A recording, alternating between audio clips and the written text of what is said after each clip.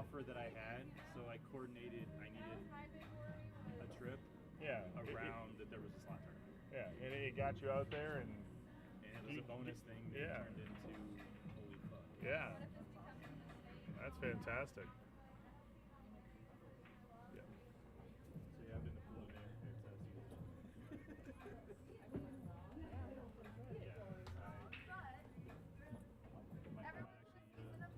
Hit the spot and actually try to like treat myself or something before I definitely. Have a good spot at nice massage, all that stuff. Stay in it.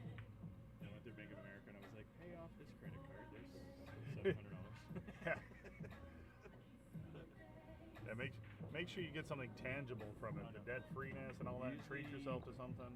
Usually when I do something big, usually I buy something I need, and like there's really nothing I need other than a car. And I'm not sure that's kind of what I want to chunk everything at. Right. So I think I'm just going to chunk down a few credit cards, get the score to go up, and then go get the because the interest rate gets better. Yeah. I was like, higher interest for long term, or chunk down, or better score, lower interest rate, not as much.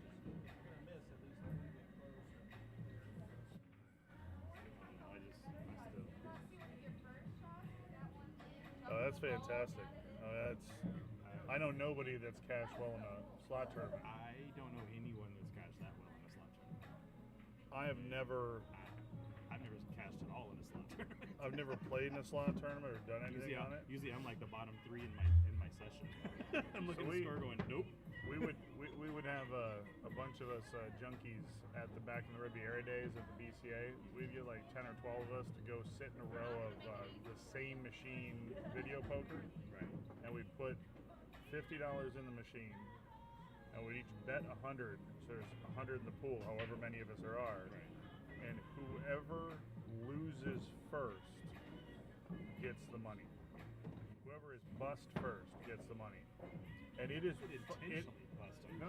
So you're just no. I mean, but you had to play. You had to be playing right. Okay, I was gonna say. No. The rule is, and nobody cheated on this because we're all ethical gamblers. But the whole thing is, you had to go through it. Whoever busted, it was busted. Whoever busted got 70%.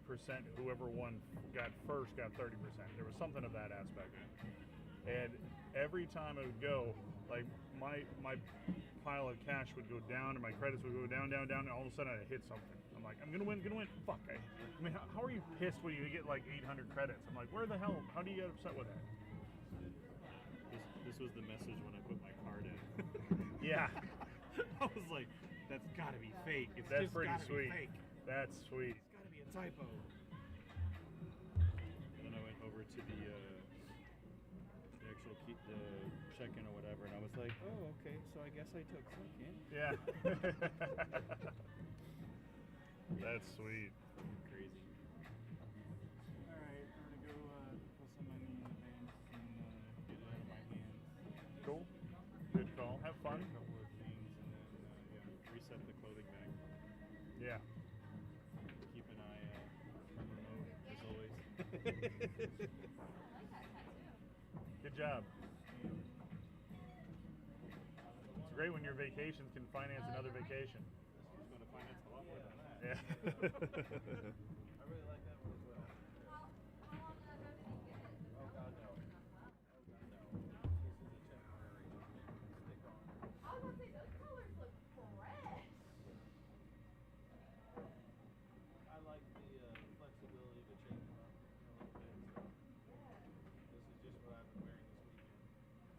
Look at that. I used to, for my makeup, I would take little teeny tiny temporary tattoos like this big on my eye, and everyone's like, oh my gosh, that must take hours for your makeup.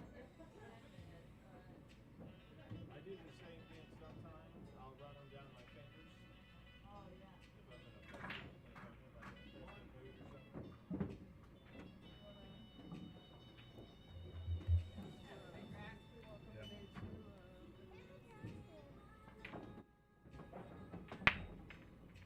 Good morning, everybody, and welcome to the final day of the 2025 Gunslinger $1,000 entry, $5.99 and under 9-foot 9-ball championships here at Griff's Billiards in Las Vegas.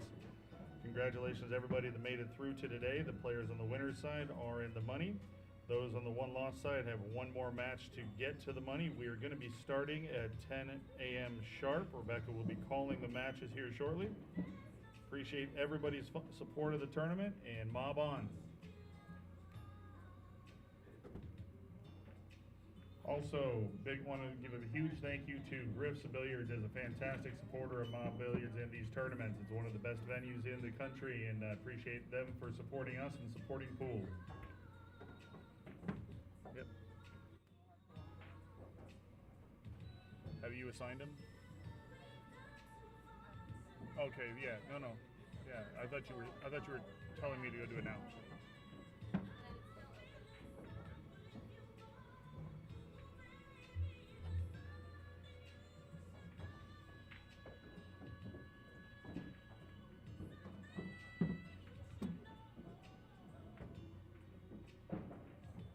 Morning, Jack. Good morning. Morning, Ram. Morning. What table am I gonna be, sir? Talk to the boss. She, 22, which is that one, right? Oh, the corner? Oh, this one?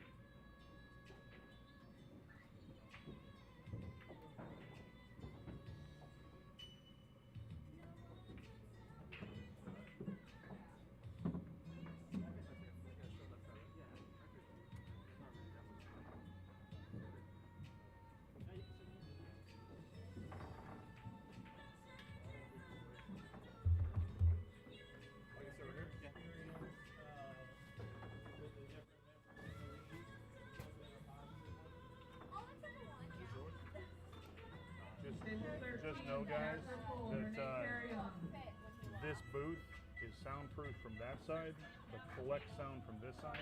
So any conversations you have may get caught over the mic. No worries. Just want you to be aware of that. Table 22, Alexis Philomene, Mike Jacoso.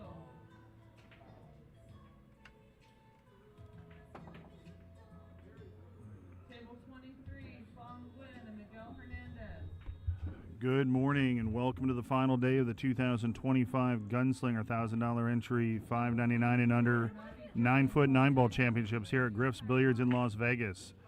We're down to the final 16 players. The 4 matches on the winner side, those players are all in the money. The 4 matches on the loser side are still playing to get into the cash. So they're still battling. We're paying the top 12. Once we get some of the more viewers in the stream, I'm going to post the link to the post for the payouts. That's in our private group. If you're part of that group, you can go there and see it. If the winner is in all side pots and wins the tournament, they will take home $28,100. Rebecca's calling the matches right now. We're going to be getting started shortly. Appreciate everybody tuning in, sharing the stream, liking, and subscribing.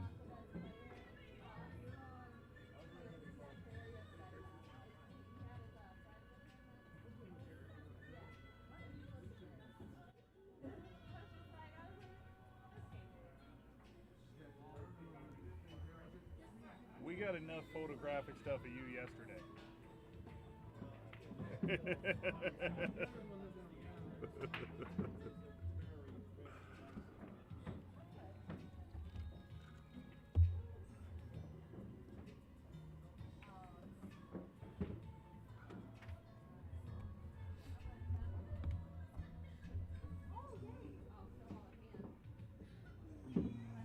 All right, Rebecca's going around getting the tablets restarted because we do use the tablet scoring.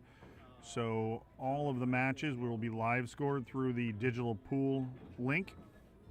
That link is in the details both on Facebook and on YouTube. So you can follow along all 8 matches.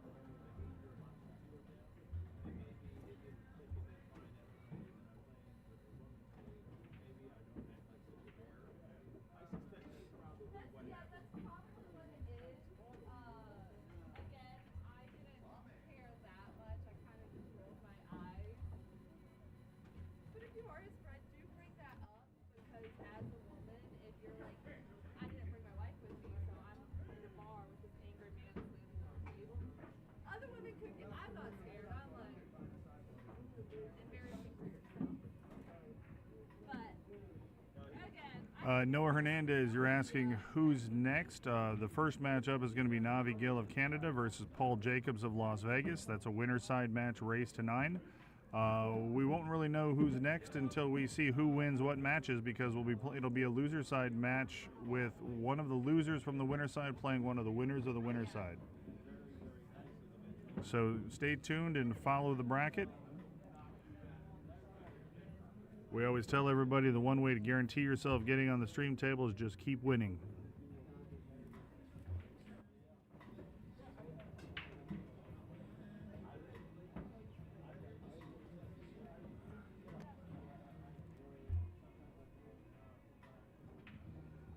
I see improvements on myself, and that's what I'm happy about, you know? I'm pretty sure I'm still in bottom this season, but I'm improving. I'm enjoying it.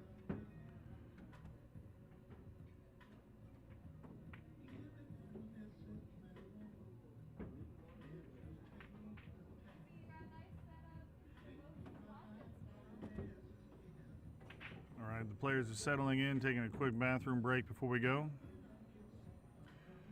Well, it didn't take long for that question to come up. The question is, it's a $5.99 under and you have a 600 playing. Yes, we do. What we do is we announce our tournament 6 months ahead of time.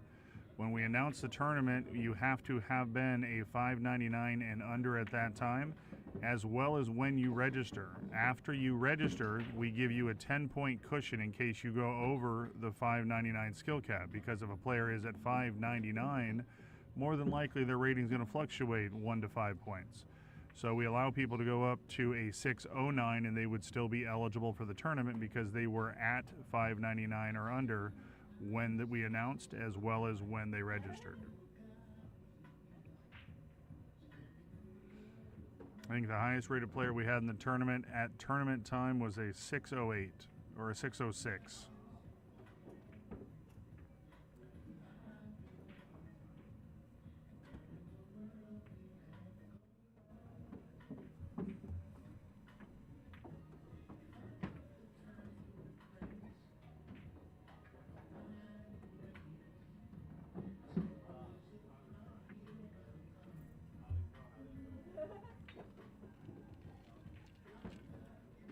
Yeah, the reason we announce 6 months out is it gives us time for TDs across the country to run qualifiers for us.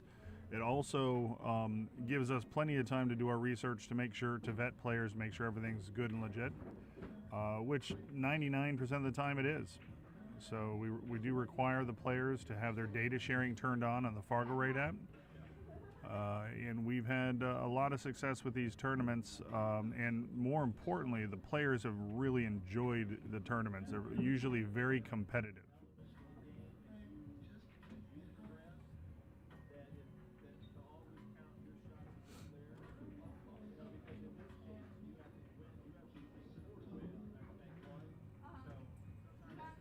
We have players from in this tournament come here from Massachusetts, Minnesota, Illinois, Florida, Texas, Missouri, New Mexico, Arizona, Utah, California, Oregon, Washington, Idaho, and Hawaii and Alaska. Oh, and two from Canada, including Navi Gill, who you're watching and going to be watching in this match. And the reason we get people traveling to this, and that we can allow people to travel that far from this, is the hardest working guys in pool, and that's Fargo Rate.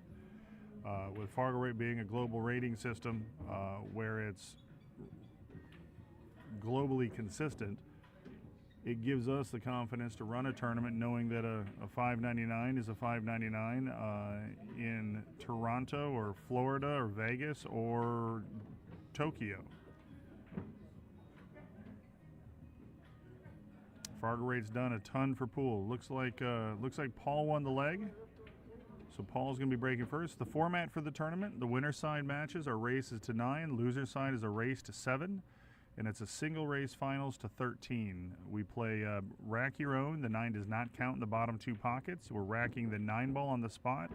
We allow them to use the M.O.B AccuRack template rack, or they can use the triangle if they want.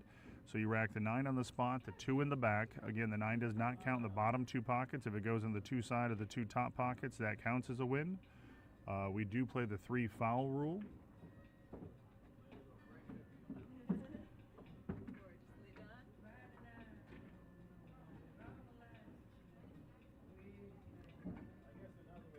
Had a good long day of pool yesterday. Everything went very smoothly. We finished at about 1:30, so some of the players on the loser side got a little less sleep, but that's one of the consequences of going the long way.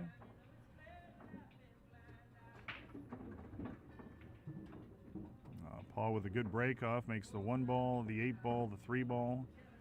Doesn't have a great play on the 2 ball, but he can see it. He has a bank option, also has a good safety option to lay that cue ball down here below the 5-9.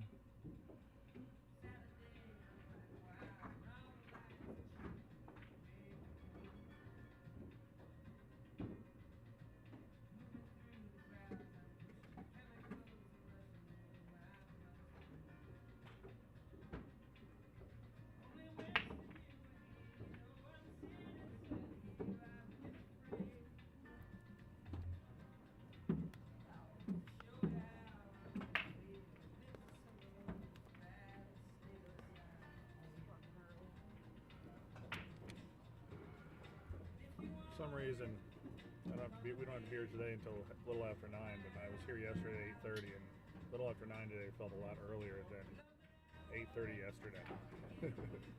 We got out here about 1:30. Oh shit, they took that long? Yeah, well, we knew we were going to be calling matches at 10:30, but as the matches, so like early on, we were ahead of schedule. I called 12 o'clock matches as early as 11 o'clock because I got some people going that were ready to go. And the first 3 rounds we were able to do that, and then we stopped having the 9-2, 9-4 scores. We started with 9-8, 9-7, 7-6, 7-5, and everything slowed down. It's not that they're playing slow, it's just they were all long matches. Yeah. I was watching it at work, and like you said, it looked like everything was going really smooth. Yeah, it was going. It did go smooth, and Rebecca timed it out great. That doing 2 hours for a race to 9 and an hour and a half for a race to 7 works. And sure, we're going to be a hair long on it, but it's the right time frame for it. I was thinking we could actually shorten the time a bit, and I'm glad I didn't talk her into that because that would have messed us up. And I think it actually helped.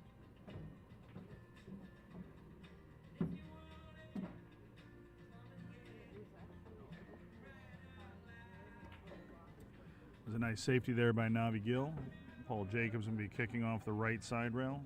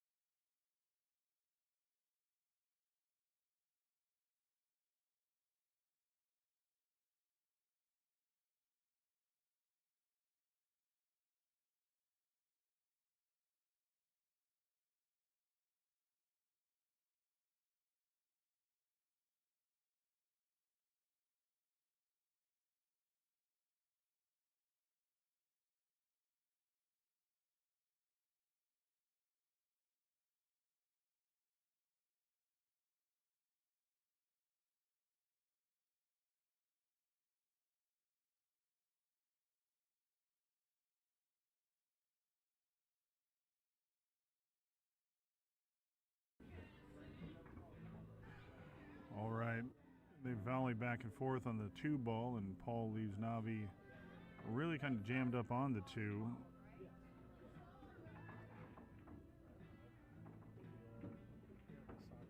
I don't think he is a legitimate play at the 2 in the corner. It looks like it goes, but you have to shoot off to the side. It doesn't look to be frozen.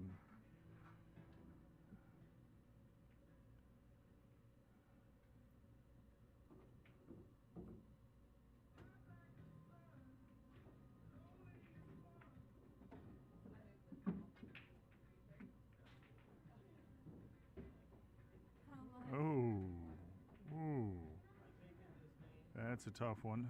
Went for the 9 ball there, out carry him off the 2, and even though it's not wired, it definitely put the 4-9 combo in play.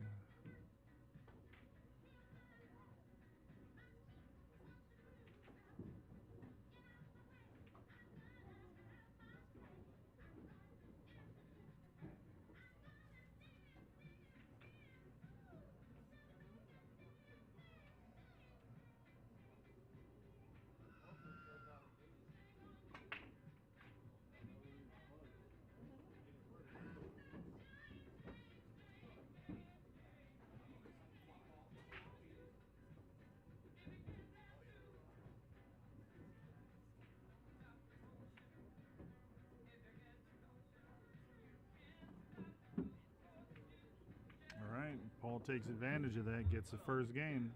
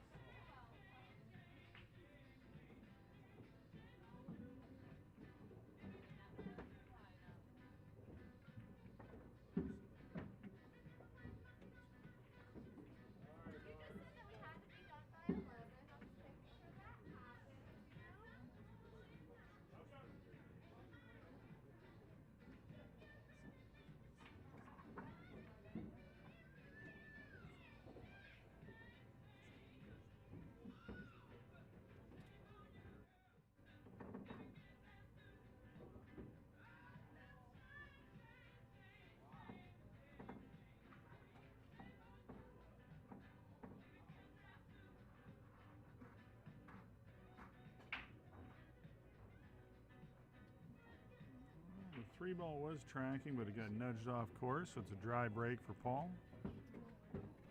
But if you're going to break dry, make sure you put a ball in between the 1 and the cue ball.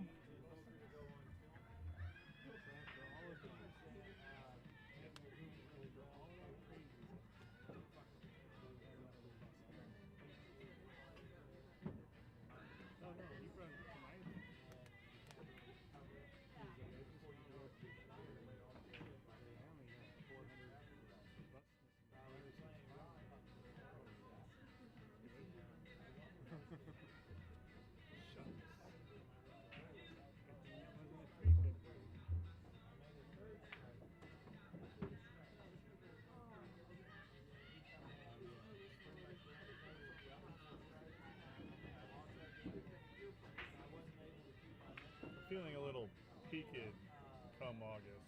And is there any day this week that you guys would be available to go to Wells Fargo? Any day this week after noon, between noon and 3:30, I think was the last time.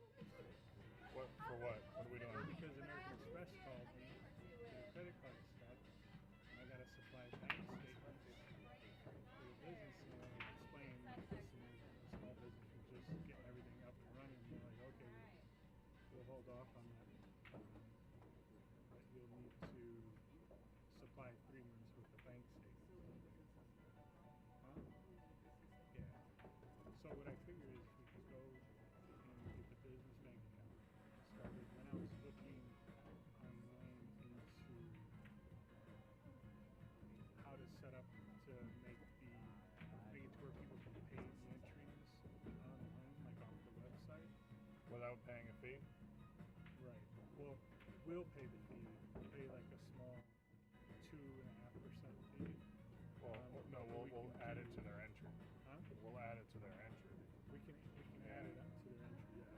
Because a small Because they can still 2.5% pay- fee turns into a lot when you have $1,000 entry. That's if they pay with like a credit card on there, but we can still make it to where they pay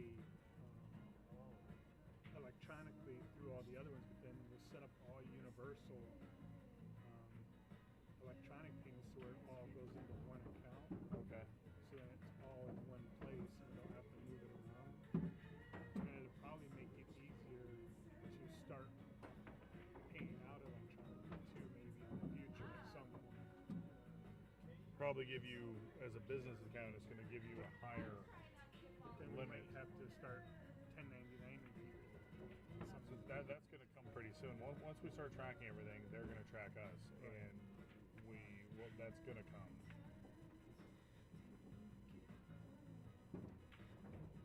Like the day that I went and took out 20,000, they were all asking me a bunch of questions again at Wells Fargo. The same thing that I went through at Chase. So I'm like, we probably need to get this done ASAP before they shut us down. Yeah.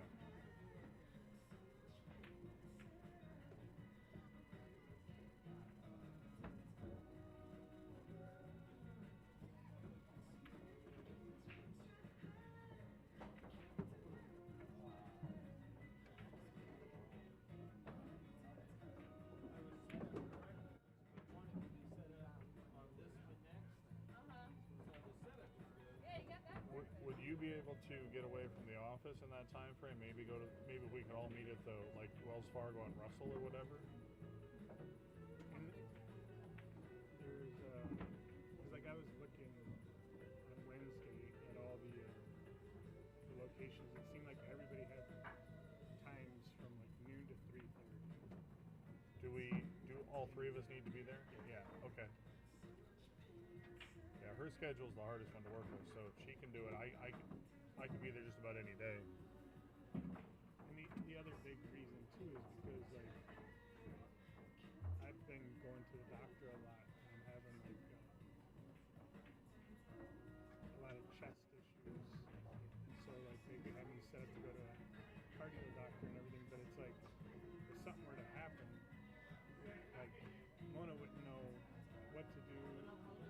Mona would be like trying to figure all the money out. So I figured if something were to happen to me, it'd be better for it to be in a business account. That way you two would have total access to it, rather than have to spread it.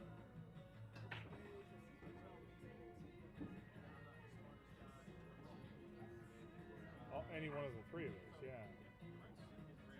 For all we know, I could kick it tomorrow.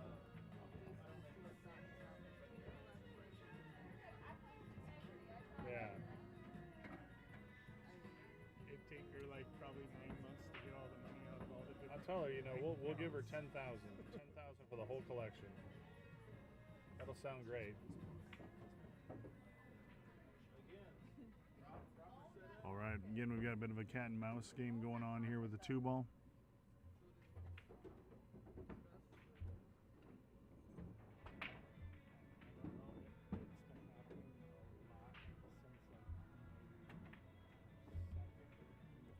Sorry about that, guys. Don't know why I was looking at and put Navi as the winner of that last rack.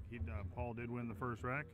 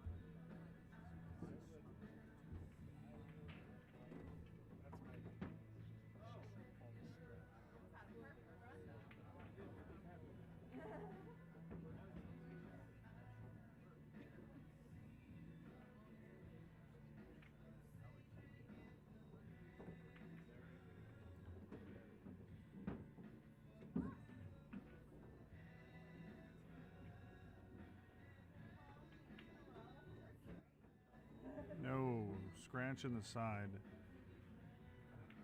Trying to bring the cue ball around table to come down here for that, either whether it's a safe or playing an aggressive shot. That side pocket does come into play.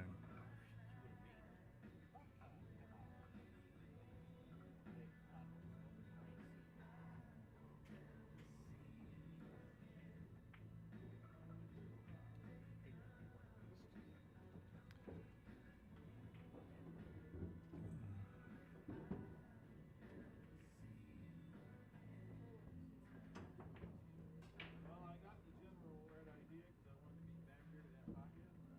Yeah. But that's a lot of shots I missed today.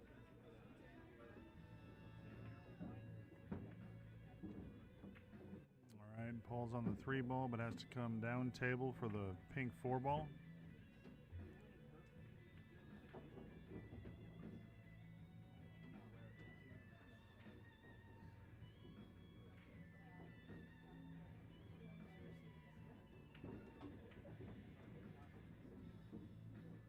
One season I'll come in and I'm just gonna be like amazing.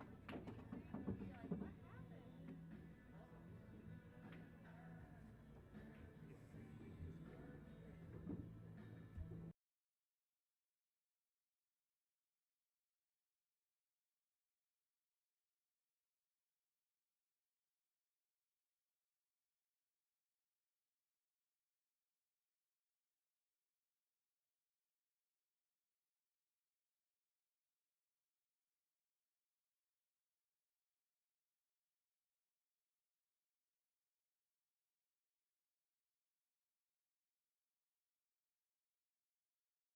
All right, Paul with a good shot there off the bridge, using it to come around.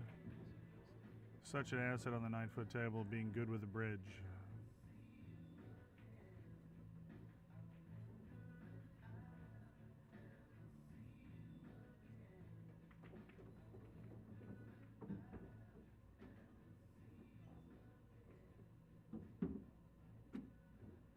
Oof. And then he misses that one. That's the painful part of pool.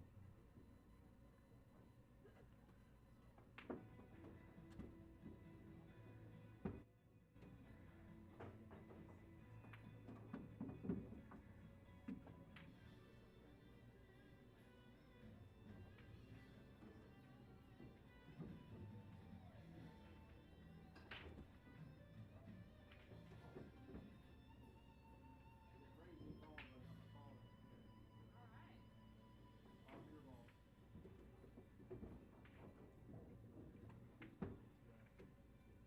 All your ball. Oh, that was good math, if I'm being honest.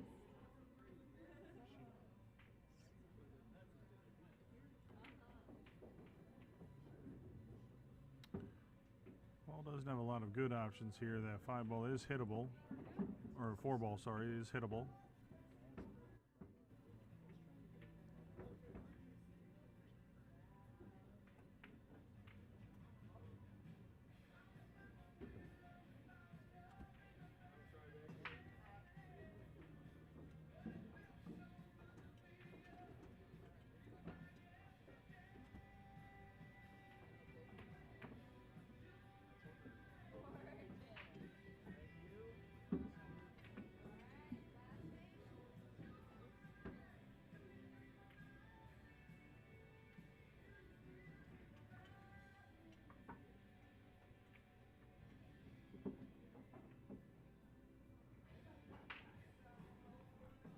Don't laugh when I say this because I'm being truthful.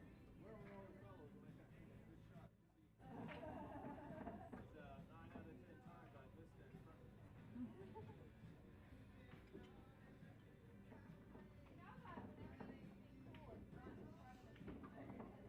You're like, no, I'm done. Believe me, it's fine. All right, Paul does a good job of leaving him long and on the rail. Not an easy shot here on the 4 ball. The 6 ball looks like it passes the 8 ball. He's got the 5 ball in the top right corner after this.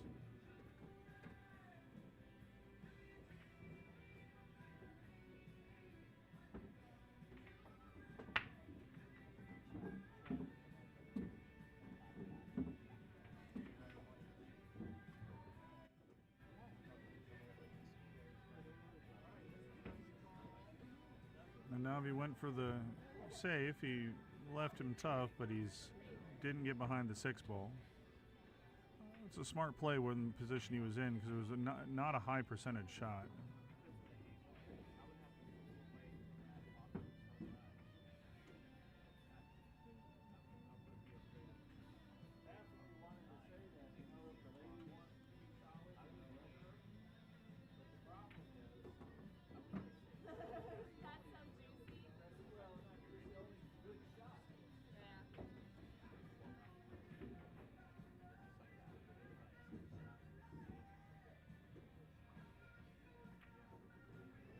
I think the cue ball leaked out a bit, so he's going to be able to see the 4.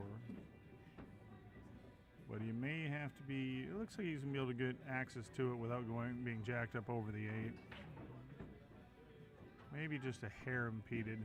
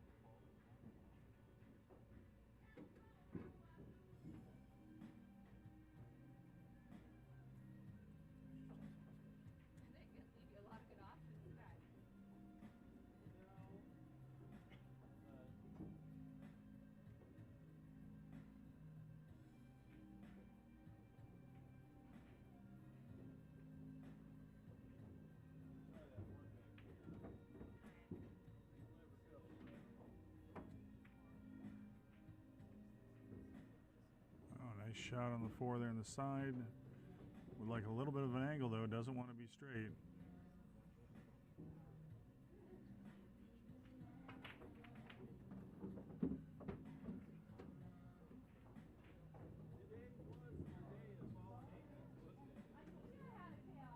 We debated about going left-handed, but was choosing to use the bridge instead.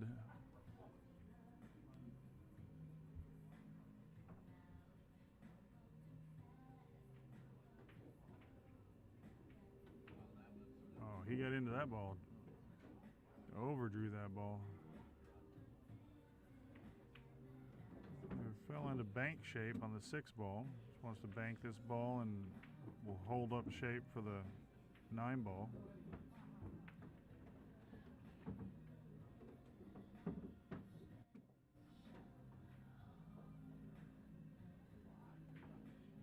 Oh, nice shot by Paul there. He flushed that ball.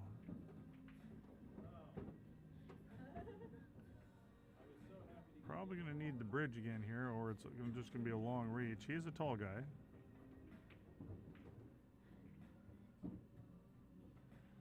Yeah, better to be sure.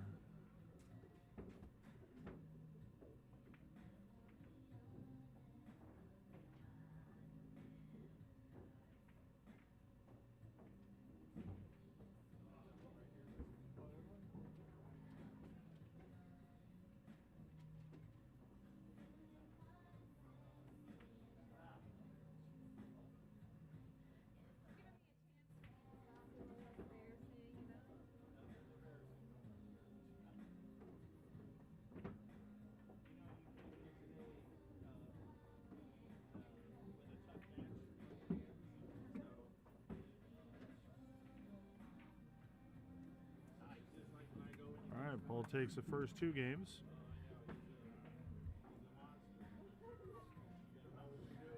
He'll be breaking off in rack 3.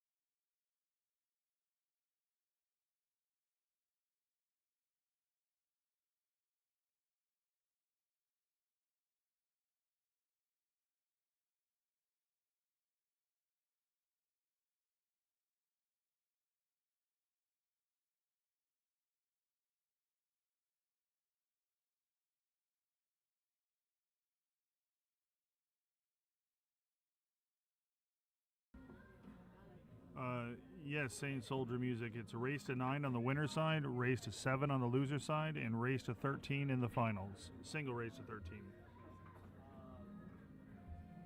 I like playing with you.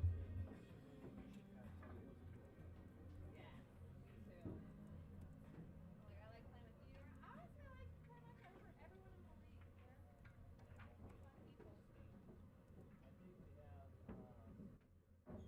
there's one more gentleman going to be signing. All right, I just posted in the comments, both on Facebook and YouTube, the link to the post for the payouts in the 2025 Gunslinger. I just hope we have like us on. For selfish reasons. With you moving, I'm like, oh, have a month break. You know,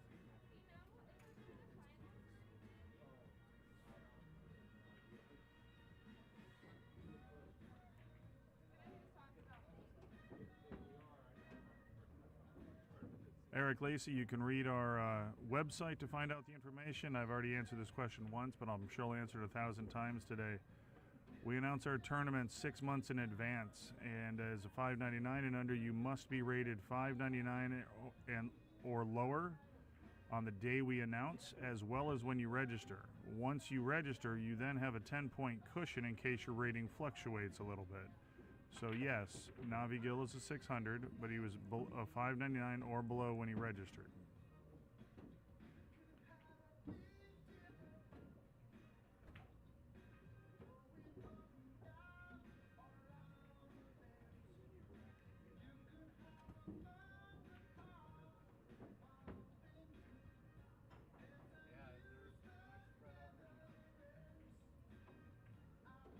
I think the highest rated player on tournament day yesterday was 606.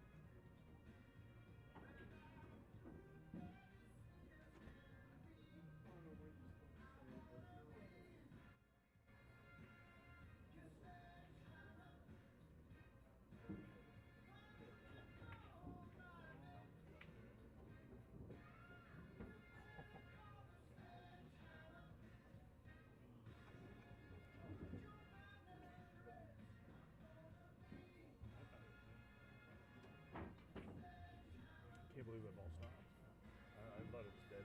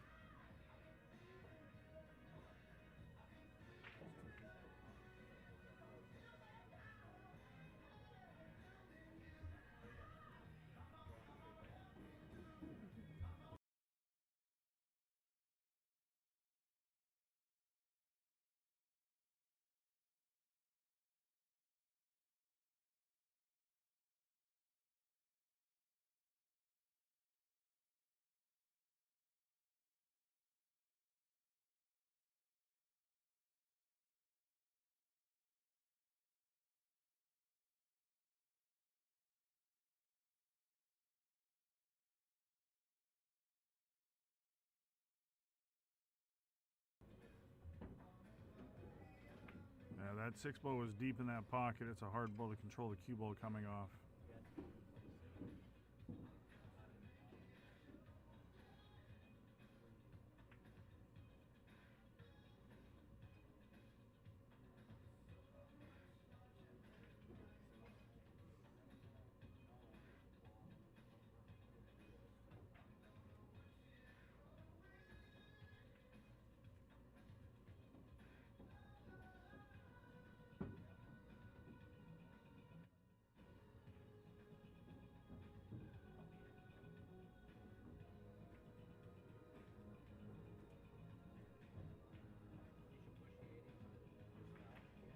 I don't know if the 7 ball has been called frozen or not,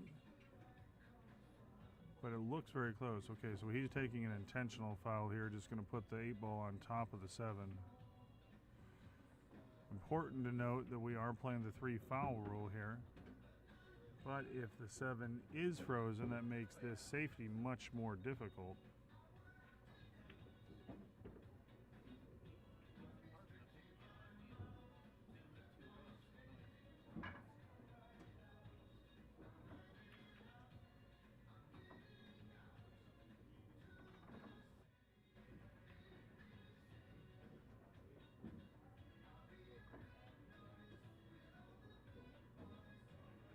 Nice play, nice hit. Oh, that's a great shot. Takes away the easy kick off the end rail, so he's going to have to go into this one multiple rails. That was a great safety.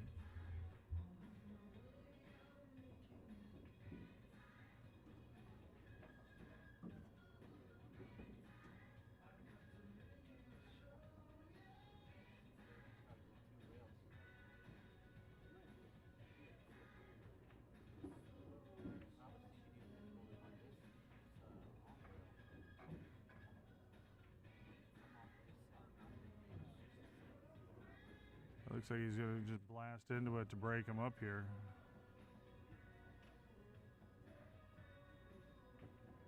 Oh, he could see it. I didn't know he could see the ball. Never mind. Oh, my goodness. Did he just... Oh, what a horrible roll that is. I don't think it's going to matter because Paul should be out here, but my goodness, he was a great little play. I didn't think he could see the ball.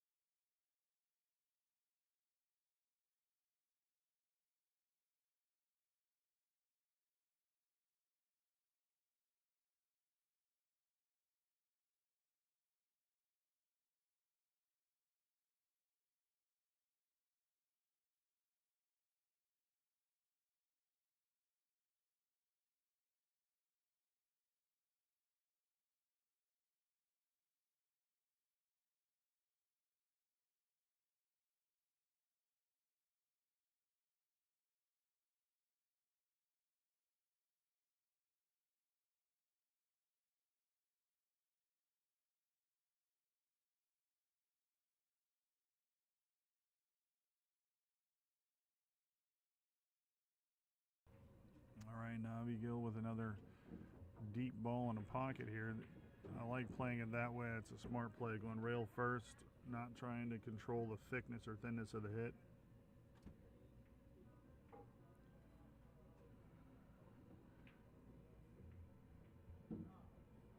Avi has this 9 ball in the side pocket to get on the board.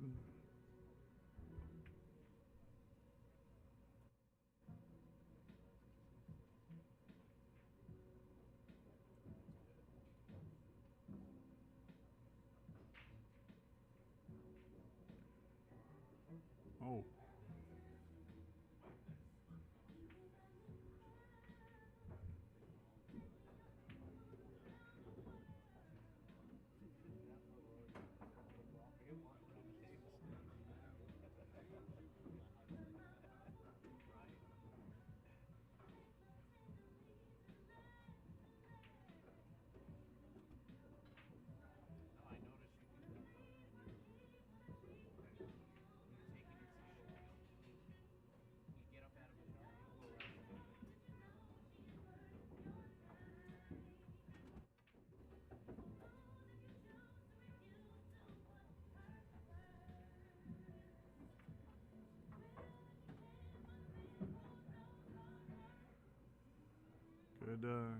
Good move on Navi's part to take a moment, just not get down on the shot after missing one and seeing another one missed.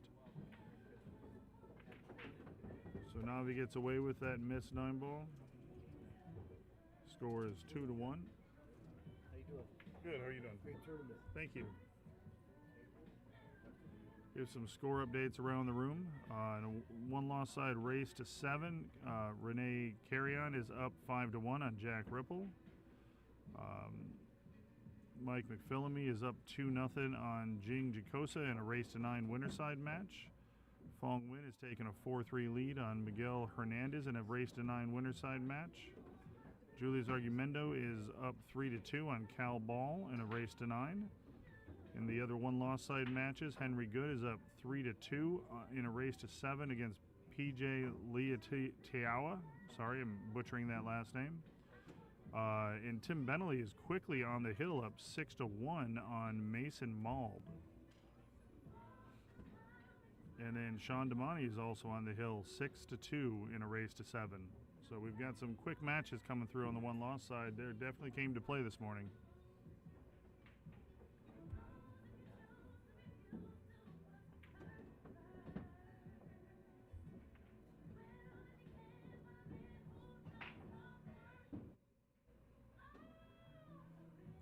Thank you, Billy Joe. Appreciate you tuning in.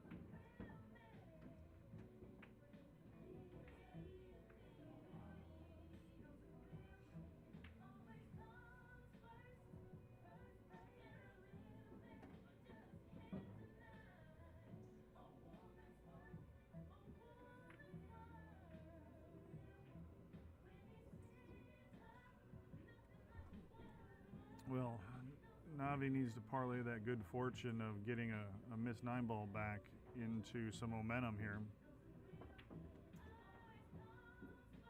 Kind of play this in the 2-ball on the side, come around two rails for the 3 in the bottom right corner. The tricky ball, though, is the 4-ball. Oh, didn't even have to, just floated it up there. I thought he had more of an angle than that.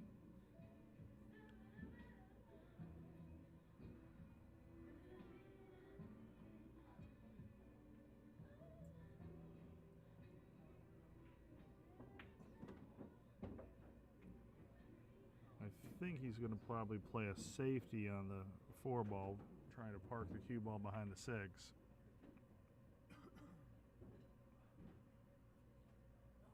you watch it? Yeah. All right, I'll be back in a moment.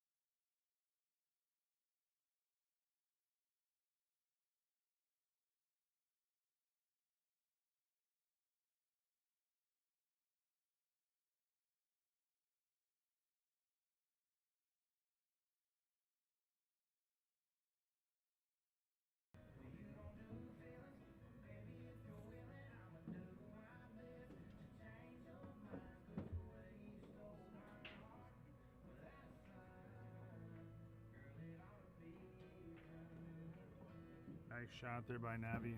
Very nice shot by Navi. Parking the cue ball is great cue ball control.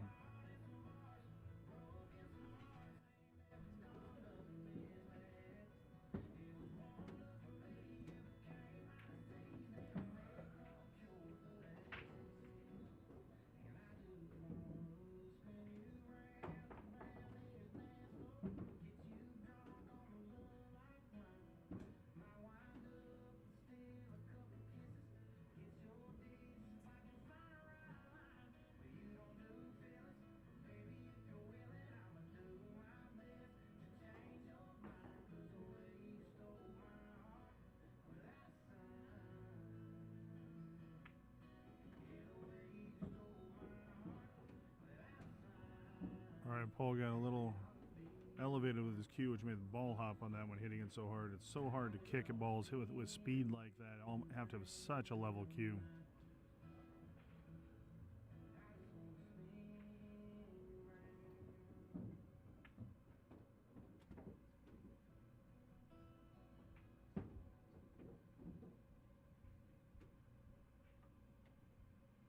Couple of score updates. Tim Bentley beats Mason Maki 7-1, and Sean Damani beats Travis Arredondo 7-2.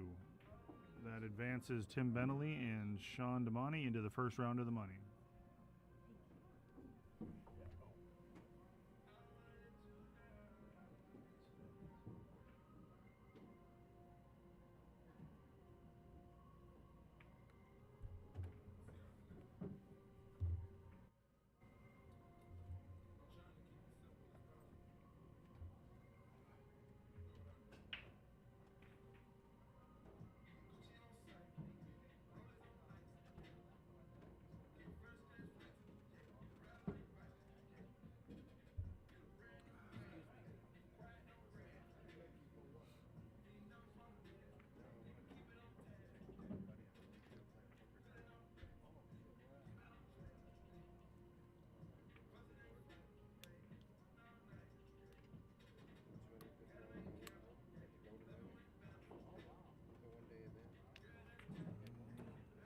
It looks like he dug in a little bit more into that cue ball than he was hoping for. It drew back more than popped to the rail. Leaves himself a tricky straight in along the rail shot. This is definitely not my favorite shot to shoot.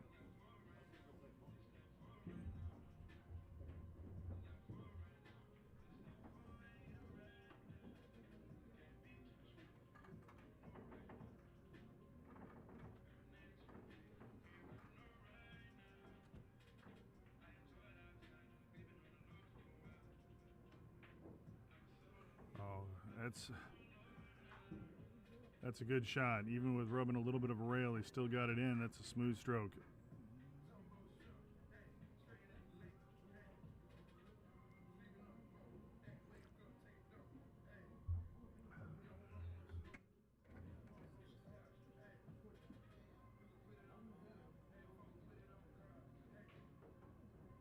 Whew. All right, we're tied at 2 apiece. So far, it's been a grind. Each game has been a battle. Here's some more score updates as we're racking here. Renee Carrion is up 6-2 on the hill against Jack Ripple. It's a loser side race to 7. Renee needs to win that to get into the money. Mike McPhillamy is up 2-1 on Jing Jacosa. That's a race to 9. Fong Win is up 5-4 on Miguel Hernandez. Julius Argumendo is up 4-2 on Cal Bowl, and Julius is at the table over there. And Henry Good is up 4-2 on PJ Leata'awa.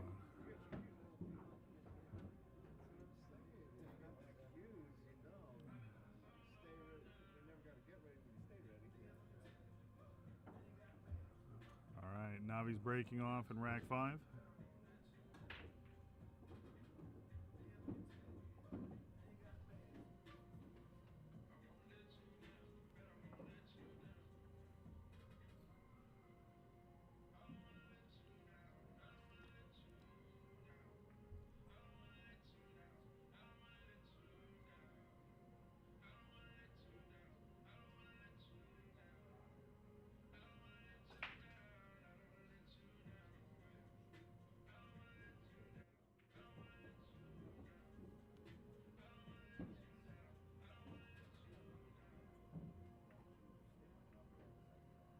Yeah, Steven, that was really a great shot on the 8 by Navi. That is an easy shot just to rattle out.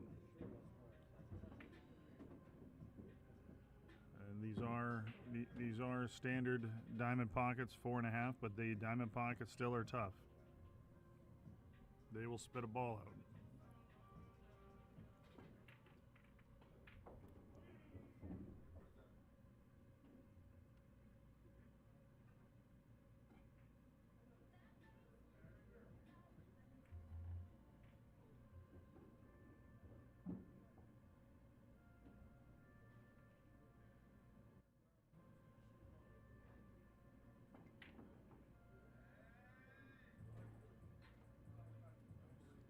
It's a good play by Paul.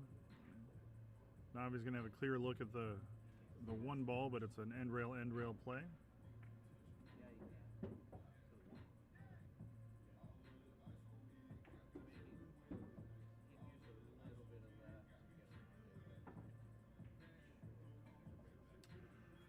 Ryan, this is a winner side match. Our winner side matches are races to 9. Loser side matches are races to 7. The finals are going to be a single race to 13.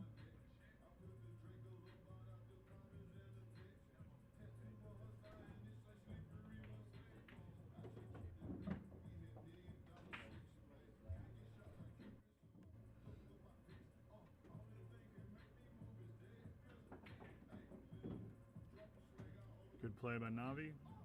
Gets a good hook. It's very hittable off the right side rail.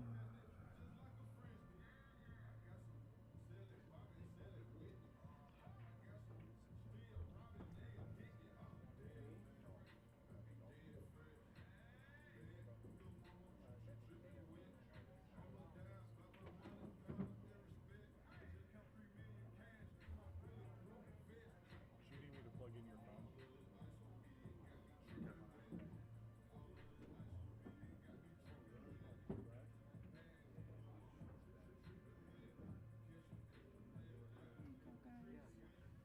Oh, thank you. Yep, she takes it.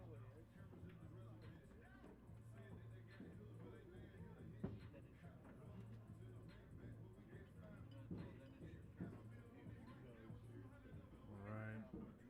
Ball just goes a little long on that kick shot, so giving ball in hand. The 4 ball and 8 ball do clutter up a bit. So it's got the 1, the 2, and then in the top left, and the 3 in the bottom right. What's that? Oh, thank you. Thanks for playing, Jack.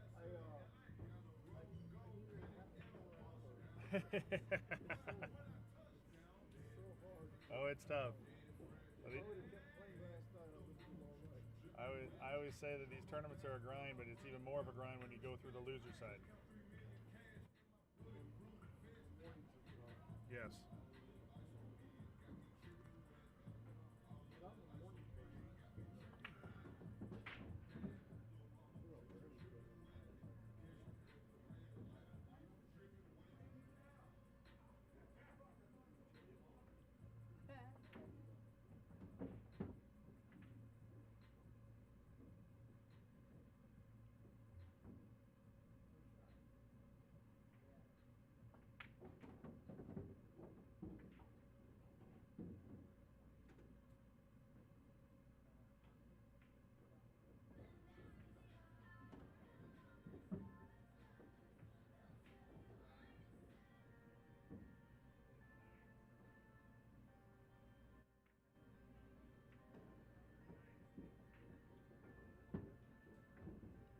Definitely did not want to run into that 6 ball. That's just misstriking the cue ball there.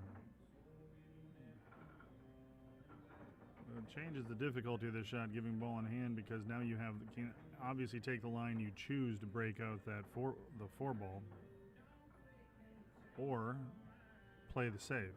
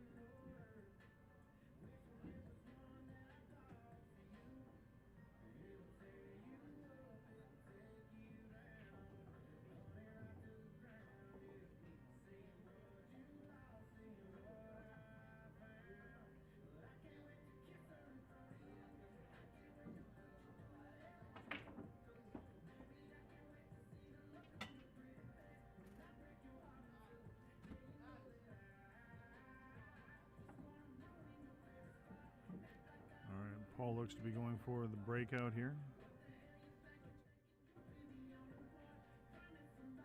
Oh no, he's was trying a different kind of safety.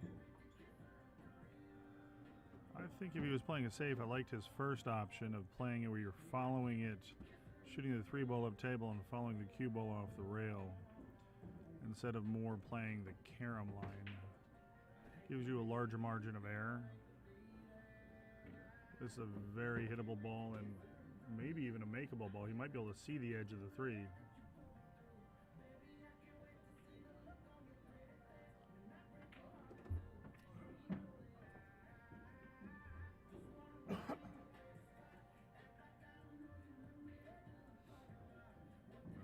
The way he was measuring that, looks like he has to go rail first.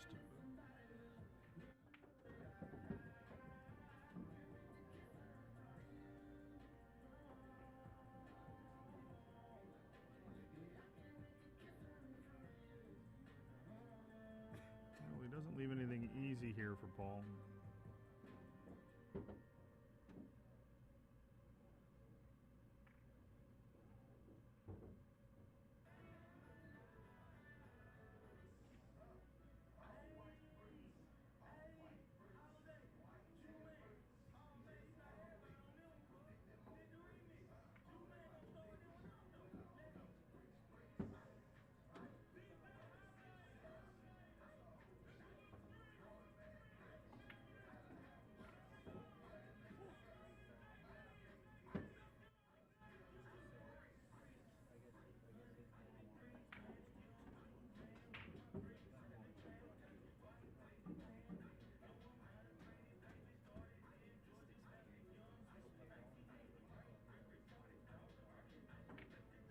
John, the reason you play safe there with ball in hand is we're playing the 3 foul rule.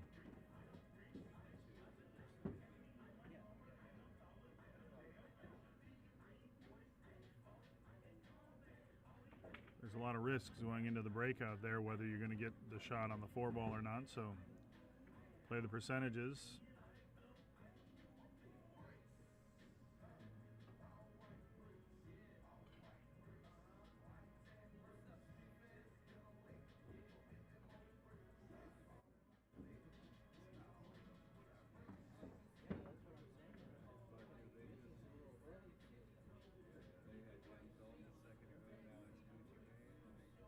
All right, with the table broken up, Navi makes the 3-ball. A little bit more angle than he wanted on the 4-ball. The 5-ball is down there on the bottom rail, but he should be able to roll this ball forward or stun it over, either or.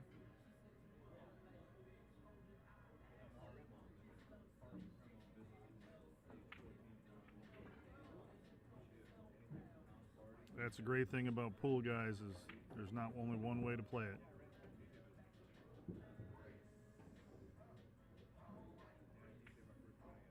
And I've never missed a ball from behind the microphone or behind a keyboard.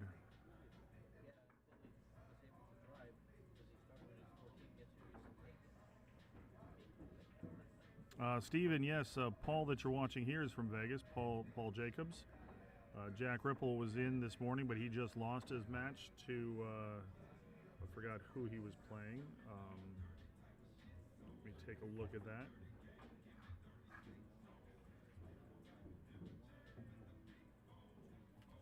He was playing Renee Carrion, lost 7-2 in that match. Renee advances into the money rounds.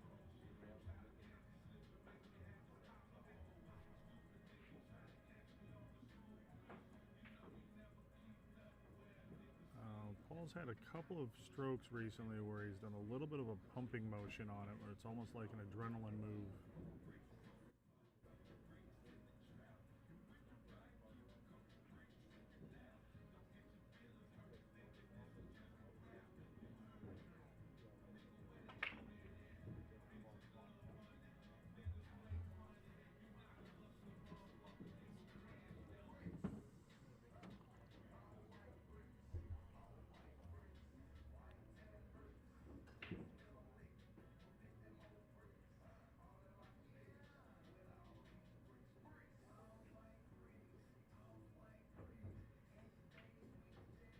This is a shot you just need to stay down with a smooth stroke. cut the ball in, and you've got a large area to get shape on the 6. Yeah, you rub that rail going in with the diamond pockets, and it will hang.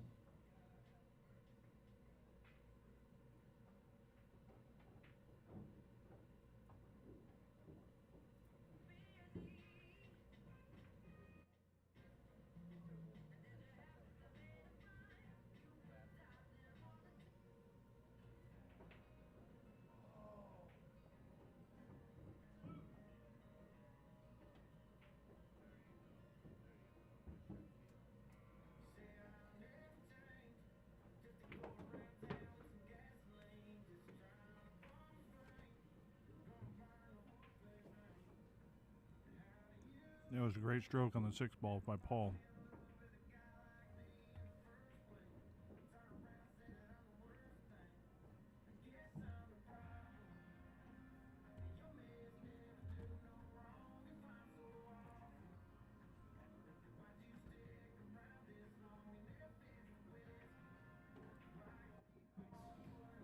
All right. Paul takes rack 5. He'll be breaking off in rack 6. Got a lot of pool in front of us in this match. I'll be back in a moment.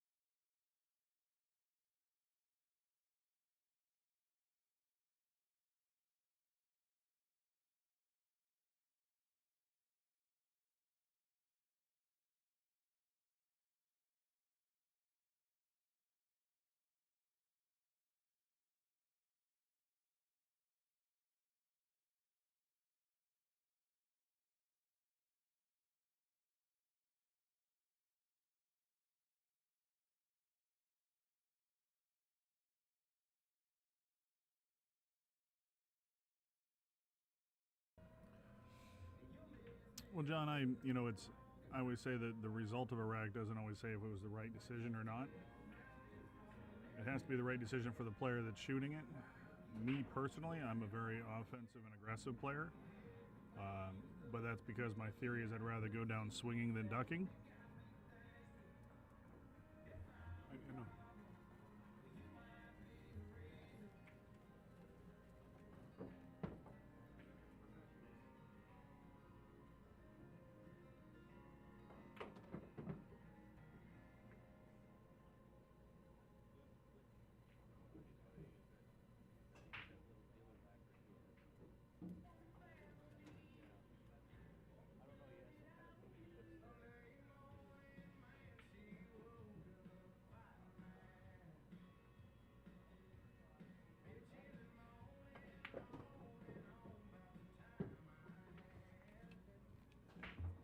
What's that? Oh, was it bad?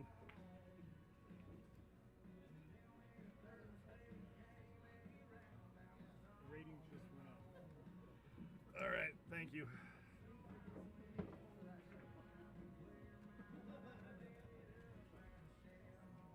Might just shut down if you think we're broadcasting something else. I haven't marked. Hey, sorry, I've got the settings not safe for kids. So.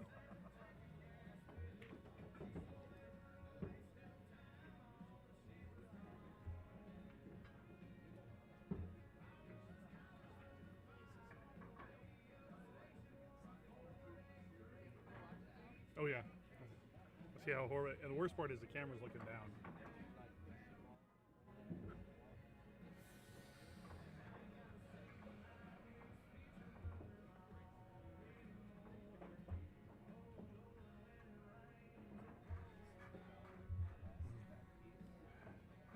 I don't know if this is any longer though. I don't know if this is any longer. You get to take you're taking them off from now on.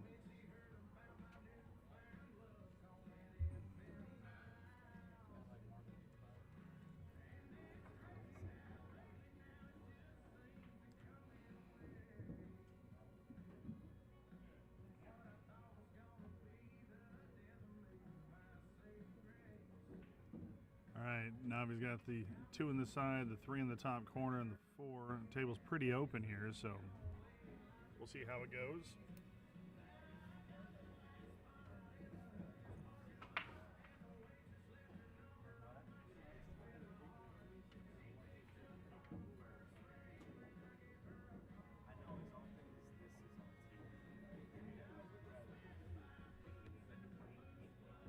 Yeah, so far this match has been a grind. It's running a little bit slower on pace, but if you actually time them on each shot, they're not even anywhere close to the 45-second mark. It wouldn't be worthy putting anybody on a shot clock. And not only that, these guys are playing for potential $28,000. We're very lenient with that. So if it's not something you enjoy watching, I apologize, but we are not going to rush to put people on a shot clock.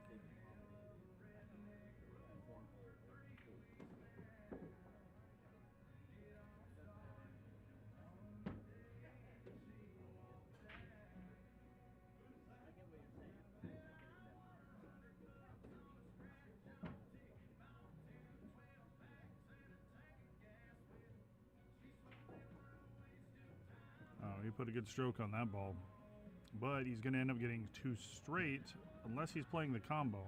I was kind of thinking he was playing to get over for the 7 ball in the same pocket. Yeah, no, he's looking to now follow forward, so he got a little too straight on this for his liking.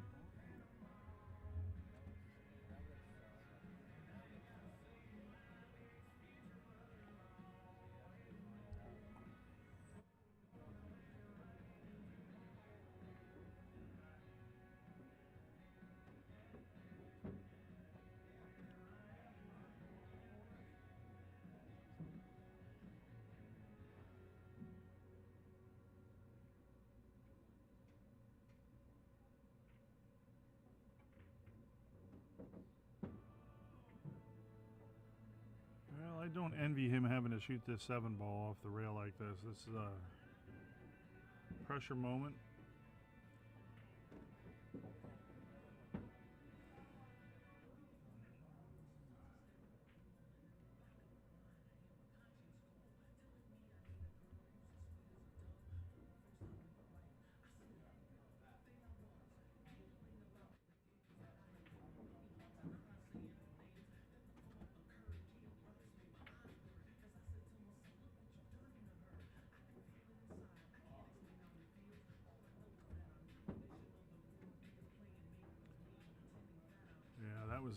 That was a very difficult shot under the circumstances, shooting off the rail onto that shot. Some score updates for the existing matches. The winner's side race to 9. Mike Mafilamy and Jing Jacosa are tied at 2 apiece. Fong Win is up 6-5 on Miguel Hernandez. I see Miguel just got to the table over there, but he's got a tough shot on the 6 ball. Julius Argumendo is up 6-4. Just won a game to go, up 6-4 on Cal Ball. PJ has tied it up with Henry Good at 4 apiece, and that's what we've got in action right now. And that last match is a 1-loss side race to 7. All right, Paul leaves himself a bit of a cut shot here on the kind of a spot shot cut shot on the 9 ball, but very makeable.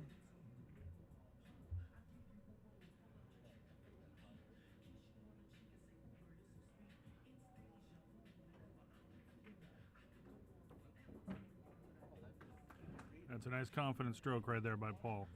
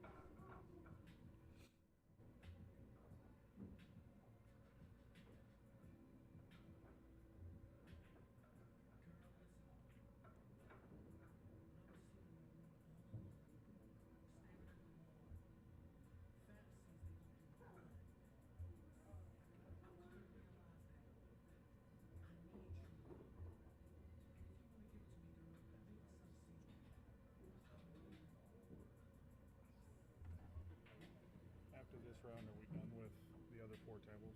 Or 13 and those? Okay.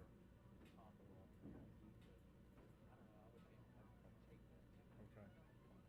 Well, the only thing is, the only reason I was thinking maybe giving up like 28 is so that there's a 9 foot for rent, because there isn't another one right now. I don't know, but we can do whatever. I don't think it's a hurry. The place is not full, so. But it will fill up around 2 when they come in for the chip tournament. No,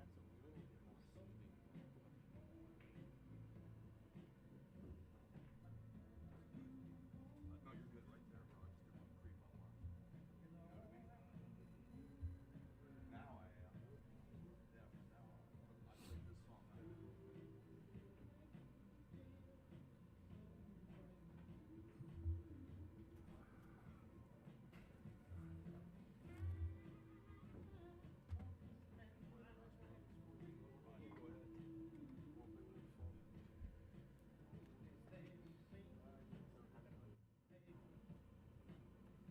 played this song out. Well, he tried to thin that ball, but over thinned it and missed the ball.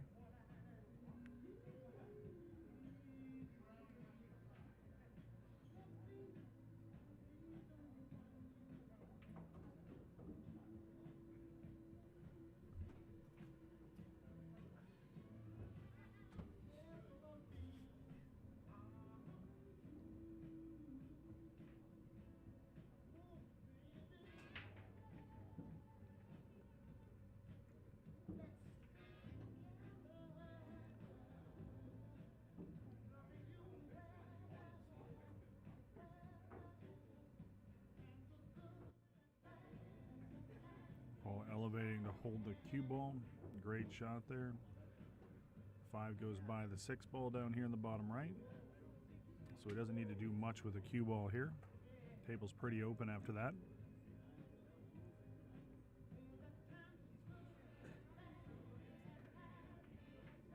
Oh. Little nerves on that stroke right there. I see Cal Bull just won a game to pull in within 1 of Julius Argumendo, 6-5.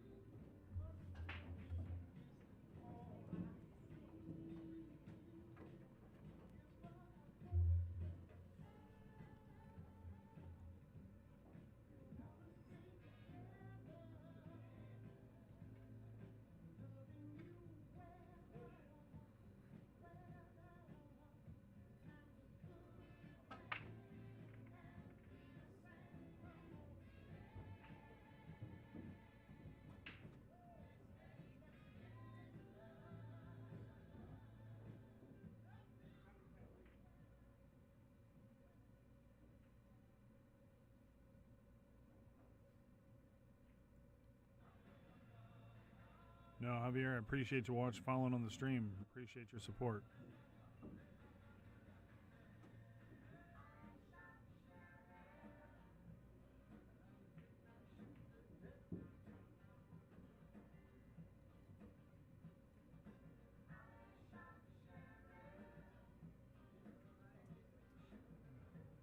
Good defense there by Paul. Looks like he got the hook. Would have loved to have tucked him underneath the 6-5, but that close to the corner. It's better be safe than sorry.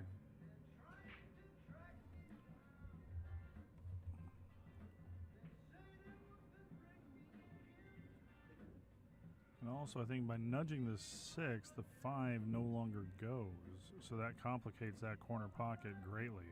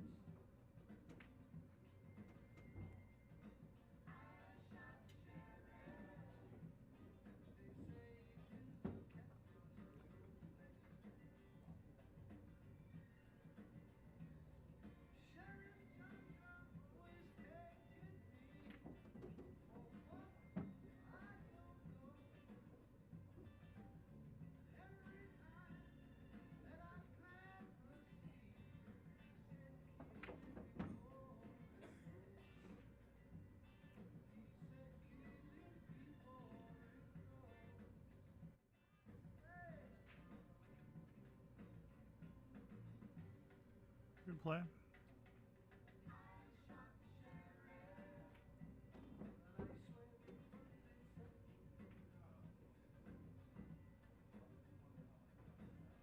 Well, take it easy, Javier. Get well.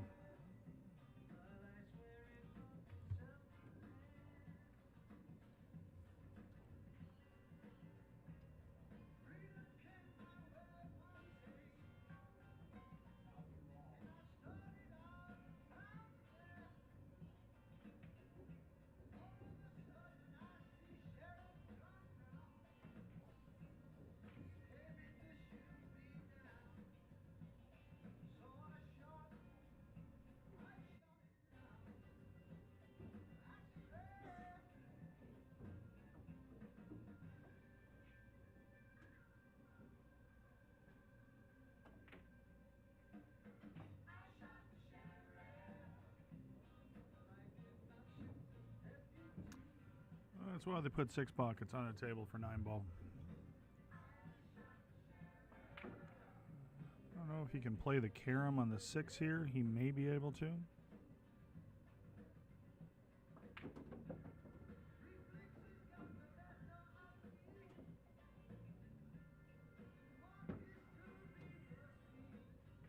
The 5 definitely does not go.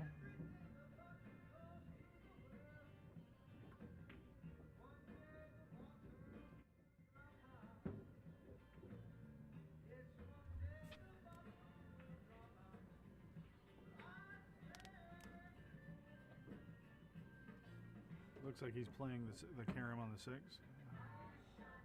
They might have actually played, interestingly, to play the carom back into the combo. Either way, Paul has a play at the... I don't know if he has a play at the 5 ball in the pocket. I don't think he can see the top half of it, and it's above the pocket, so if he kicks at it, I don't think you can pocket by going bottom rail first.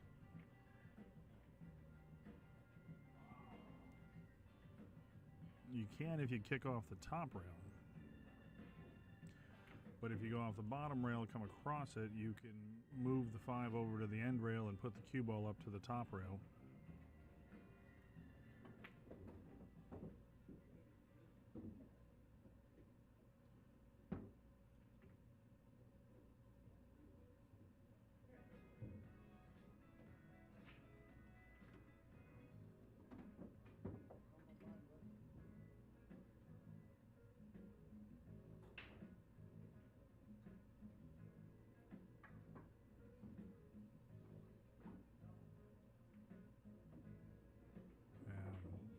Hit it a little too thin. I think he was actually trying to make the ball, and I don't know if that was really even possible. So now he's going to have the 5-6 with a 7-8 up top. Looks like the 7 ball does go in that top left corner.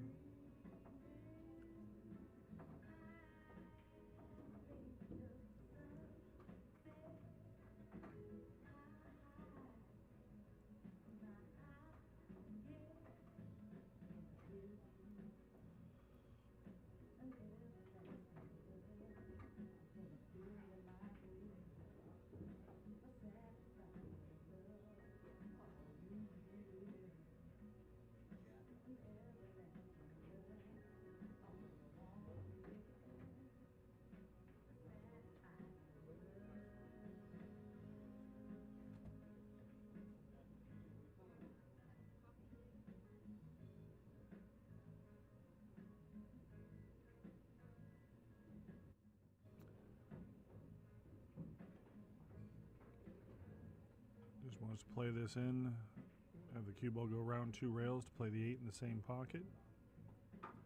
Anywhere in the middle left of the table is good here for the cue ball.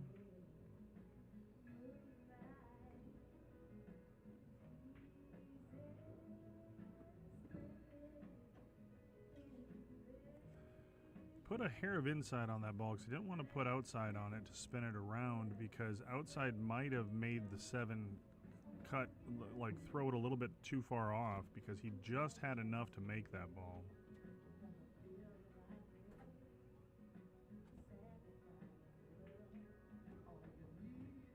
That's a good shot by Navi right there. He's going to get perfect on the 9 ball in the top left, or top right, sorry.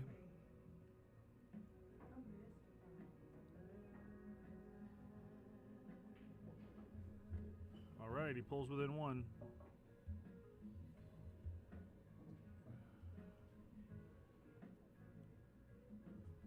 All right, looking over, I see Fong Win is on the hill up 8-6. Our player's going to take a quick player break. Julius Argumendo has taken a 7-5 lead over Cal Ball.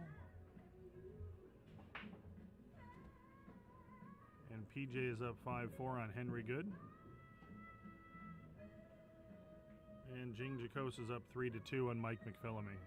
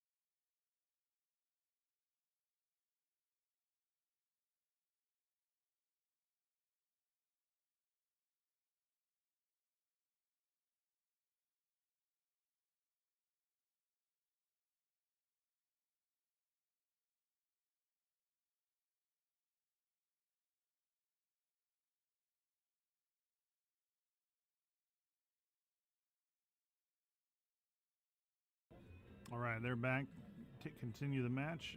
I'm going to step away for a moment. Navi's going to be breaking off in rack 8.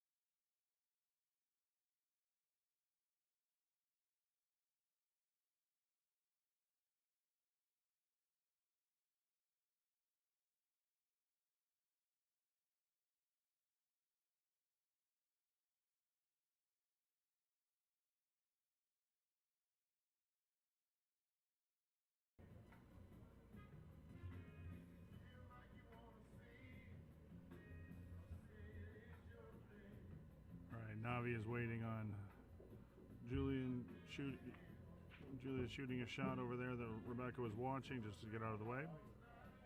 So she was just calling the hit. Si Fong Win won his match over Miguel Hernandez 9-6.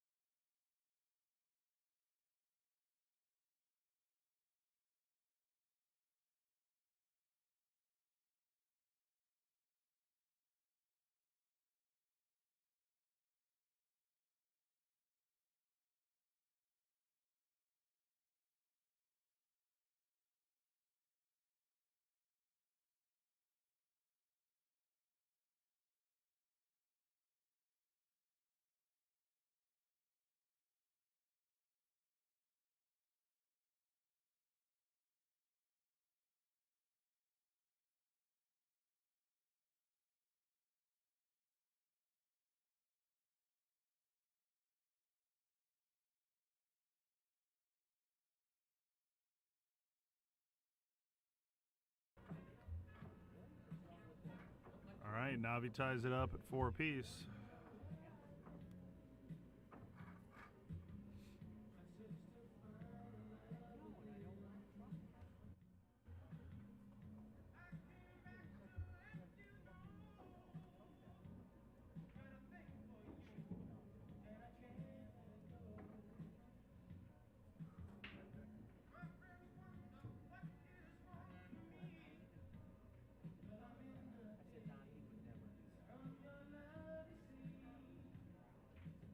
I see Jing Jacosa just made a 9-ball to take a 5-2 lead on Mike McPhillamy.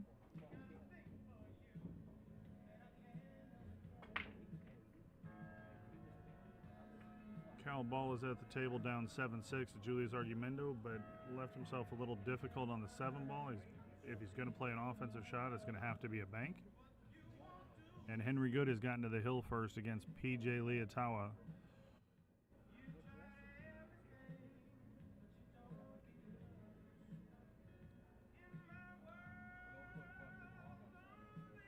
And 6-5 in that match with Henry and PJ. Cal played a really good safety on the 7-ball.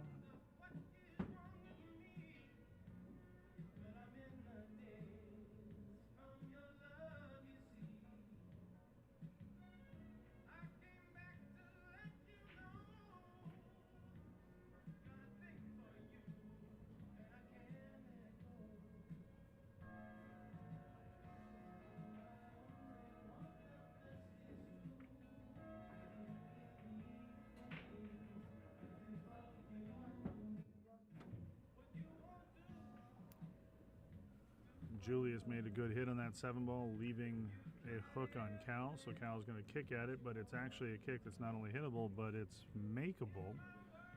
So we'll see how he plays this. I'll let you know. Keep you updated on that score. He does hit the ball, does not make it, and is going to leave a shot on the 7 for Julius. And Paul finds the corner pocket there on that shot.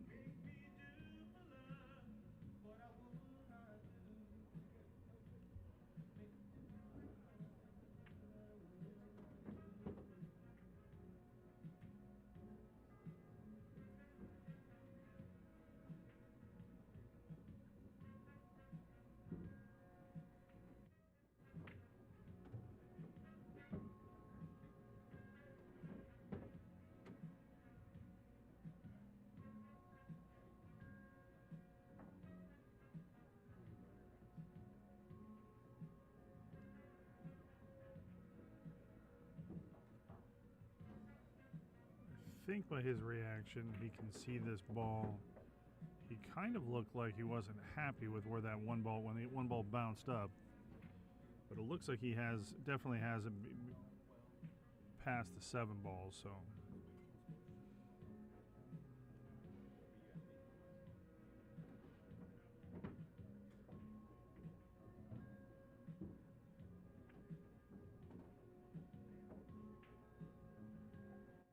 Oh my, Julius Argumendo just hung a fairly straight 9 ball.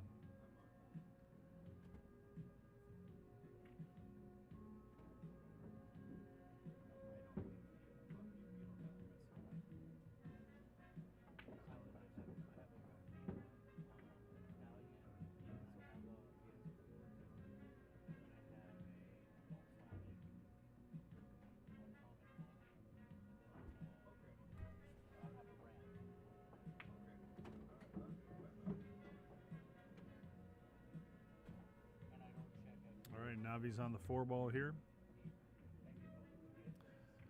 That was a huge game in that match with Cal and Julius, as it was 7-6, and the difference would be 8-6 Julius on the hill, but now it's 7-7, so they've got a race to 2 to see who gets to stay on the winner side.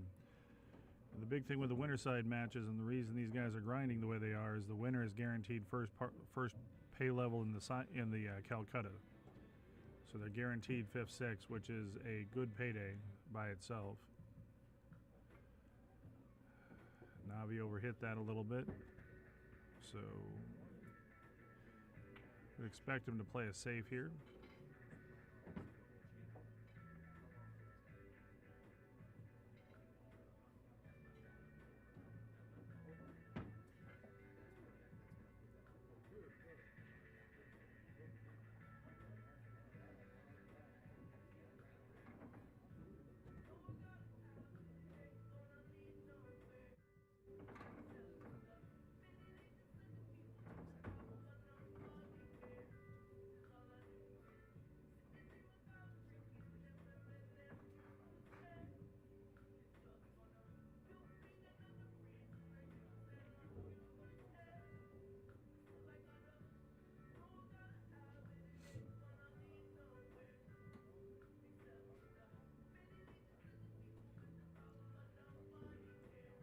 Paul had a long, tough cut on that 5 ball.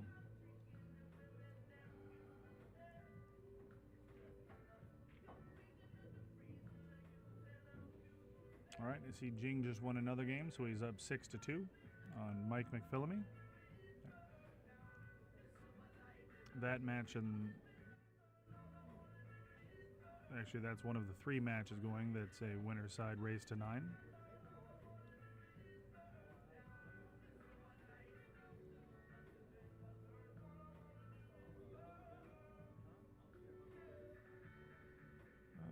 Good thing Navi took a look at that, because that 6 ball is a little bit wonky on the right side of that pocket. So if you shoot this straight down the rail, there's a chance the balls can jam in the pocket.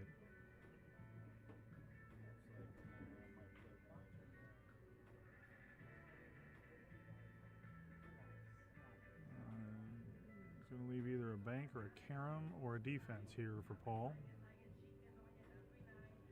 Hey JR, thanks for tuning in.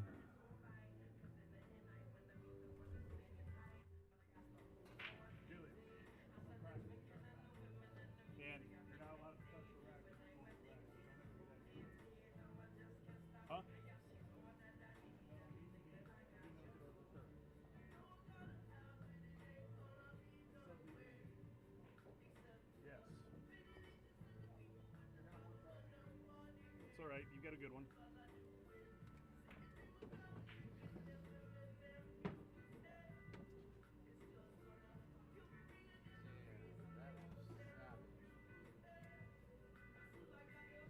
So unknowingly that he couldn't do it, he disturbed the rack in that, so re-rack the balls.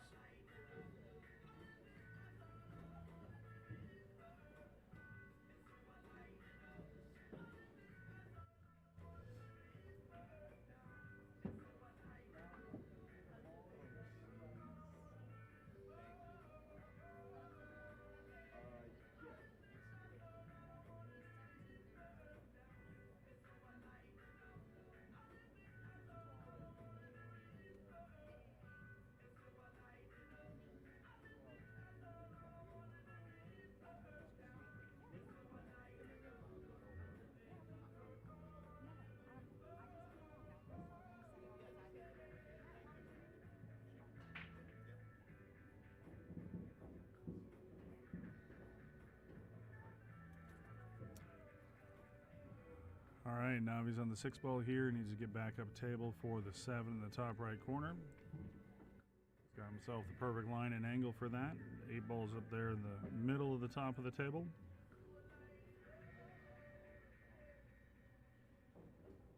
I'd expect him just to play this to come up to about the middle of the table and play the 8 in the top left corner.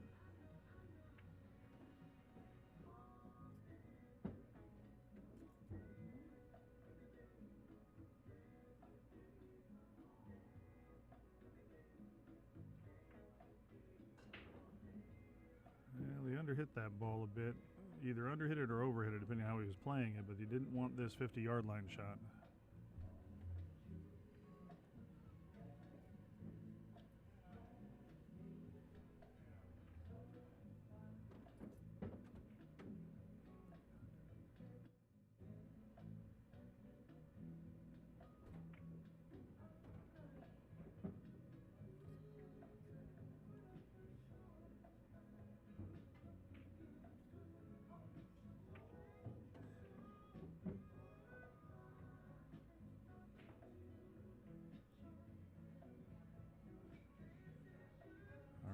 Now he went for the bank, just missed it. His left call, a long, tricky shot on the 8 ball. Just has to stay down and stroke this ball smooth.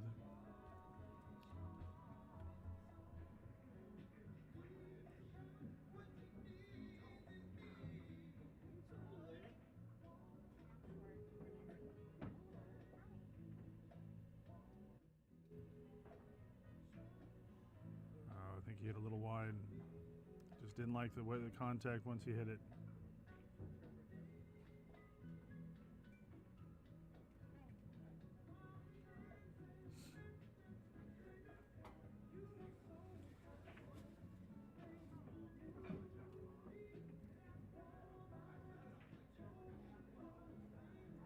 All right, Navi has this hanging 9 ball to take his first lead of the match.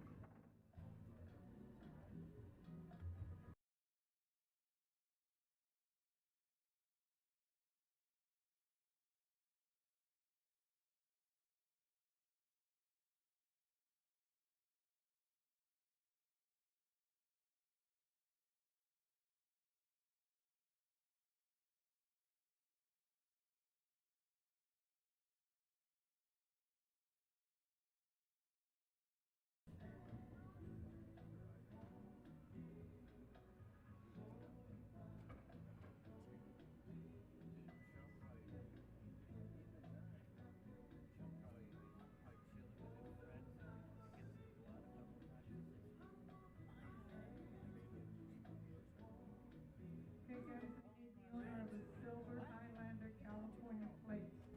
You're in a reserved parking spot. You need to move your vehicle.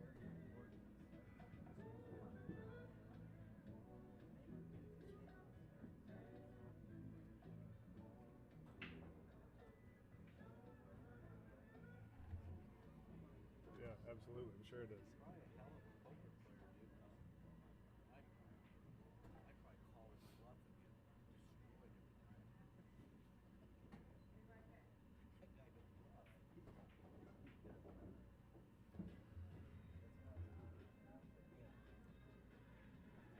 I think he fell perfect on this 3-ball.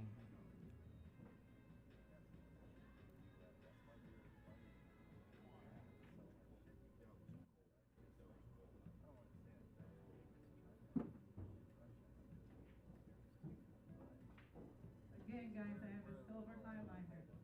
Highlander, California plates. You need to move your vehicle.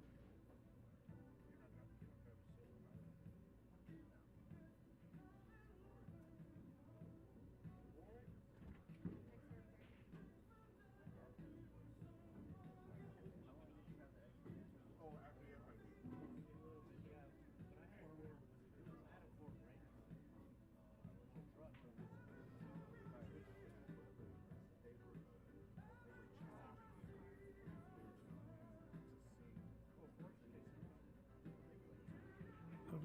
Got a little steep on this 4-ball. I wouldn't be surprised if he tries to run into the 9-ball to stop it, and doing so misses the 4. The 4 does go by the 5. So Paul's going to have an opportunity, but he's going to have to make a good shot here, and he's been unsettled the last 3 racks, so we'll see how he composes himself here.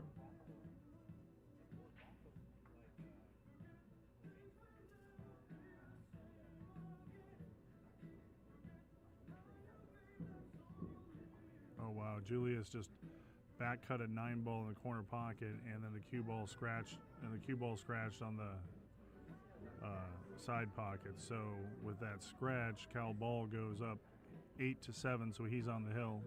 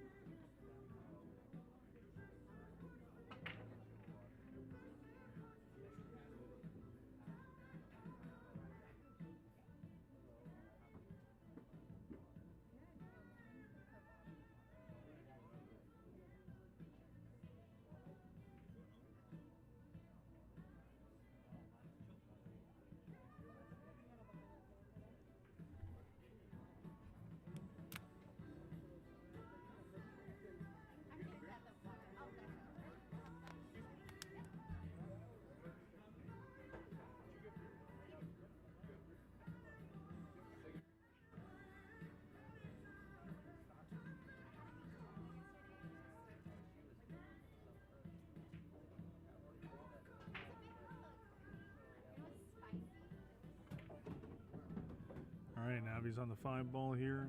Just needs to get up table for the 6-ball, but wants the line to be able to come down. I think he would rather not have to shoot the 7-ball in this bottom left corner. With how it is to the side pocket, it's hard for me to see how much rail he has before the side on that 7-ball. But it looks like he's drawing it. So he's comfortable with it. Just wants to get straight on the rail. That's perfect. Just wants to roll this ball forward a bit, so he's got the 7-ball in, or the 9-ball in the side pocket. Oh my gosh, that was that time? He was trying to remember because I can't keep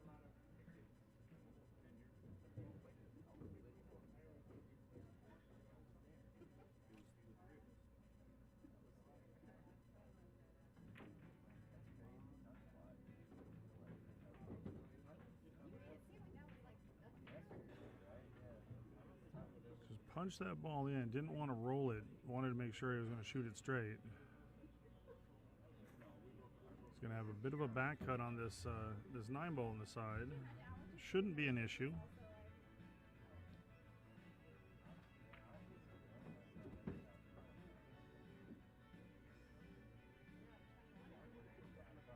It's the second time he's missed a 9-ball cut into that corner pocket. Or not a 9-ball, but a cut into that corner pocket. Missed a 7-ball earlier in the rack. Both times by undercutting it. So Paul's got a cut in the top right corner on the 9 and really can use this to get his momentum back.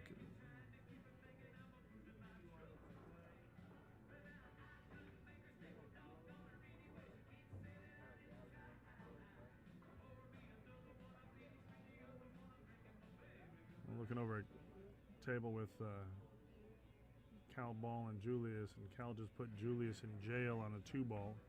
The table is ugly. So we'll see. I don't even know if he'll try to hit it. Nice shot there by Paul. Nice speed on that. Nice confident stroke. We are tied again at 5-5. Oh, nice hit by Julius. He did hit that ball. I couldn't see that he could get by a ball, so now he's put Cal in a tough spot, but he can see the ball. I'll keep you updated on that match as it's 8-7, Cal on the hill.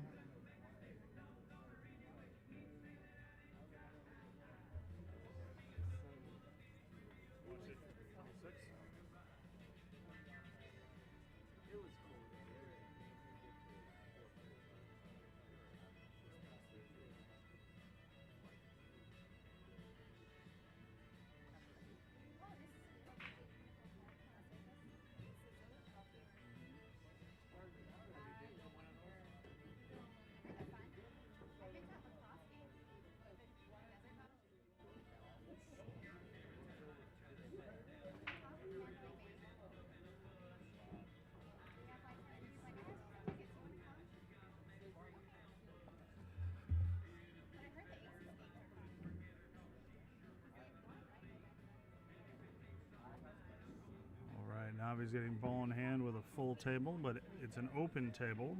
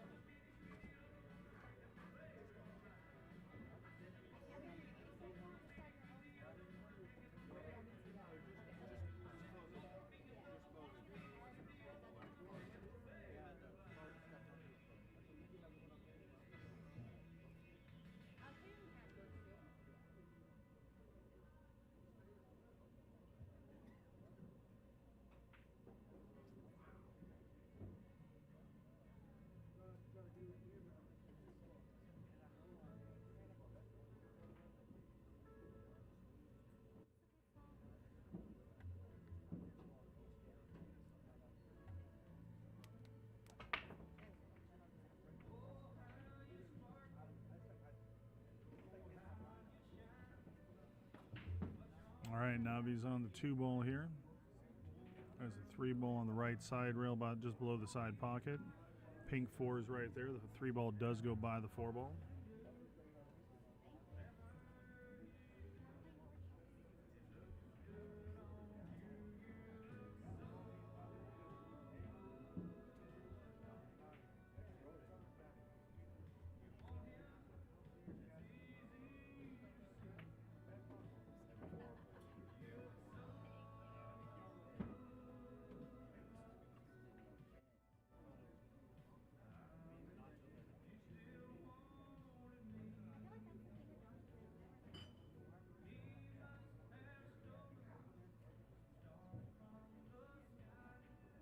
Well, from my angle, it looks like the table to the left with Julius and Cal. It looks as though Cal just put Julius in jail. Last time I thought that Julius had a good hit.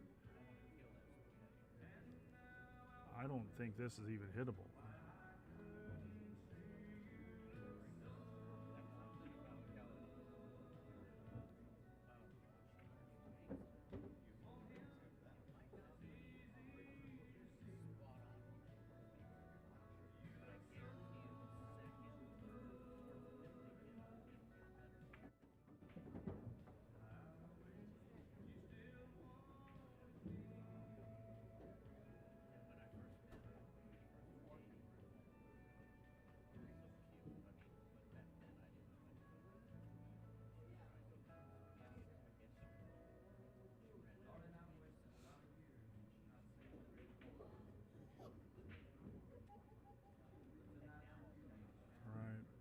Paul's playing the 4 ball here.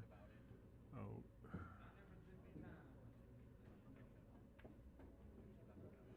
That's a foul because he disturbed 2 balls.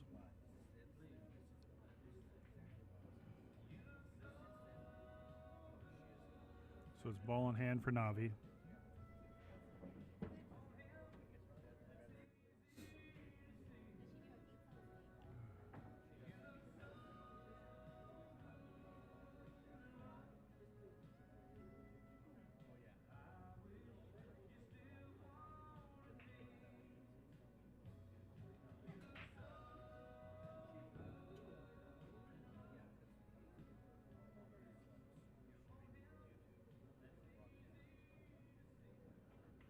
All right, Julius took an intentional foul, so he's on 2 fouls over there.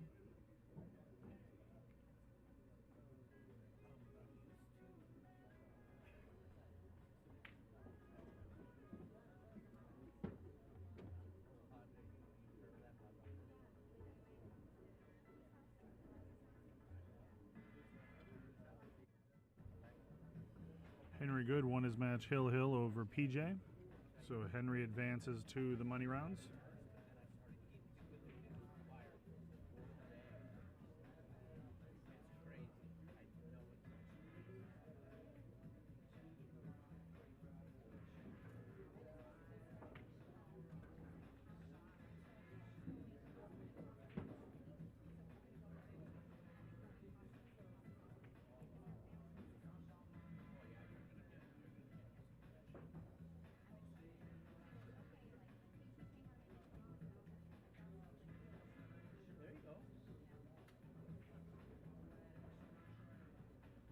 All right, Paul has this long cut on the 5 ball. Long shot to cut it in. Nice shot. He's going to come down. He's going to have a play on the 6 ball. He wants it to travel a little bit more, but still a very playable ball. Tough, difficult, but playable.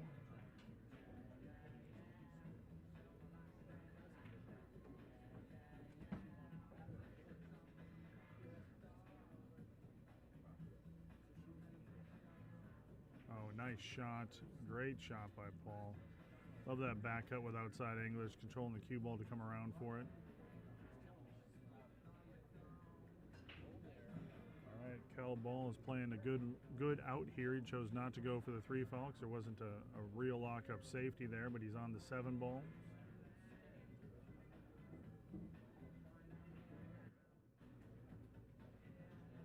Paul makes a 7, gets on the 8 ball here. Cal Ball's on the 8 ball as well on the table next to him. Just needs to play off the end rail to come back up for the 9 ball. And oh, Paul misses the 8 ball in the pocket. Ugh. Oh, is he going to get a lucky roll? He may have just covered up a edge of it. No, it looks like he can. Looks like Navi's going to be able to see it. Play it in the top right corner. Looks like he'll be able to see it.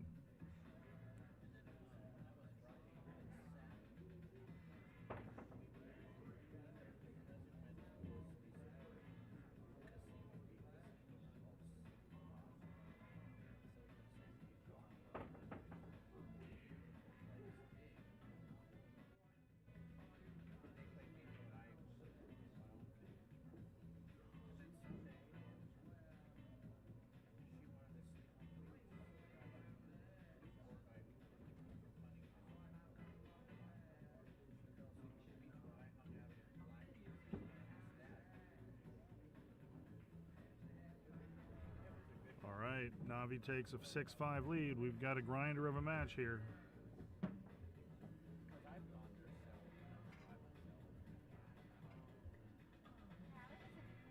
I see on table 22 that Jing Jacoso is up 8-2, so he's on the hill against Mike McPhillamy.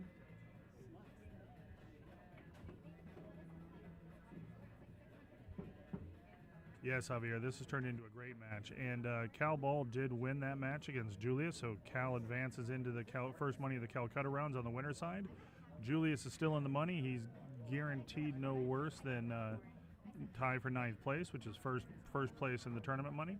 Not first, sorry, first level of cash in the tournament money.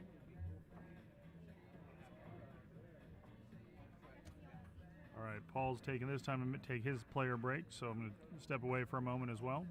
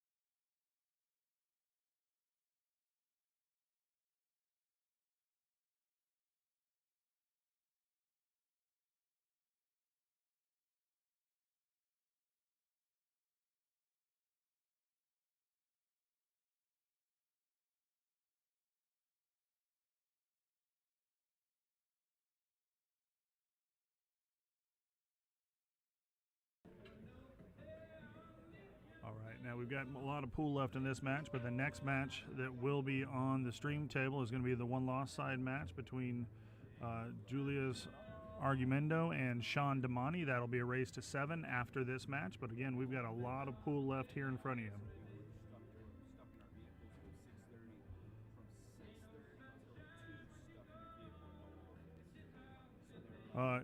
Chris, no, we are not using Griff's stream because Griff's stream is set up for table 20, which is one of the tight action tables. And when we run tournaments here, we want to keep all the table play on the same pocket size. So all 8 tables we're using are the regulation 4.5-inch diamond pockets.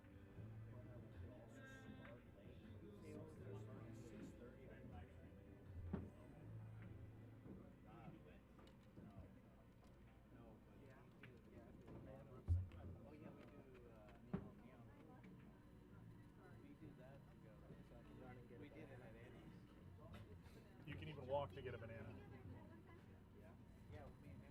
That's being 18 and that's skinny. Just need a banana. That's it.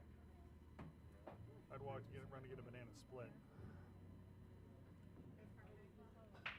Oh yeah, no, we saw the split. Thanks, yeah. All right, great break there by Navi. The 2-ball bumps up a little bit though and ends up getting hooked by the 4-ball, so I would expect a defensive play here.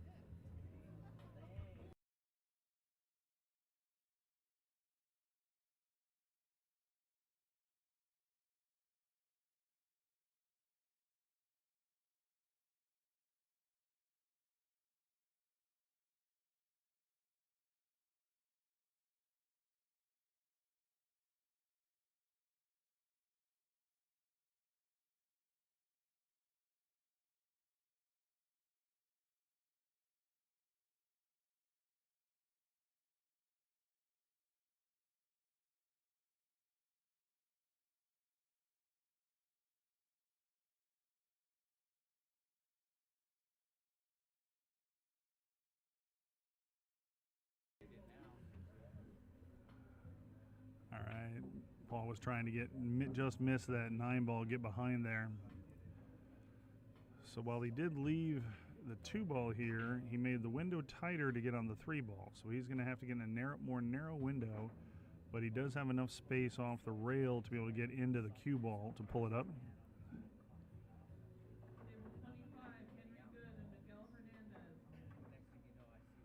Chris, stay tuned for that because it's probably not going to happen this year, but we do have something coming up that will be 9-footers for that, generally that group of players. No timetable on that, so just keep following M.O.B on Facebook and you'll get a heads up. Oh, nice shot there. He's going to fall into that window well. Now this is a little bit of a tricky shot. It's not just a hanging 5-ball because it's closer to the right cushion, so you can't just shoot it in. You need to make sure you're hitting our right half of that 5-ball.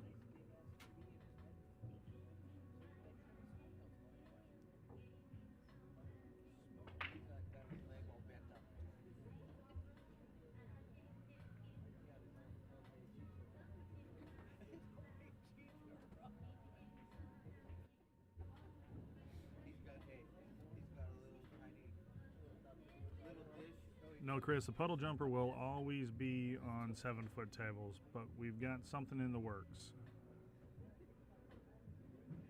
Let me rephrase that. Rebecca has something in the works. She's the brains of the outfit. She comes up with all the great ideas. It was her idea to make this tournament a $5.99 and under because when we had it as a $6.99 and under since its conception, 2 years ago, we had a hard time getting players. We only got 15 or 16 players for it. And then last year, we actually had to cancel it because only 7 signed up. So she said, let's make it a $5.99 and under, and it filled up in 2 hours from the date we announced. Navi is in punch right now. He's hitting the ball very well. He's got his confidence going. Paul is going to need to take a max opportunity of his next opportunity. to max advantage of his next opportunity. Sorry about that.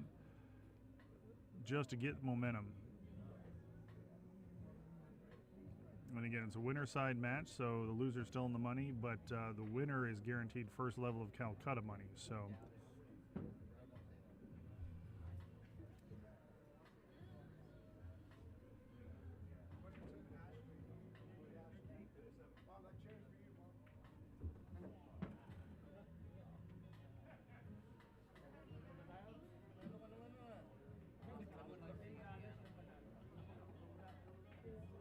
All right, the one loss side match between Henry Good and Miguel Hernandez is kicking off on table 25 to the left of us.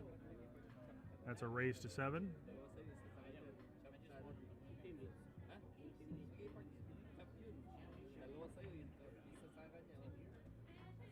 All right, Navi's good shape on the 9-ball here.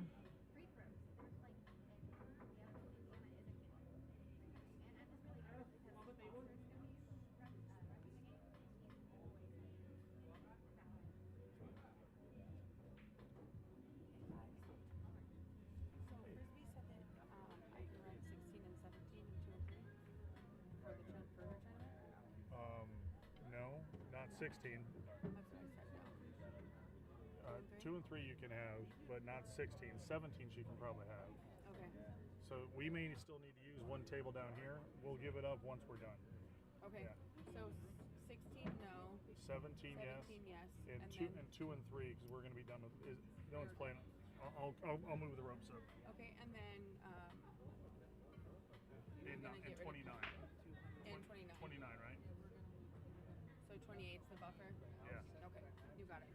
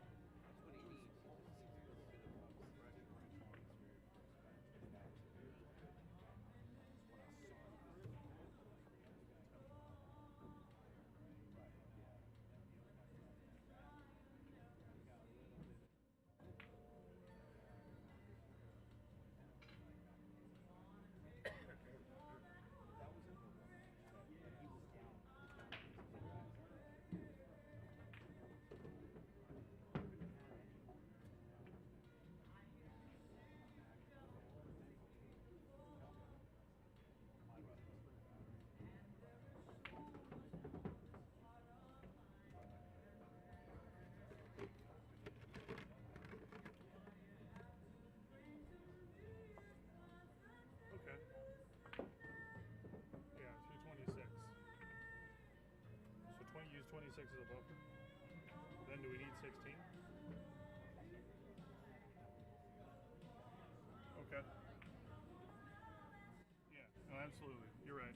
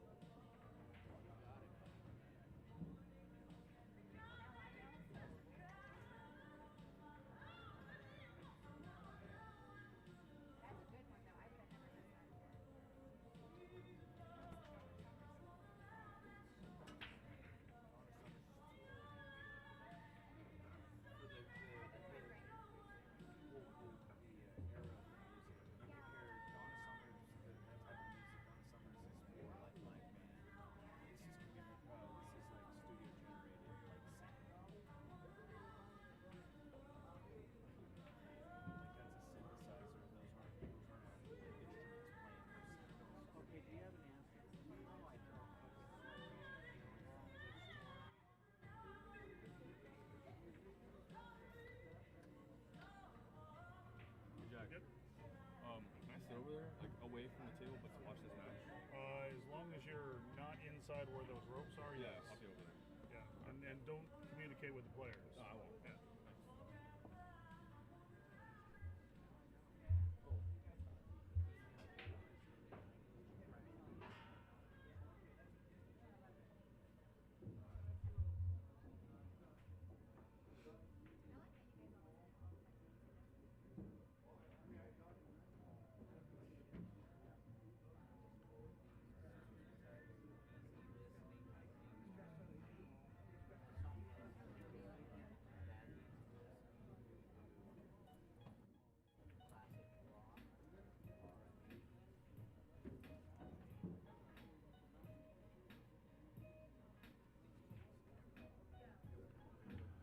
All right, Navi on this 8-ball. That's a tough back cut on that shot. So Paul's going to get a good opportunity here to cut this with it, cut the lead down to 1.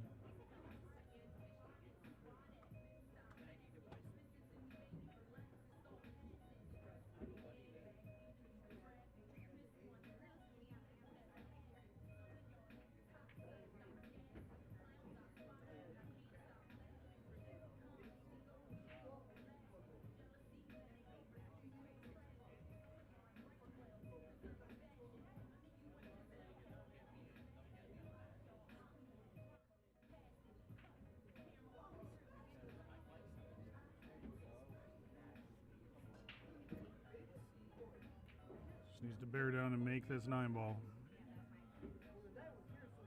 See, Miguel Hernandez got the first game against Henry Good. It's a race to 7 on the 1-loss side.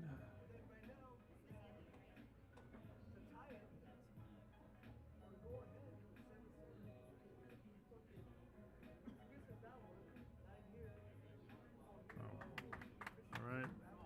Paul gets out to cut the lead to 1. He's down 7-6. He's breaking in rack 14. There's no quitting. Either of these guys are grinders. It's going to be an excellent finish, I'm sure.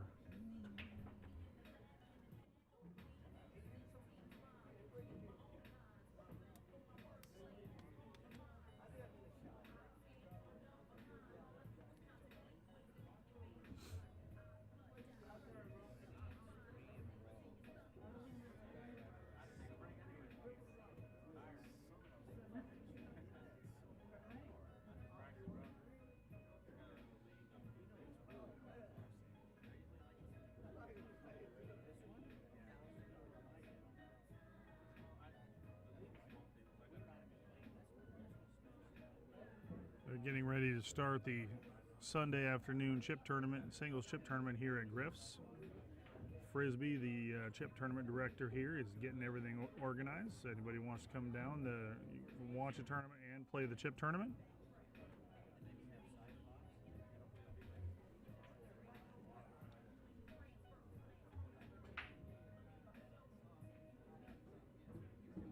Well, unfortunately, the only ball he made was a white one. Oh no, he did make the 4-ball 2. The 2 ball's in a bad spot, but it does go past the 8. So if he can play shape for that spot, it's good. He also, if he doesn't like the shape, there's a safe to play on that ball.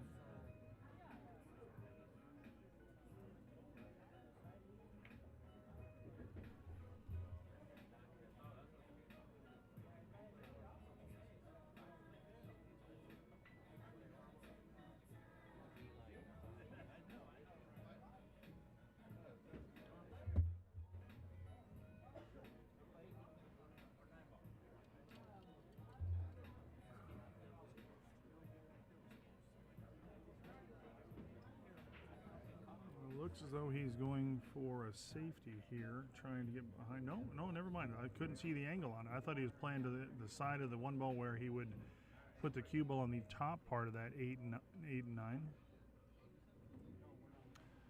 I like the aggression there. Hey, Julian, thanks for the shout out. Appreciate you tuning in. Supporting your Vegas guy. Oh. Interesting choice there by Navi. He went to use the 8-ball to stop it and cheat the pocket because he didn't want to shoot the 3 from being on the rail. And I understand that. But you have to there was a big risk in that shot. I almost think that's a case where you have to take your medicine.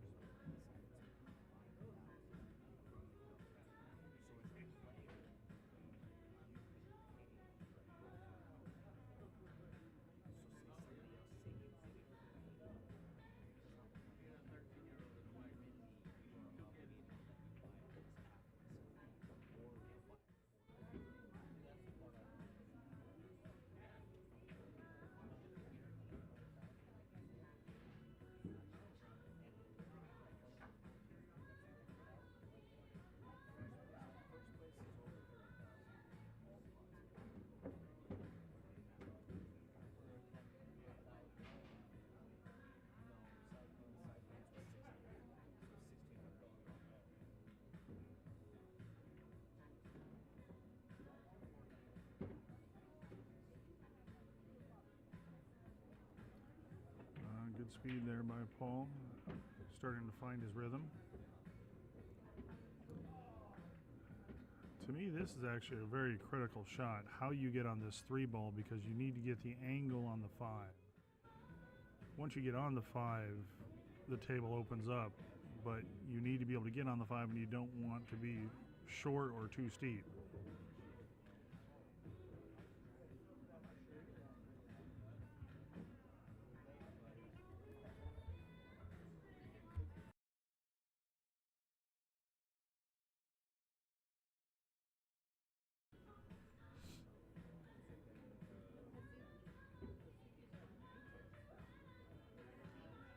He's got a little juice on that ball. A little bit of juice on the ball.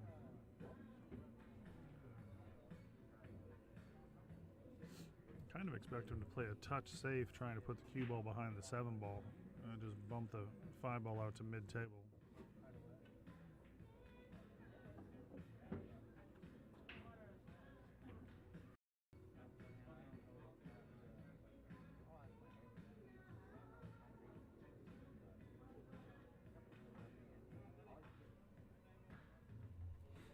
I'm sure you know Paul Julian. He plays a lot out of good times.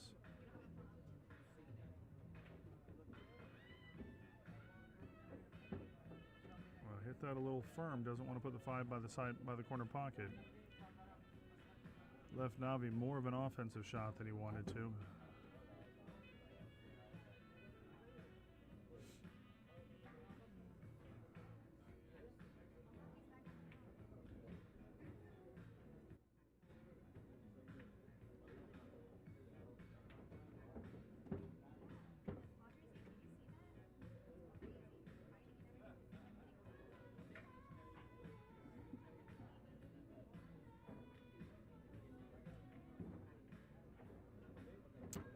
Yeah, that was no duck on the 5-ball.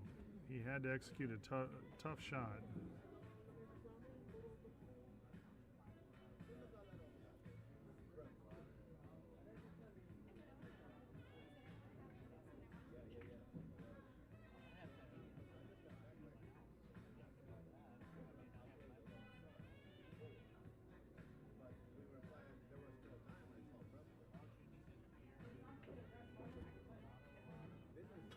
Good stroke there by Paul. Be a bit of a back cut in the side pocket and just can go around 3 rails to the middle of the table for the 8-ball in that top left. Just have to focus on making the 7-ball. This is a shot Navi missed earlier, but on the 9-ball.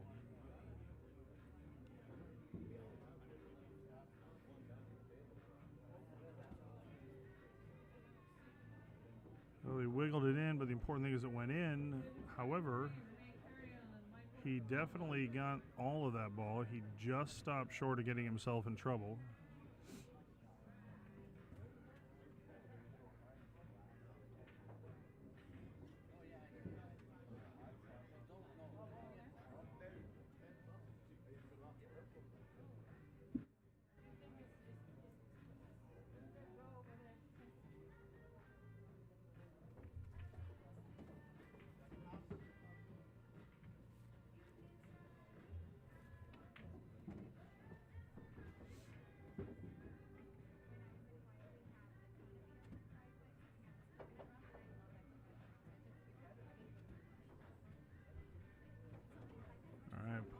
tough 50-yard line spot shot here.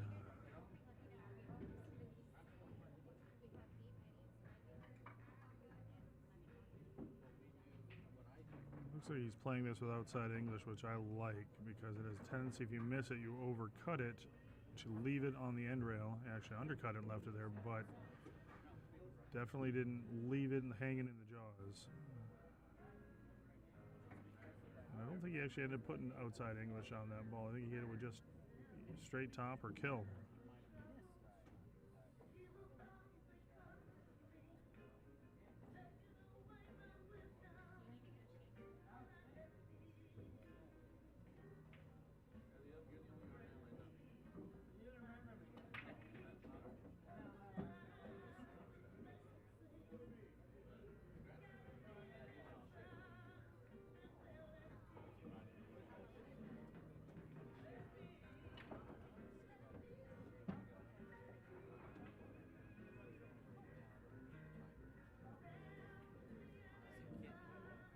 Paul is the last Las Vegas player in the tournament, I believe.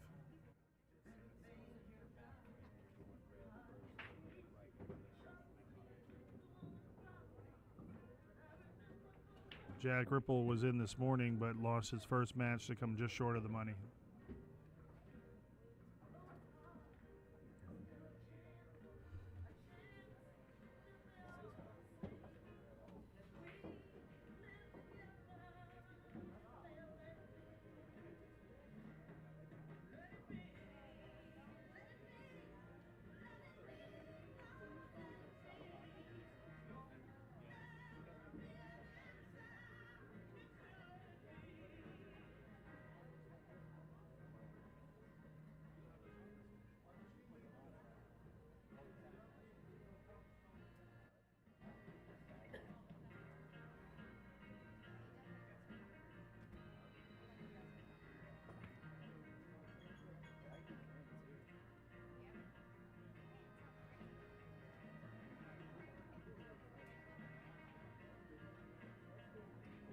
Watch the side pocket. Nope.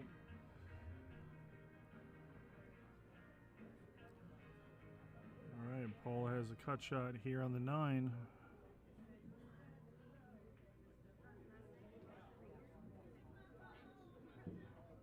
Don't you dare Beetlejuice him there, Jeff.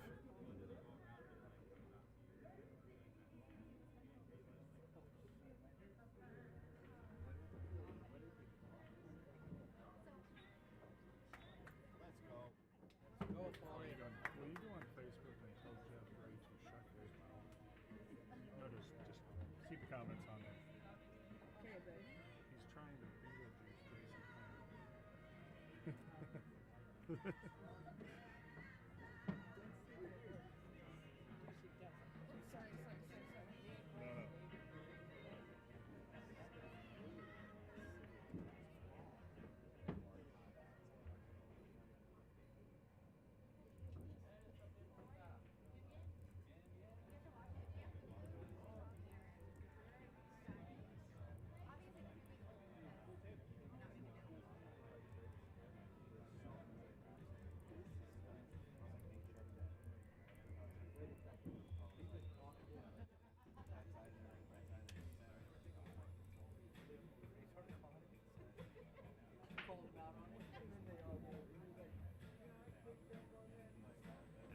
You go to Facebook.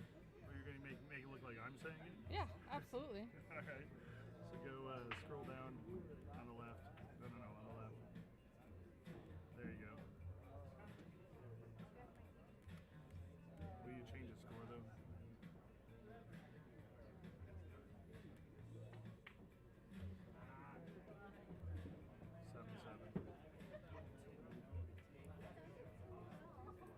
I'll comment for these. Yeah.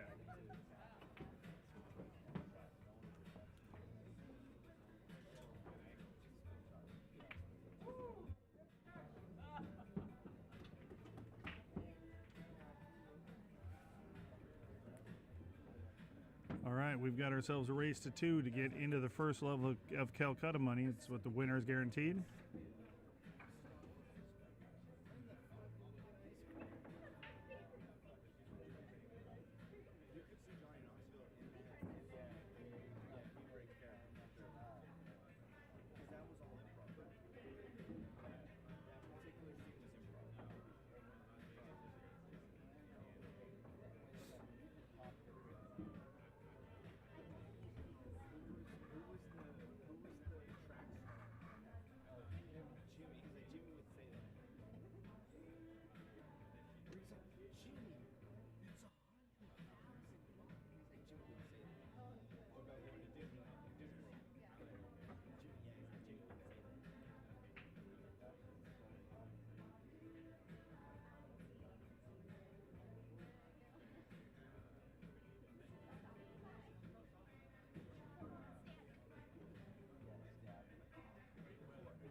Nice shot on the combo there by Navi. Now he's got to plan the 3, but he's got a little angle, so he just needs to be careful here.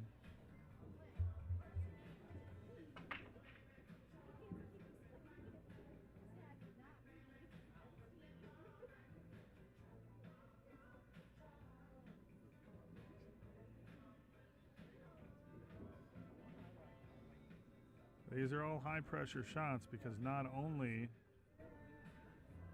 is the winner guaranteed first level of Calcutta money, they also are 1 win away from getting guaranteed no worse than 3rd place in the tournament and side pots.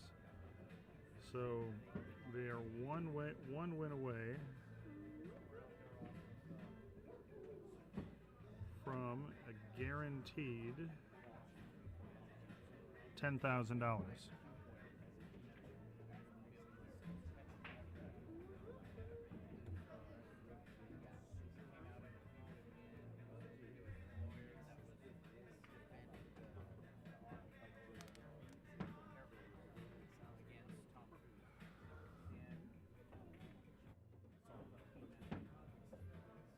Paul with a good hit. He's going to leave a shot on the 3 ball though. Did mess up the 6 ball. That 6-9 is not pretty down there in the bottom left.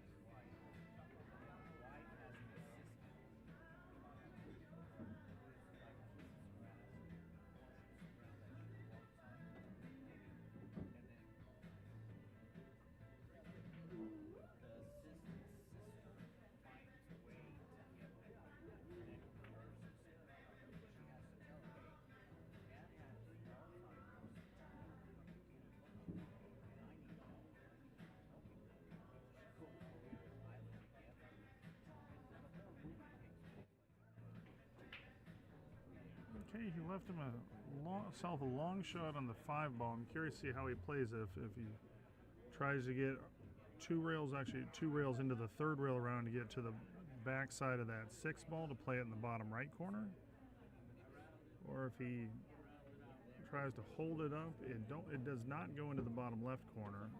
There is obviously a defensive shot there if you can get down for it.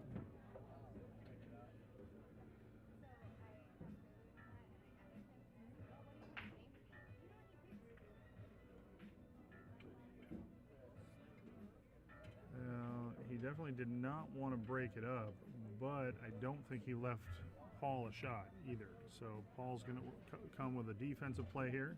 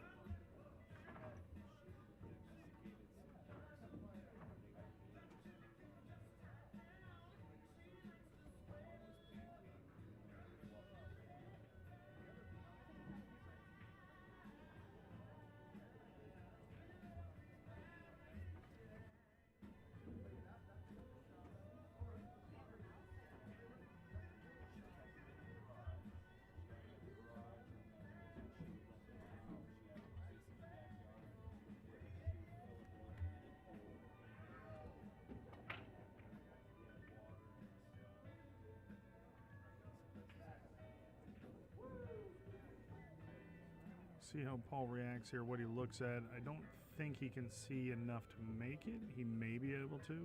I do think he can hit at least the right half of the ball.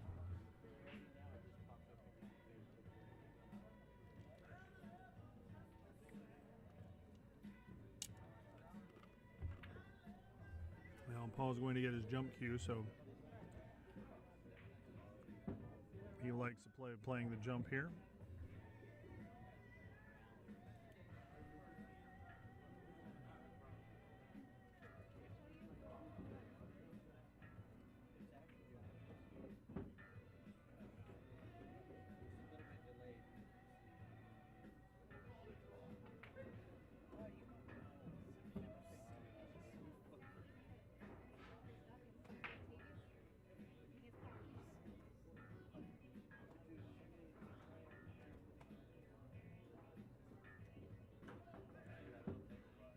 He had a great shot on that ball. He wants it to slow down, and he can see and play the 7 ball here.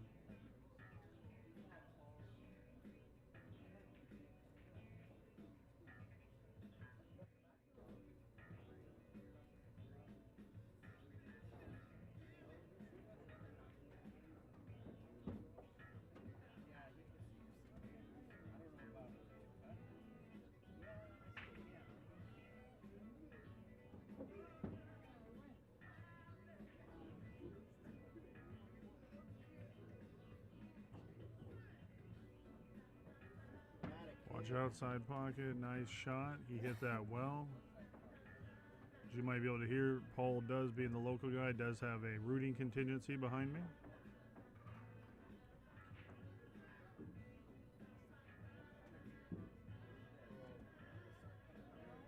He's got himself a fairly steep back cut here on the 8 ball. Just have to focus on making this ball. You'd much rather have a tough shot on the 9 ball than your opponent shooting at the 8.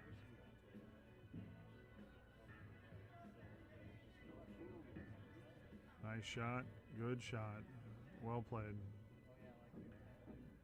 Paul has his 9 ball to get to the hill first.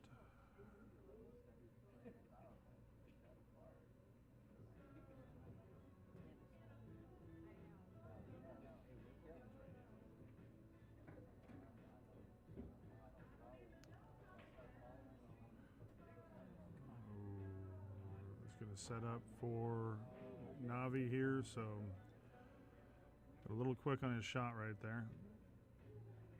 So he's conceding that game to Navi. Paul's taking a quick break.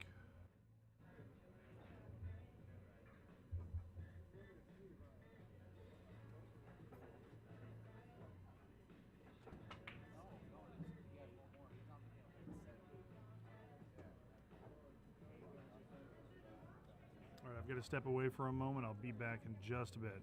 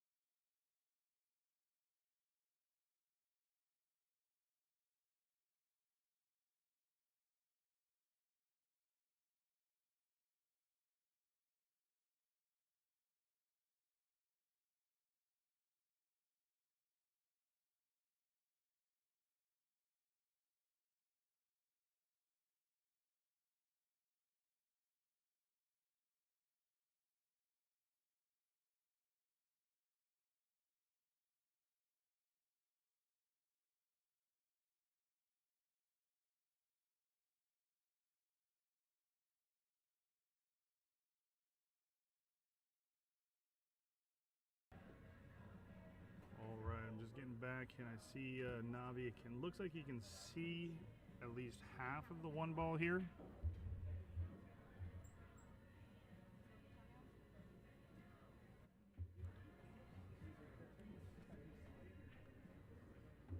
And he scratched. Went for a very aggressive shot there. Watch where the one ball ends up.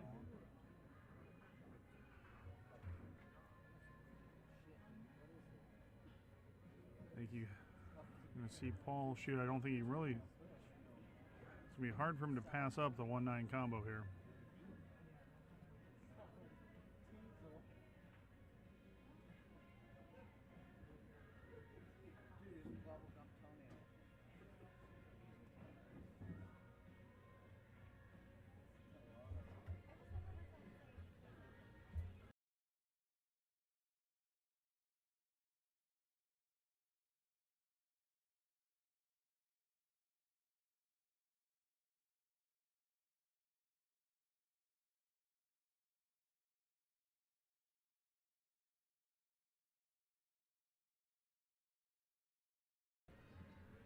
All right, we are hill.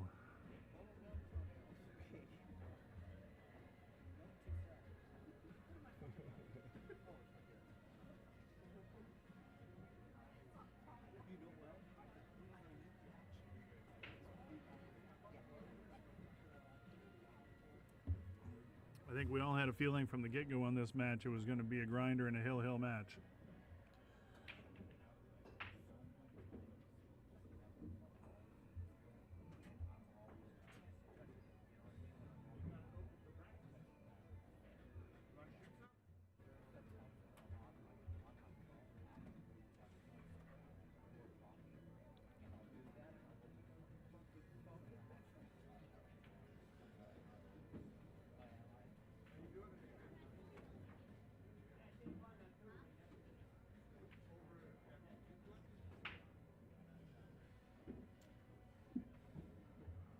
He makes the 6 ball in the corner pocket, has a play on the 1 ball, but no real aggressive offensive play, and not an easy defensive play here. Again, after this game, we're going to be calling up Sean Damani and Julius Argumendo. That's a one loss side race to 7.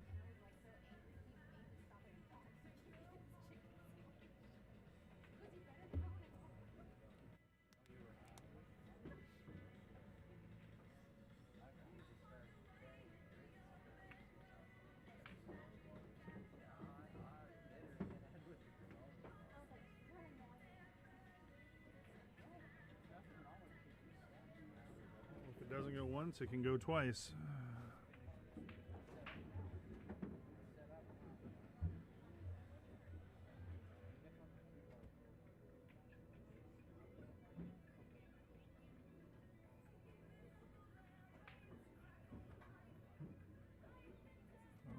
I don't know if he got himself clear.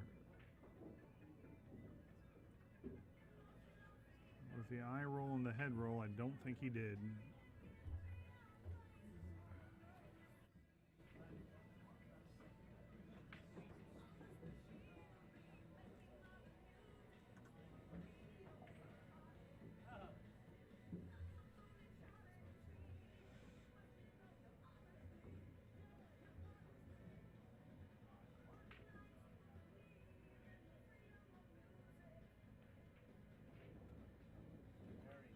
Smart play.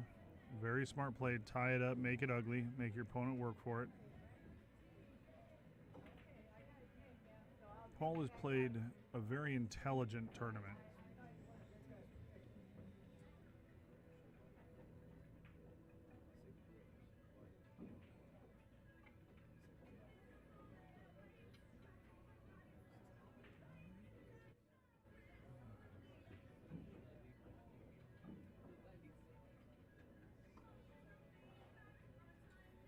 I think you're going to see him thin the 3 and try and put the cue ball on the opposite side of the 9 ball.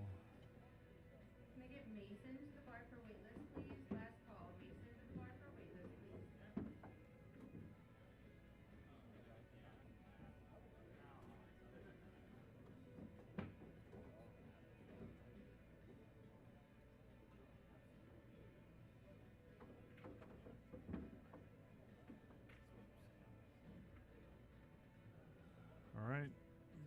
Hernandez and Henry Good are tied at 4 apiece. As I say that, Paul, I think it looked like he may have been actually playing the carom there. Misses that and is going to give Navi an opportunity to possibly get out. A very thin cut in the side pocket on this 3-ball, which is not an easy shot. But he doesn't have to do anything fancy with the cue ball, with the 4-ball being just above it to that top right pocket.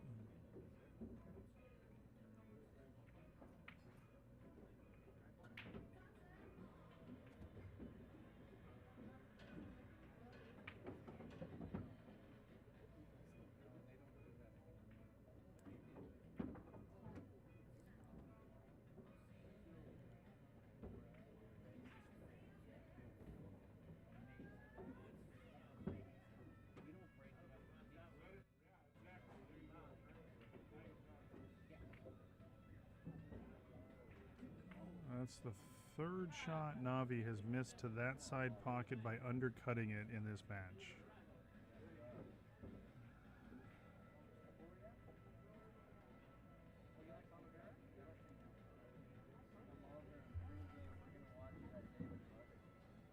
All right, this is no duck at all. I mean, not only is it it's not an easy cut period, but he's going to be elevated over the 8-ball if he chooses to shoot it. Wouldn't completely surprise me if he played it safe, putting the cue ball up on that left side rail, or the 3-ball on the left side rail and the cue ball on the end. No, he's, trying. Oh, right behind that 4-ball. That's a beautiful shot. Yeah, it's a good shot, but it didn't do him any favors because I don't think that 3-9 combo goes.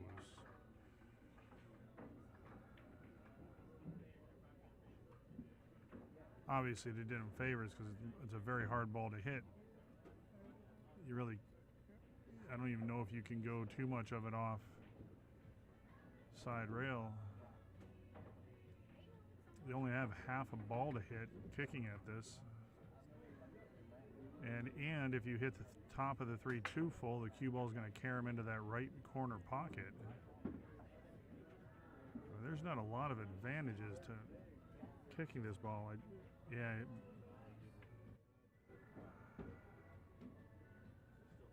think I might have taken a better look to confirm that the 9 couldn't go. If the 9 could go, he made the right shot, had to do it. But if the 9 couldn't go, I think you clutter up a couple balls on that shot.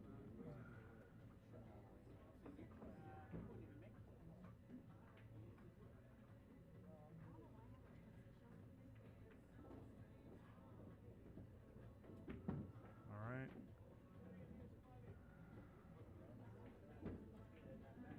The out is 100% in Paul's hands here. The table's wide open. Just needs to come back up for the 5 in the top left. 7 is perfect, and the 8's in perfect shape for the 9. Just has to keep his cool and stay in rhythm.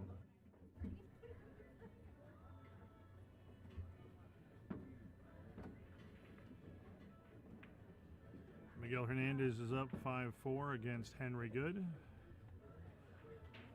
Renee Carrion is up 4-0 on Mike McPhillamy. Those are our 2 one-loss side matches going at the moment. We have 2 more that we will call shortly. Sean Damani and Julius Argumendo will be the next match up on the stream table.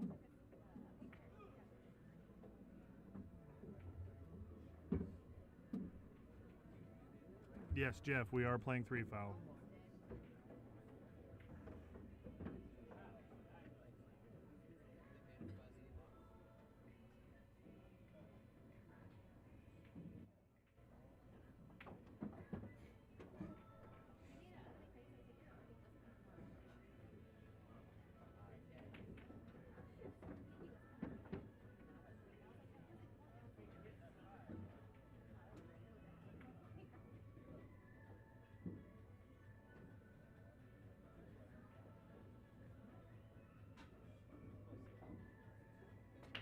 All right, I'm looking over at table 23, and I see Renee eyeing up a 9-ball, and if he makes this, he's got a 5-0 lead on Mike McPhillamy.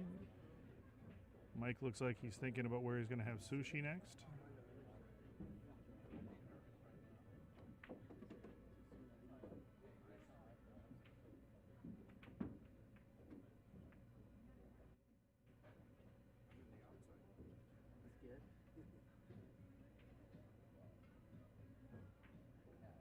Let's go, Paul. Good stroke on that 3-ball or 8-ball right there to get the back for a good shot. Good look at the 9-ball in the side pocket. Oh, that was a great match. Both players played very well.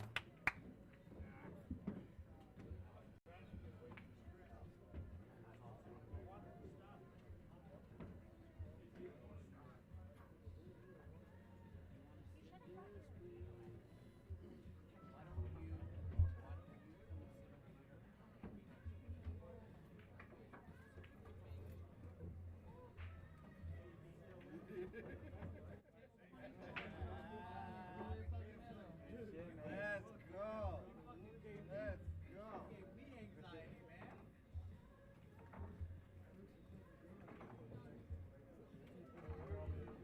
Raise your hand and light on 9, please.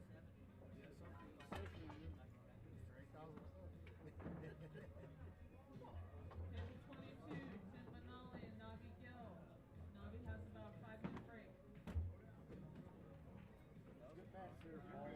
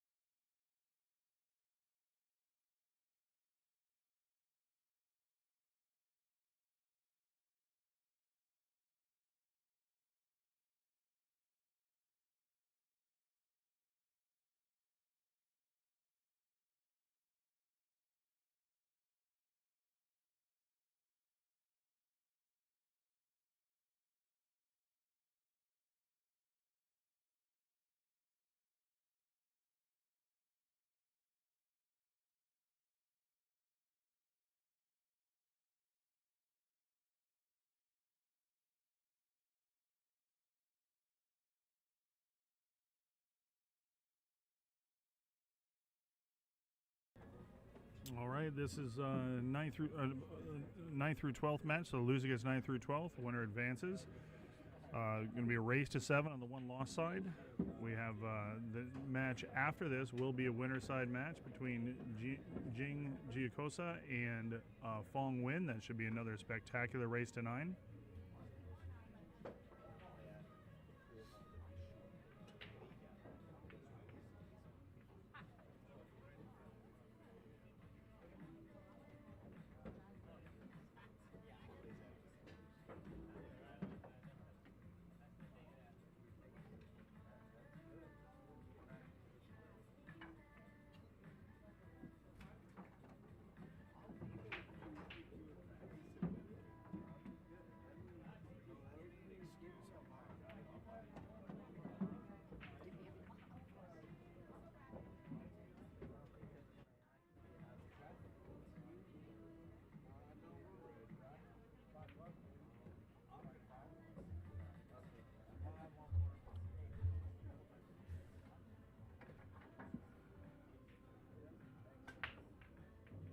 Both of these players traditionally play with a fairly quick pace, so I wouldn't be surprised if this is not a long, grueling match, even if it goes hill-hill.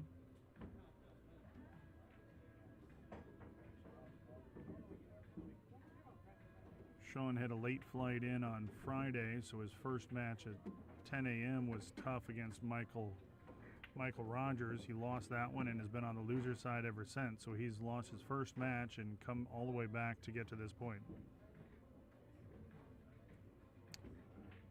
Left himself over the 9-ball here, though. Would rather not have to stretch and be over the 9.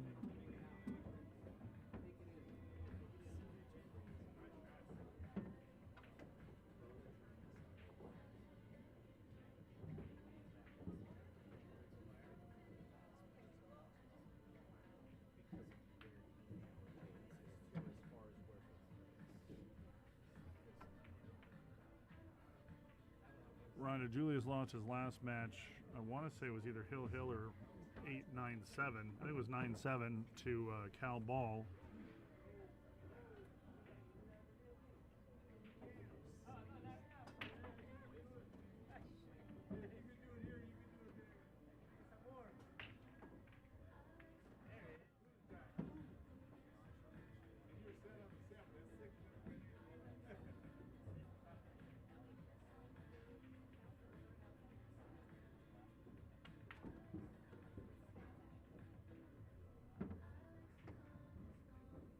Right now we've got all 4 loser side matches going on.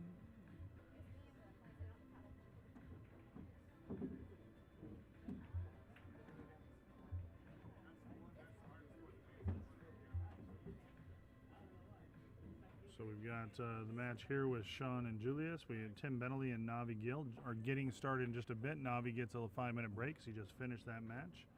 Miguel Hernandez is up 5-4 against Henry Good, and Renee Carrion is up 5-0 on Mike McPhillamy.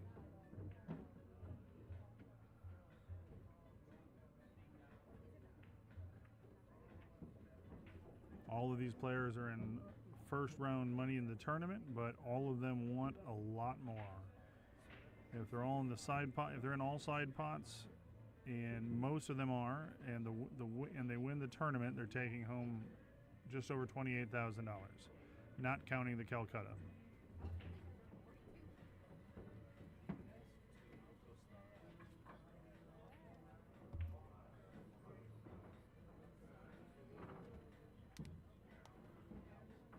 All right, Sean catches that 7-ball a little thick.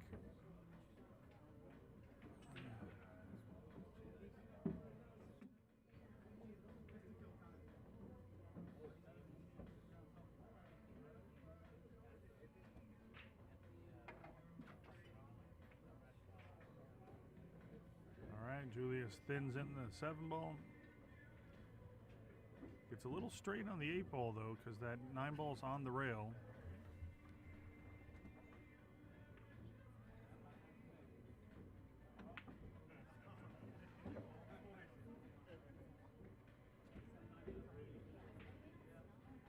It's a problem when you try and force a ball with draw. If it's easy to miss them and it's easy to quick the stroke.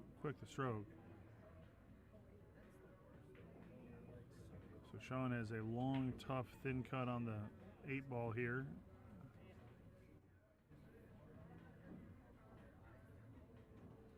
Wants this ball to slow down.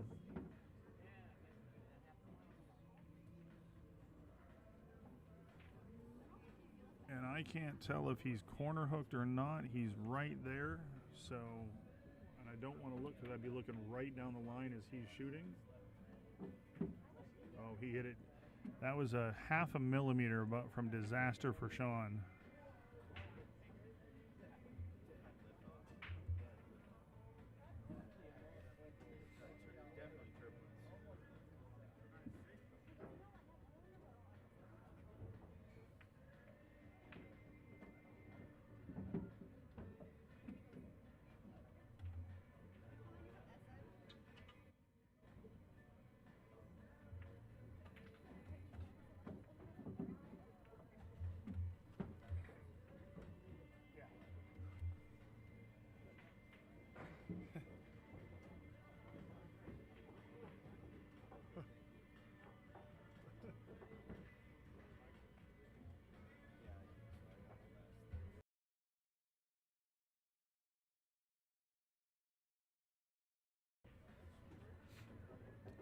right, Sean's breaking off here up 1-0 in a race to 7.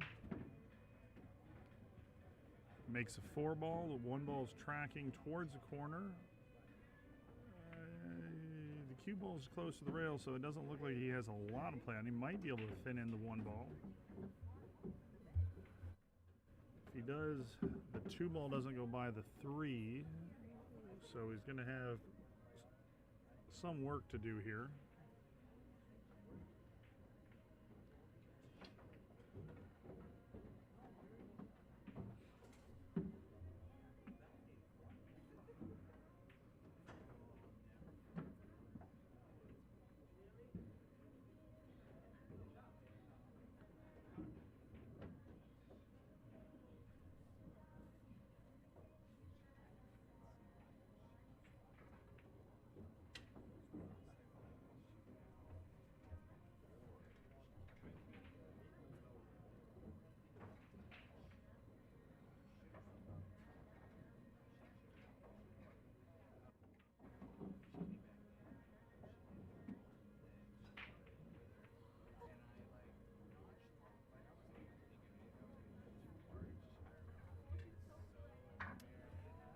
On the table to the left, Miguel Hernandez is up 6-4, and he's at the table shooting at the 4 ball.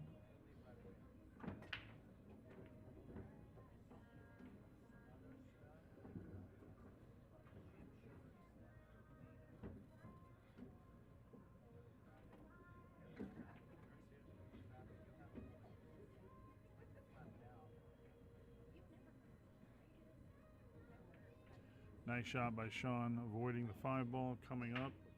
Comes up just a hair short on the shape, but he still has the angle, so he can play this in the top left and come off the rail, come down below the 5 ball. Oh, he held that up with inside, missed the ball. I like playing that with natural shape to come down below the 5 ball and shoot the 5 back up table.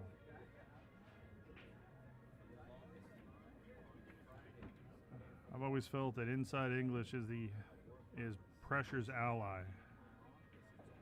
When there's pressure on the line, it's easy to twitch on a stroke when you're using inside English.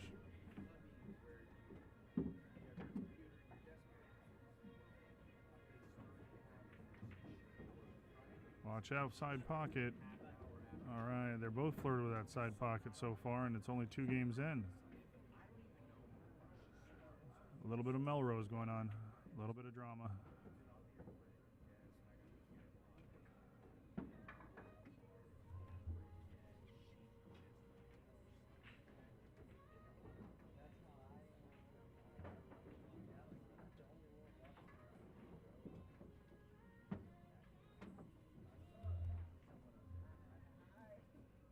This is a battle of Southern California and Northern California. Los Angeles versus the Sacramento area. Sean Dabani is one of the owners of the Jointed Q in Sacramento.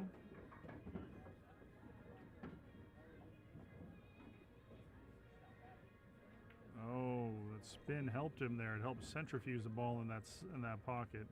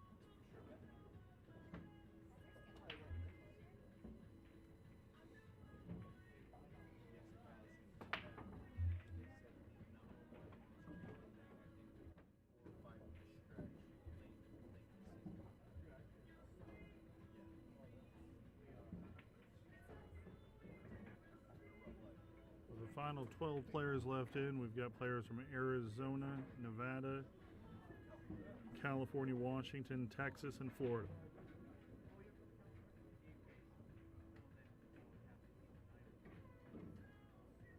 And Missouri. Sorry, Cal Ball is from Missouri.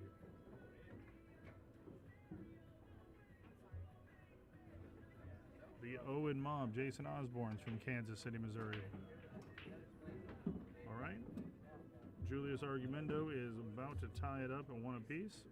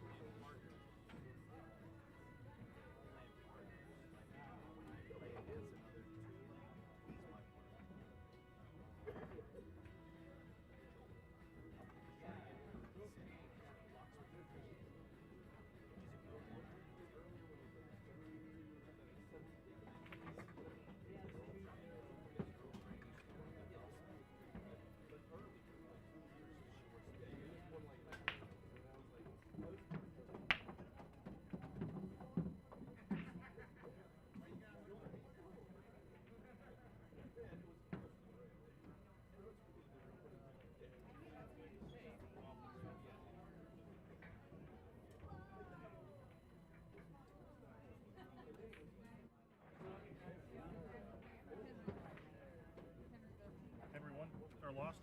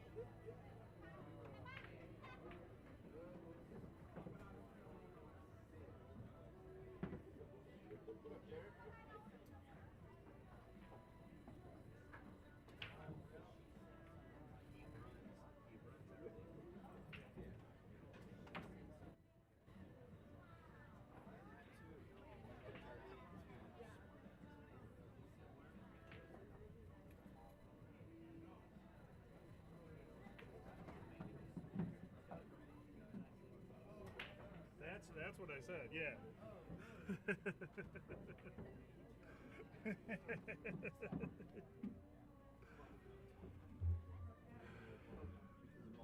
All right, Henry Good and Mike McPhillamy both lost their matches and finished in 9th place, but they both had very good tournaments.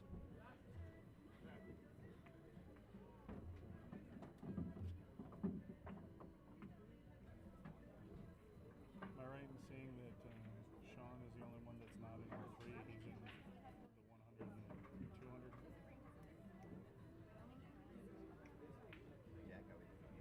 Good, how are you doing? Good to see you. Paul's grinding. Okay.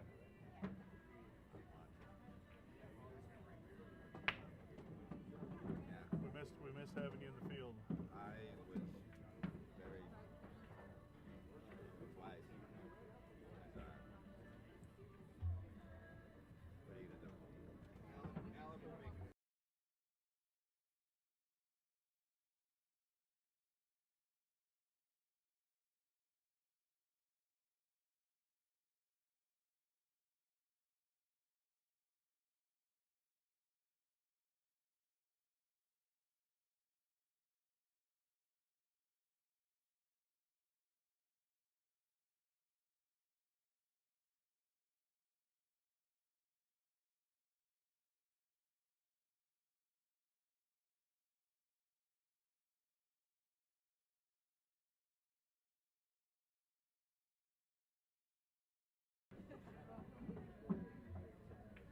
Well, Julius left himself tough on that 9-ball.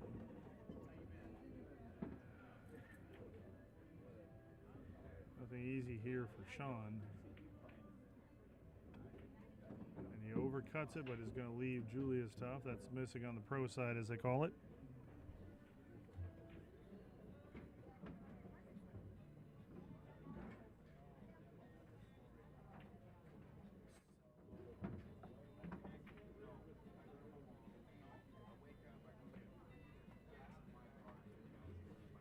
Julius tries to return the shot. He's going to leave a play because he's not going to get the 9 quite to the rail.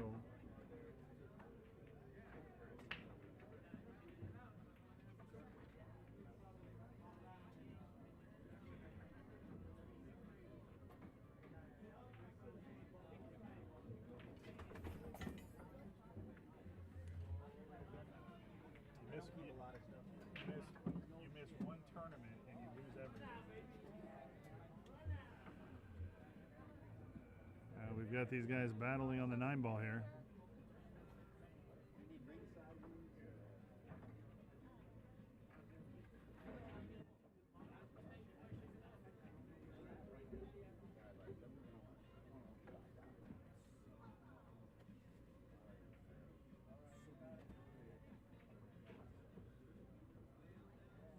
Right, it looks like Julius is going to leave Sean a bank on the 9 here.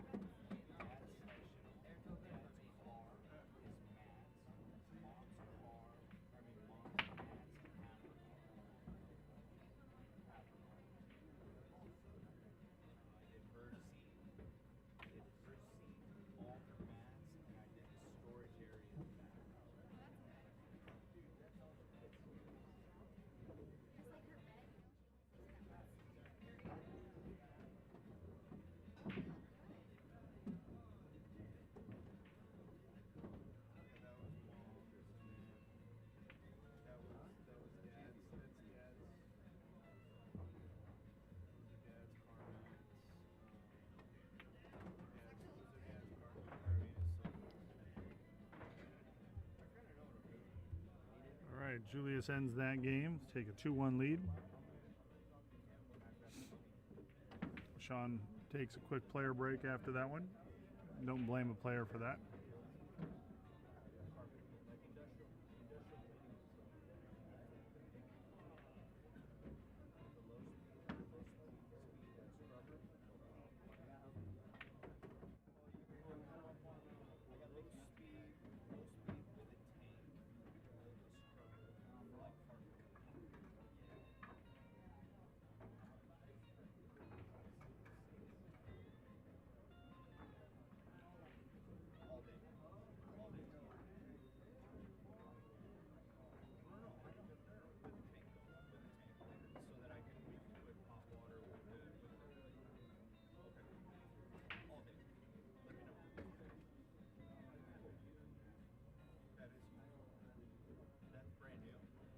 Dry break for Julius.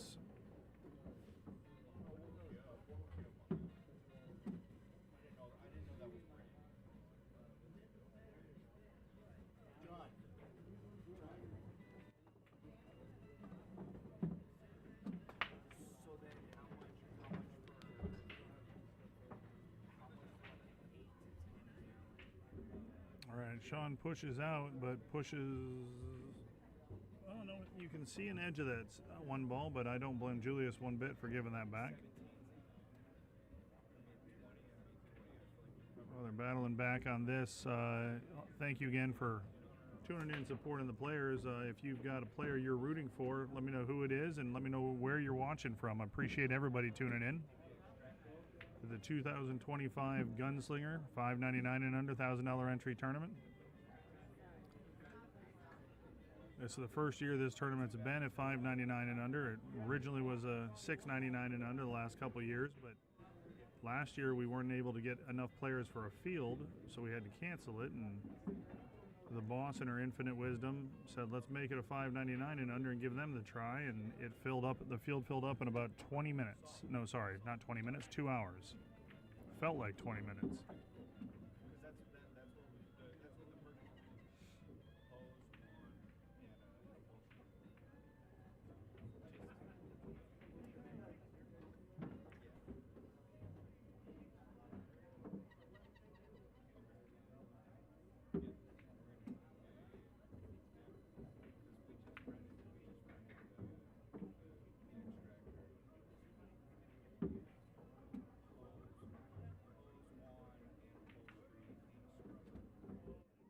Rattle that one in, but it does fall. Stop shot on the 5 gets you perfect on the 6. Maybe draw it back about 6 inches so you have the angle to come down for the 7. Watch out. You cannot rub that rail. You have to hit that with a straight stroke.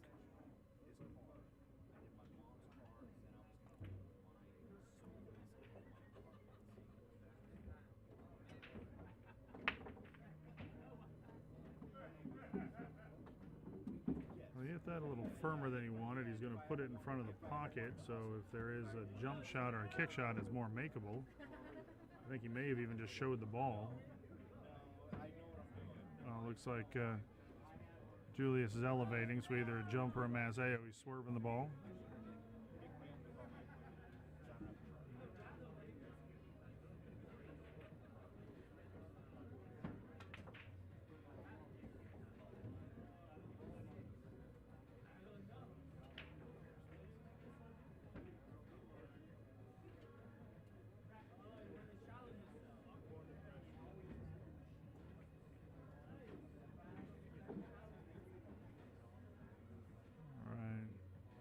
Sean Devani is close quarters here with the 6 ball.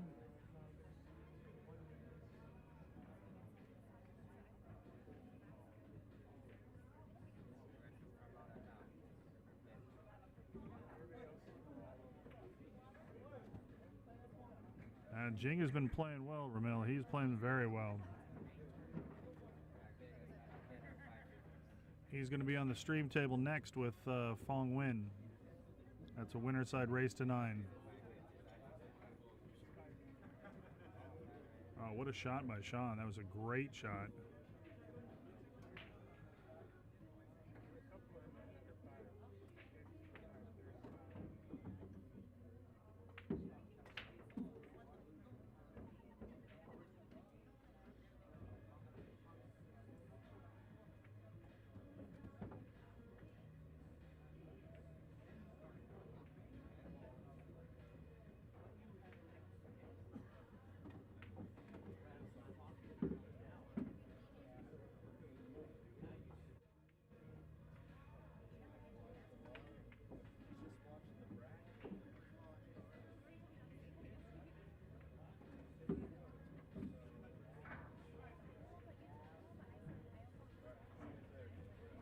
Little Melrose on that shot, Sean. Little drama. All right, it's tied 2 apiece. Sean's breaking rack 5.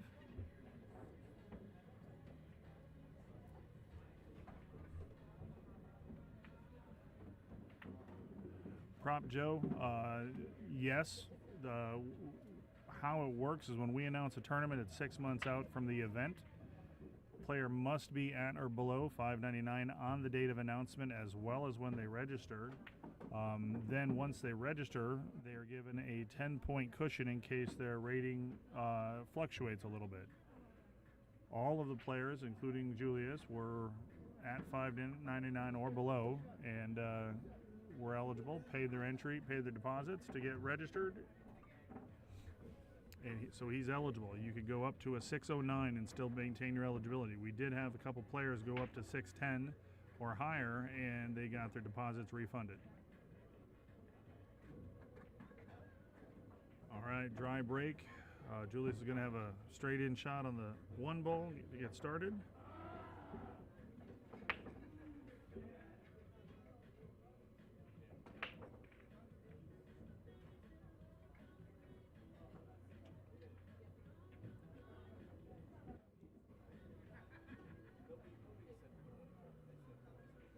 These guys like flirting with the pockets with the cue ball. A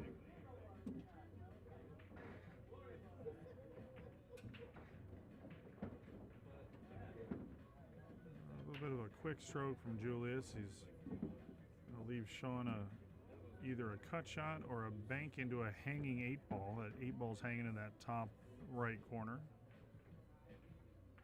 Yeah, I was not a fan of the bank into the corner because you possibly could lose both balls, but it's also that 8-ball's so deep you almost had to play to make the 2-ball.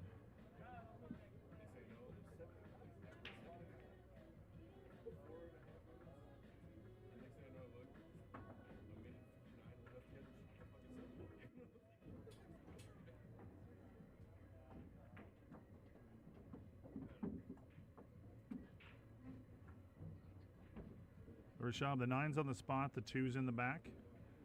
It's rack your own winner break. 9 does not count in the bottom 2 pockets. We are playing the 3 foul rule.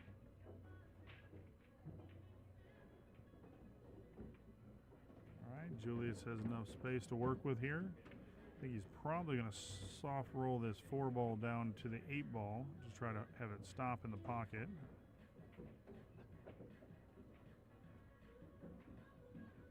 Well, he hit it pretty firm, and he's going to have a good shot. It worked out. I like that. Hit that well.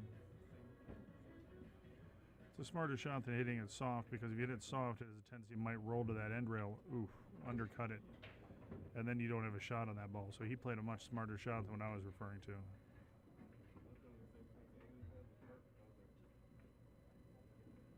Ooh, Sean undercuts that ball, almost misses, almost leaves it short. He's making himself work here.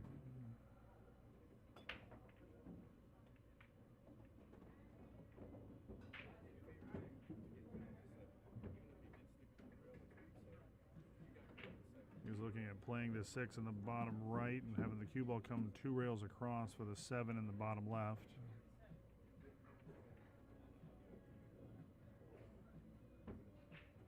Oh, caught the 7 ball, got a favorable roll there. Puts a hand up in apology to Julius.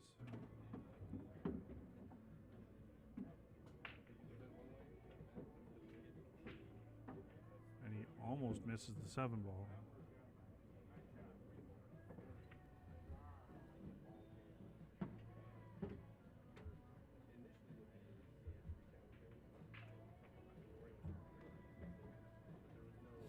You know, well, and I catch myself doing it all the time when you raise that hand in apology for a fortunate shot.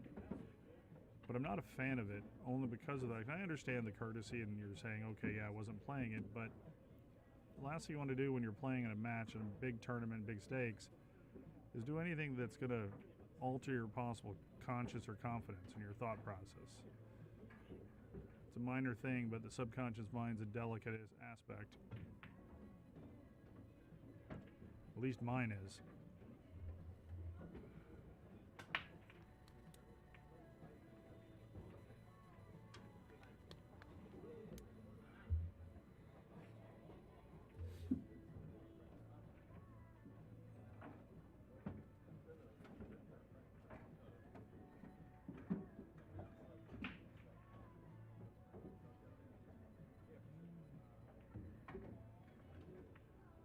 Getting a bunch of dry breaks right now.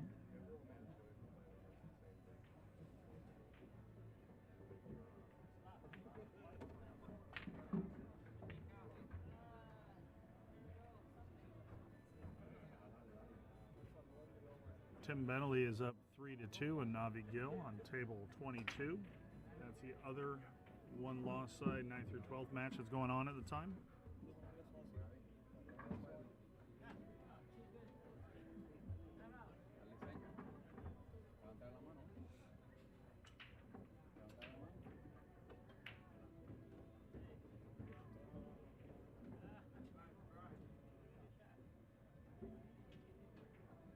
Good hit there by Sean. He's going to give a play on the one to Julius.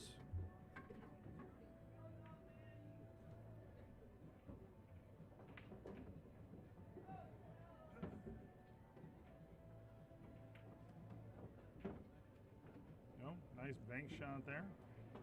Cue ball's going to come around nicely for a shot on the 2, but he's going to have to work to get a shot on the 3. He's going to have to bring the ball back. Doesn't have a lot of angles. This is not a pretty shot. Unless he's going to cut this in the side. I don't think so. Yeah, that's a tough shot right there all the way around. He didn't leave anything easy here for Sean.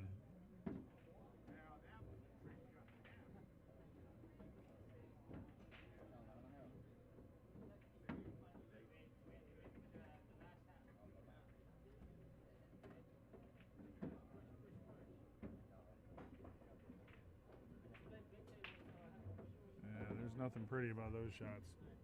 He's going to leave the 2 ball for Julius, and this gives Julius a much better angle to come down and play the 3 ball in the bottom left corner.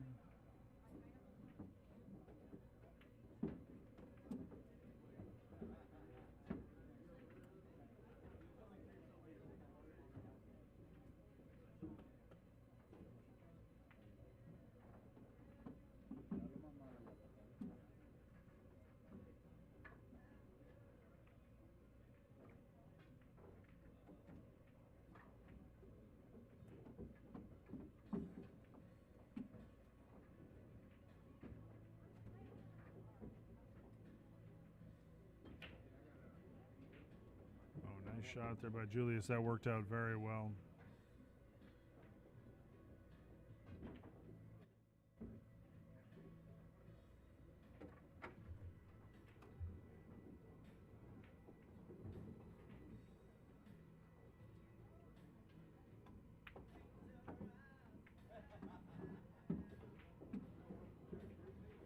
Nice play shooting that with follow coming around to get a nice line on the 5 ball.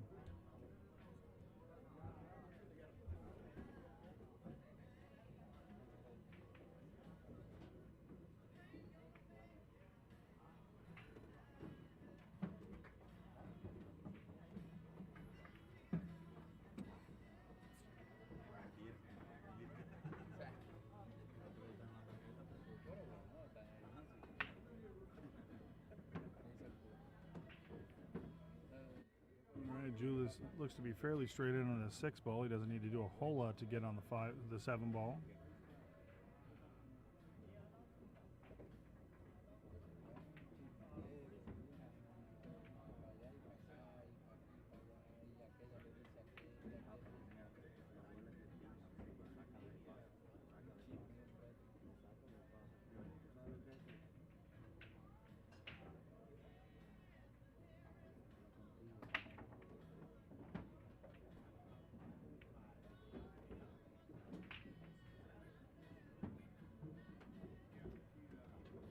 He's going to be shooting off the rail into the wrong angle on the 8 ball on the side. This is not an easy shot. You're going to have to put some speed on this ball, which makes pocketing it a hair more tricky. He's going to have to come around 3 rails. And slightly elevating with speed is not a fun thing to do on these shots, so see how he executes this.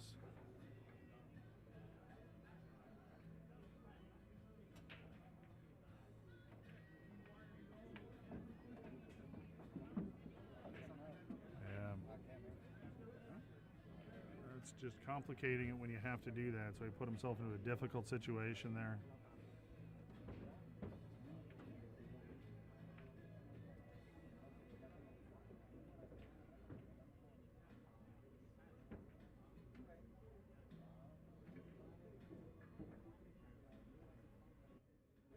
And Sean nicks the 9 ball to put himself in possibly the ugliest 50-yard line spot you can be in.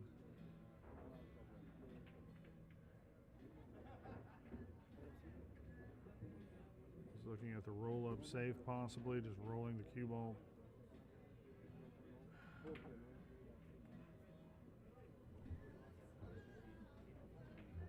I'll be back in just a moment.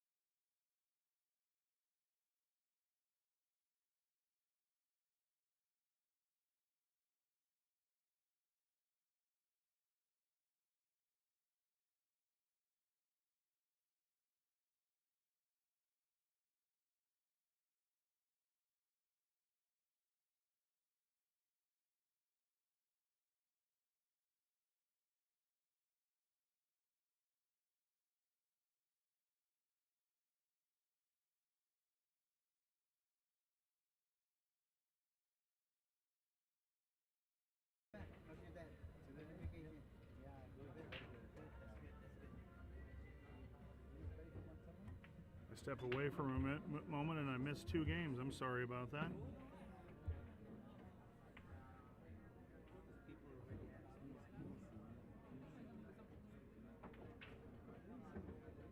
So Julius is up 4-3.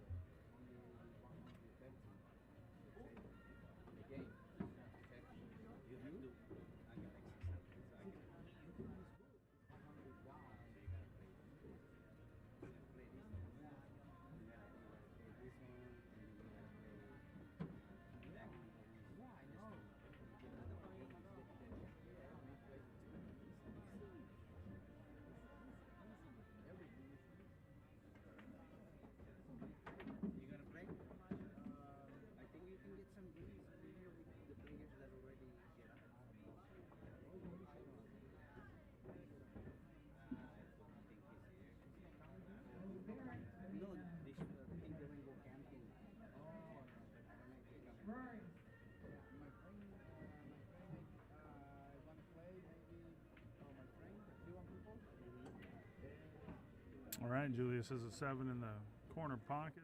Stop shot here, an 8 ball on the side, and a 9 ball in the corner to take a 5-3 lead. 3 quick games. Oh my goodness, I did not expect that.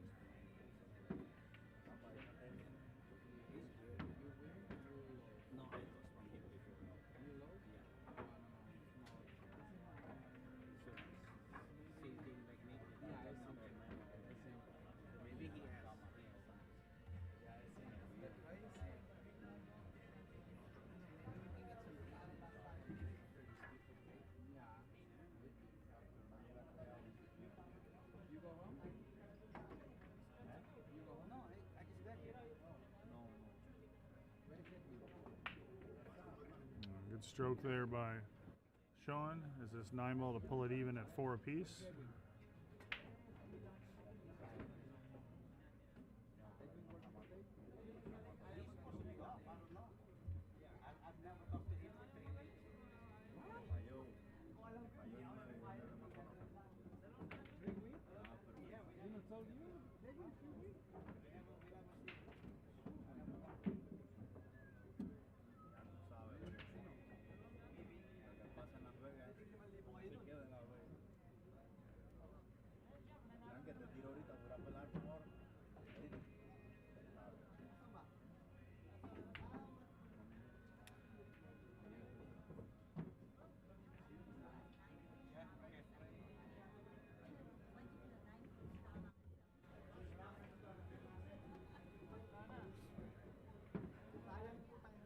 Okay, so Julius had accidentally marked himself a second game.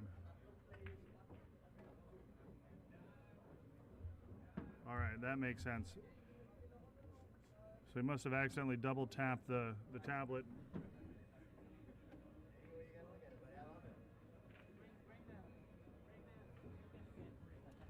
Yep, and actually Julius's friend brought that to his attention, so Julius was the one to correct that. Honest mistake. Can I hit balls on this table? No. No, you can hit balls on that table over there. Okay. Yep. But Fong, just so you know, you have to keep the barriers up to try and keep traffic from going, so that's why we have them up. But you can hit balls around the barrier. You'll see what I mean.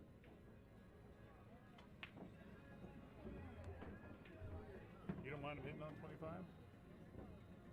Okay. Fong. Fong.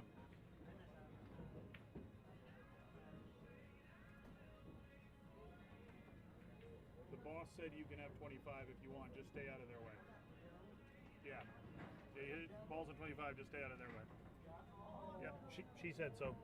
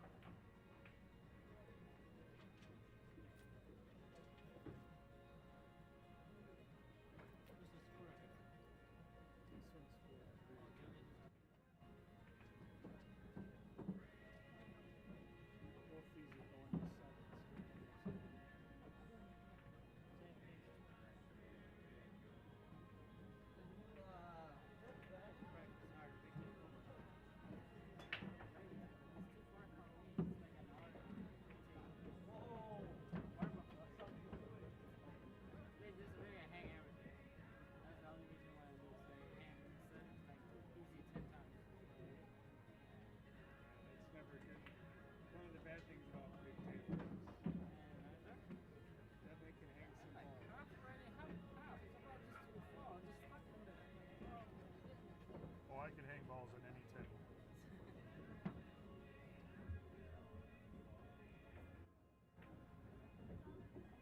Well, I understand the punt there, playing that easy safe, but you're looking at being in jail here behind the 5 and the 6. And he underhit it a bit, but he still got there. He hits that a little bit firmer, and you're absolutely in jail where you can't jump at it.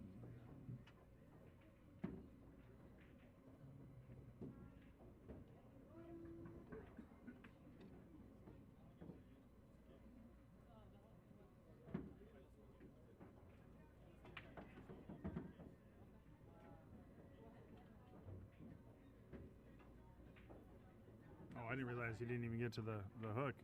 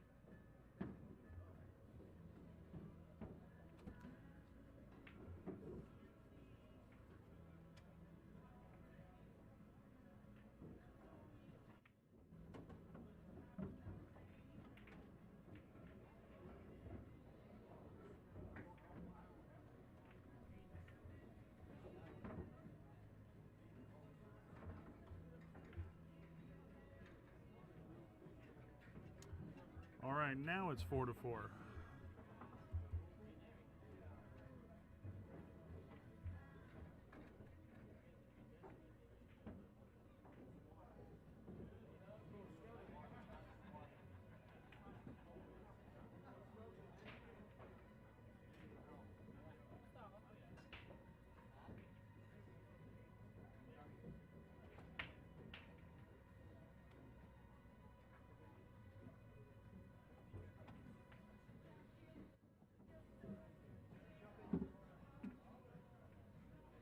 Table 23, Paul Jacobs and Cal Bowl.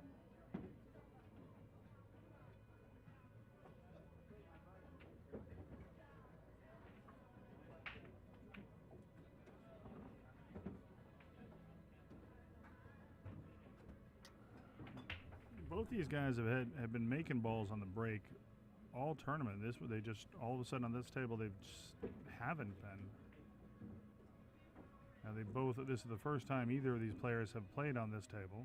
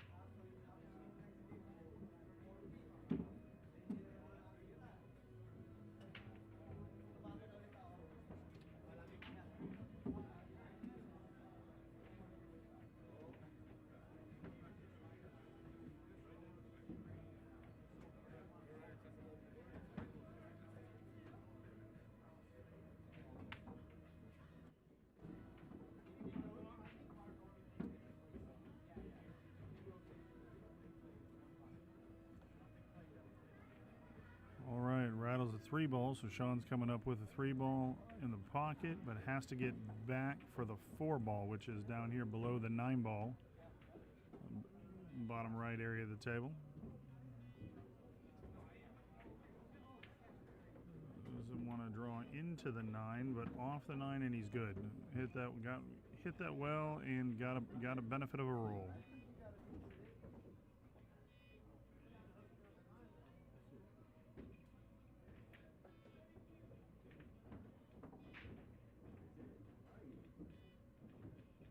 Six ball's in a tricky place to be able to get up to the 7. See how they navigate that. It's makeable in the side pocket, but you're not going to be able to get underneath it because of where the 8-ball is. So they may end up coming around to play it either get the cue ball down here on the end rail, or draw it back just to draw it up. Yeah, they must have a little bit of space by the corner pocket, the corner of the side and the rail.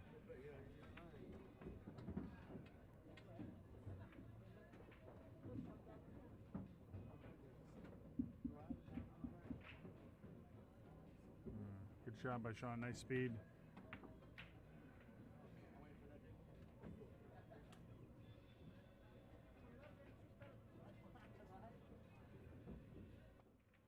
One winner side match is getting underway between Cal Bull and Paul Jacobs. It's a race to 9. You can follow that score in the bracket. The link is in the details, both on Facebook and YouTube.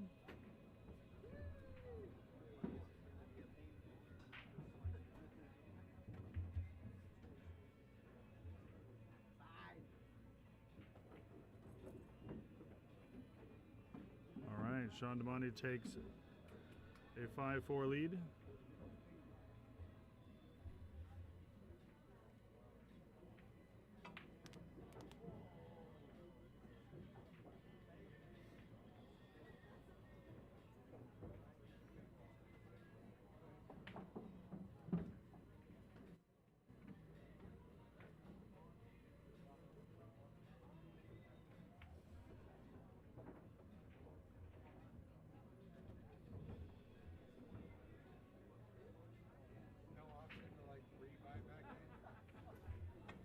there's an option.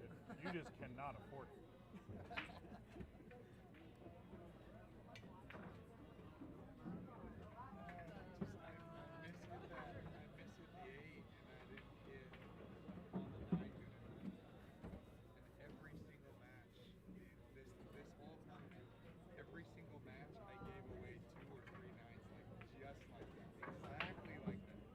That's a killer. That's hard to outrun. Exactly like that. The 4 times I won, I was good enough to overcome it. But all right, Julius is taking a quick player break.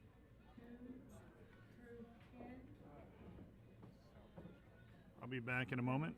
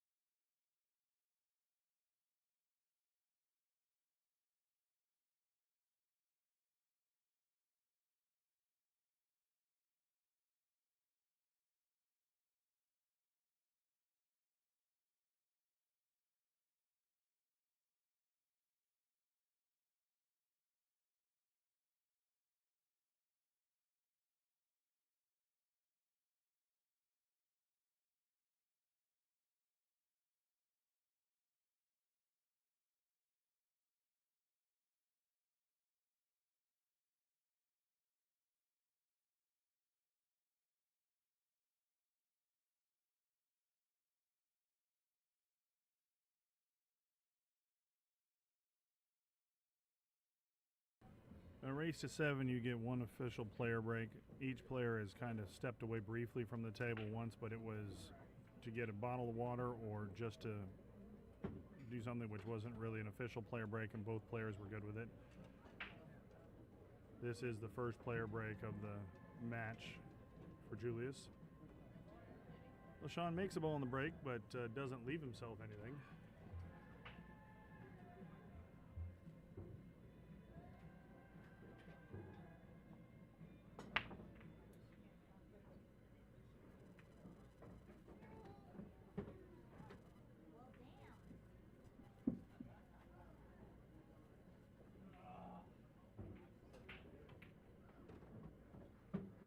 Where's my guys for table 3?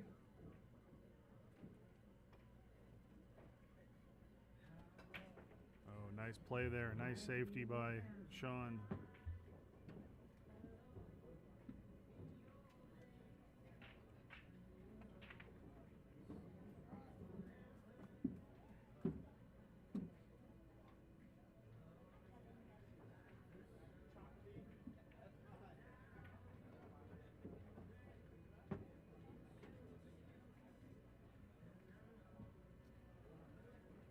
All right, Julius takes a deliberate foul.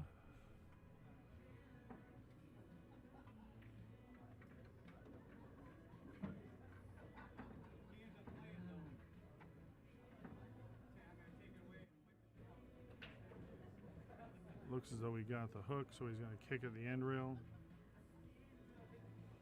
And watch out for the side pocket here. Table 4, break the last shot. Table 4.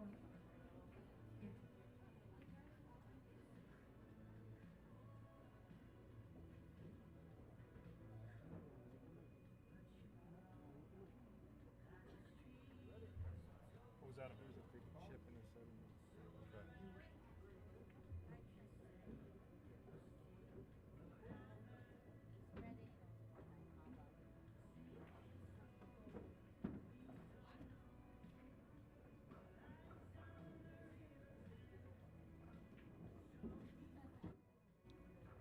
All right, Sean looks like he got enough space by the 7, so he's got the 2 ball in the top left.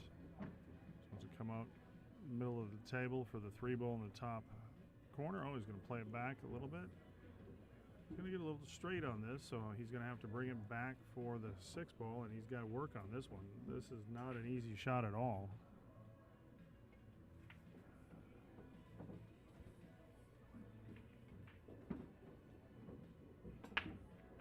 Well, he hit that very well for the shot that he had, because what the scary thing staring you in the face is if you really dig into that ball, you draw it straight back in the corner.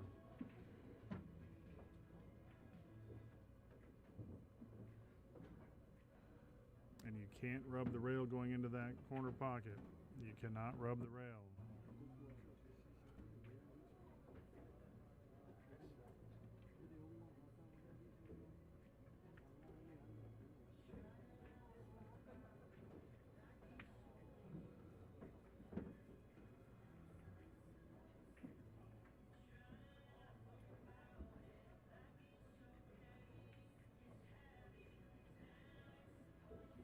Table 17, Reese. Table 17, Reese.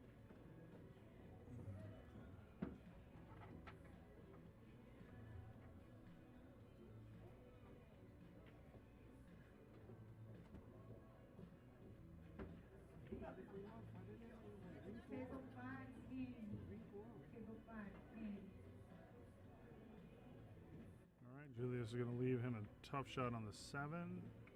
Yep, it's just going to come just below the 9 ball so we can see it and has a play on it. Nothing easy here, though.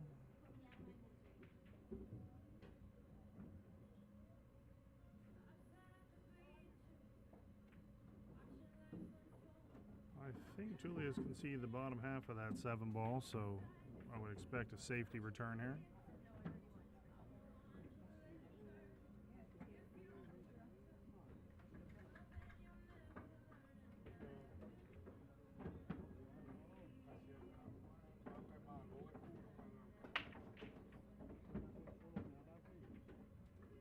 Table 4, Bruce. You're fine. You've been on my way all week, buddy.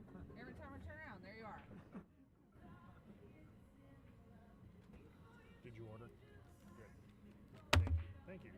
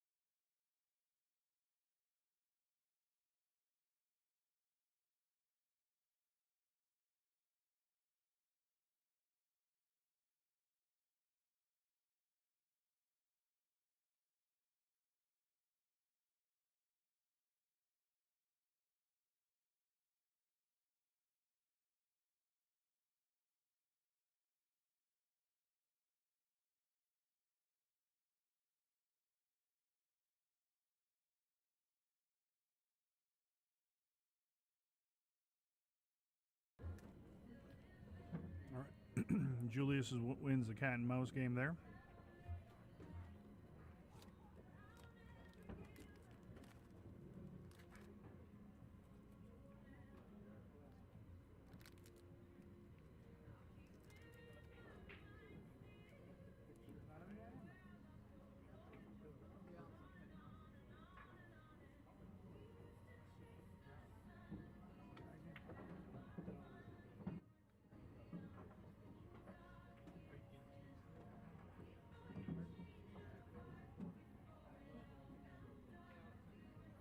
Table 6, Benny Baroga.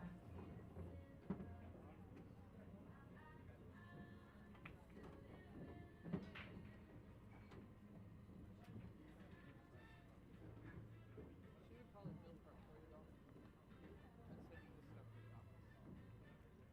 Mona would probably meal prep for you and send you the stuff. All right, Julius has this 9 ball to pull it even at 5 apiece and a race to 7 on the one loss side. I ordered Thursday nights. I don't like Thursday nights.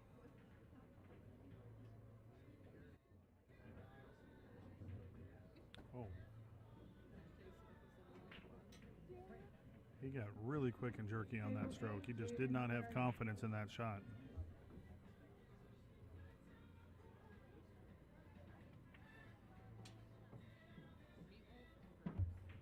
I'm guessing we're waiting for this table. Oh, yeah. Table 9, Fernando. Table 9, Fernando.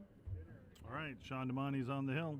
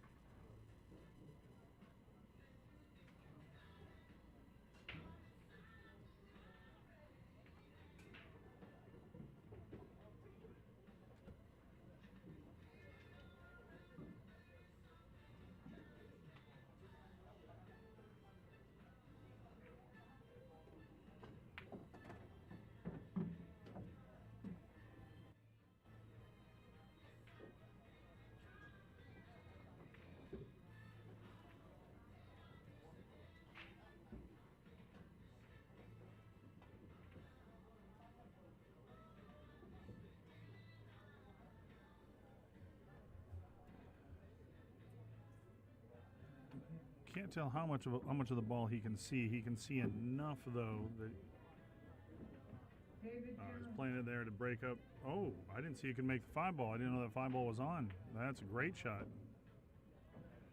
That was a superb shot by Sean.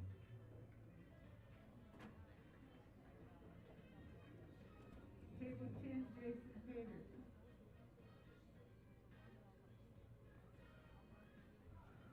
And you just got to make those clean. You cannot rub a rail when it's that close to the rail.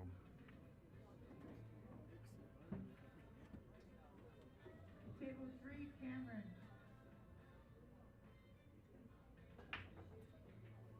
That ball is so deep in there, though, this is not an easy ball to hit without following it in.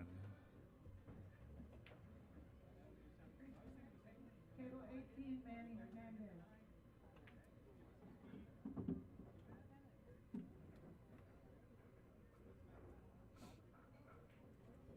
He's going to come up short on it.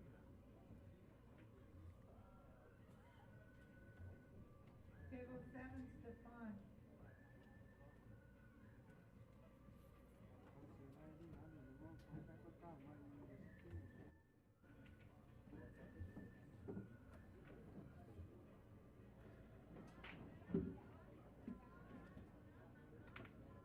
Table 2, Tony Perez.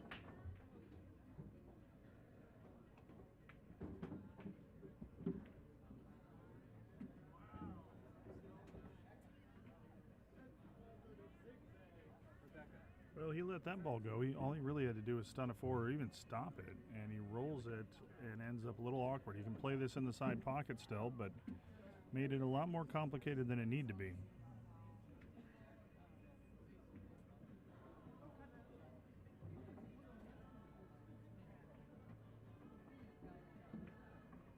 Anytime you're loading up the ball with juice and cutting it in the side pocket, you're altering the line, how the ball is going to contact, and it makes that shot much more difficult.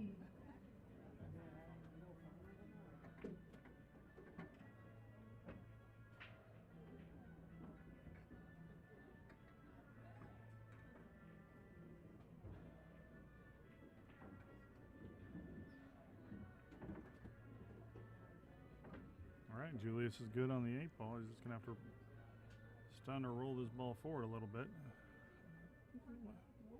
Come on.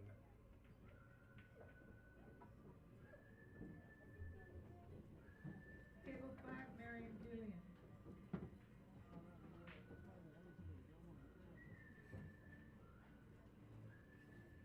Sorry. It's frustrating when you have people that should know better than to walk in at the front of a tournament. Table 4, All right, it's 6-5.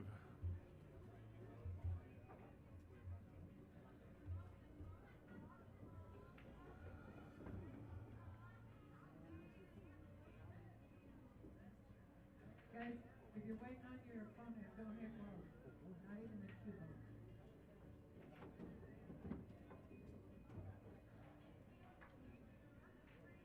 Jason Tater, where are you?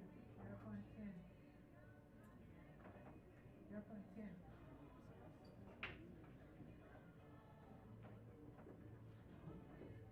Makes the 8 ball, but scratches in the corner, and the ball's spread pretty well, so Sean is going to have a chance for the out and for the win.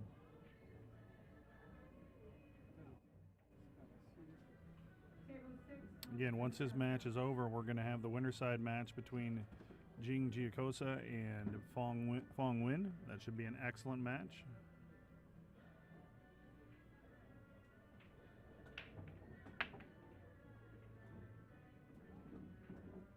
Well, and off the bat, he overrolls shape. He wanted to be pretty straight on this ball. Now he's going to have to come down and move the cue ball more than he wanted to.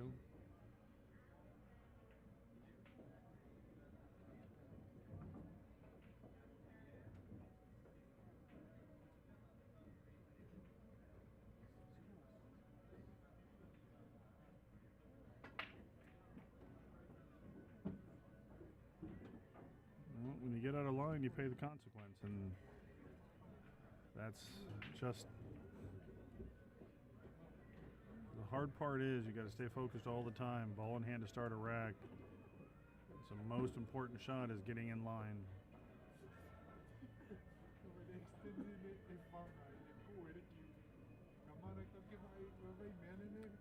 Yeah, that was a ball in hand.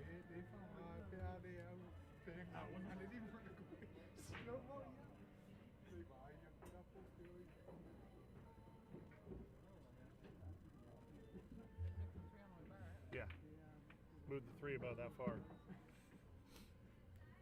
So Julius thought it just missed the 3 and then said it nicked it, so he gives ball in hand back to Sean.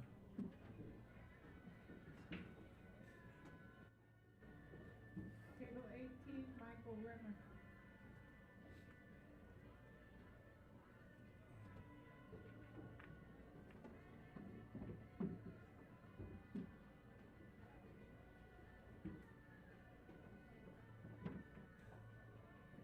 Table 9, Lee Harvey.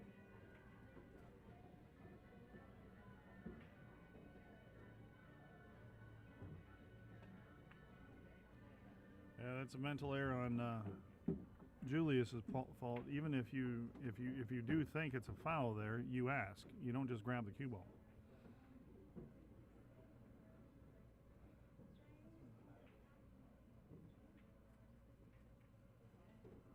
Sean's letting him have an opportunity though.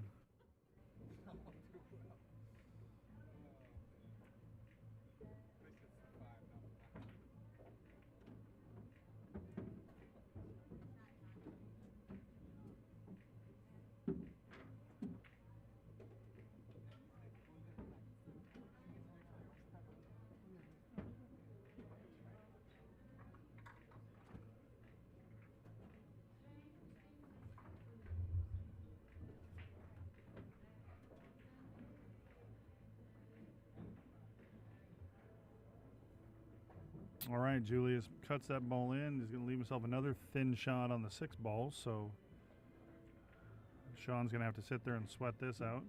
Table 2, Chad. Chad Plum, table 2. Oh, he's playing the save. Smart play. High percentage shot.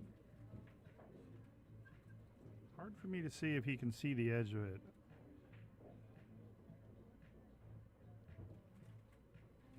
Table 3, Joy.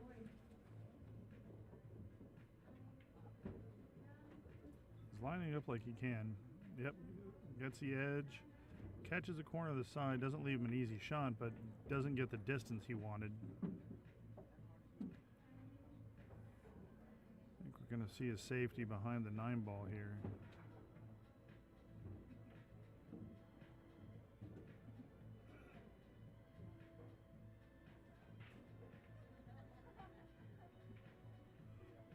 He doesn't get there.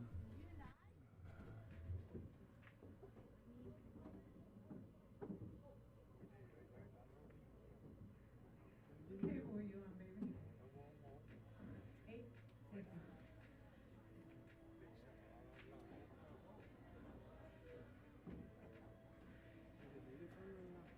All right, Sean's got a little bit of an angle here.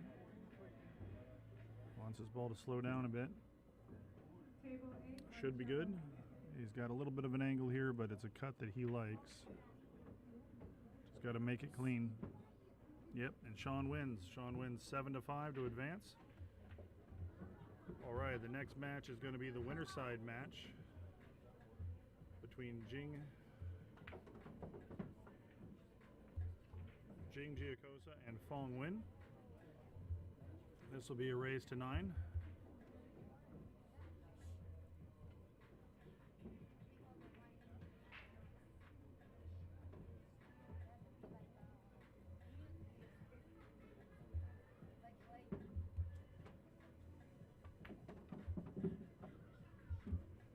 Get the score ready, then I have to go pay Julius, and I'll be back in just a bit. So they're going to get the match started here in just a bit. Rebecca just called it. I'll be back in a moment.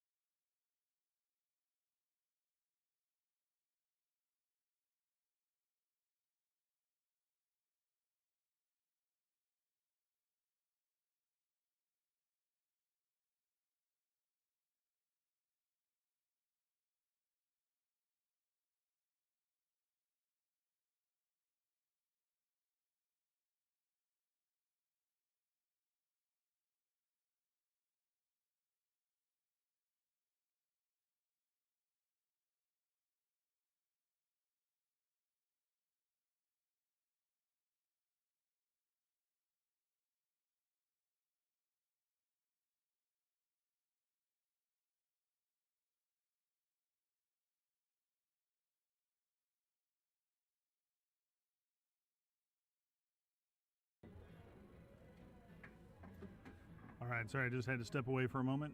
Table 7, you're on.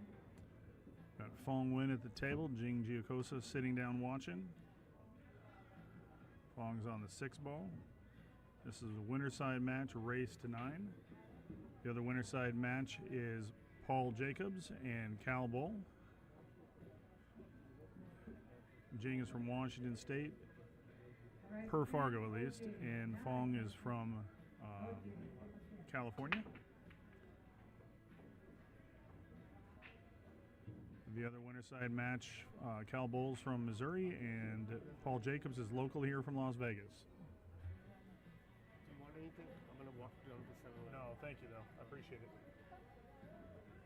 I'm going to leave my keys.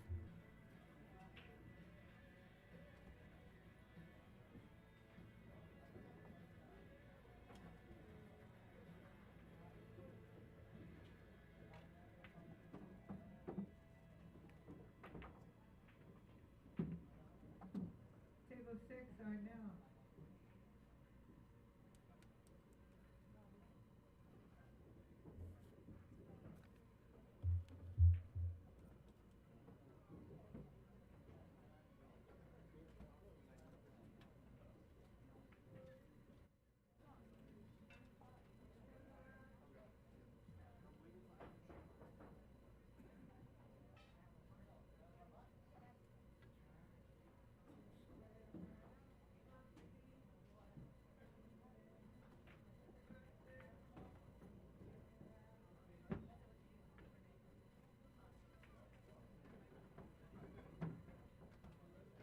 Table 8, Jesse Paloma.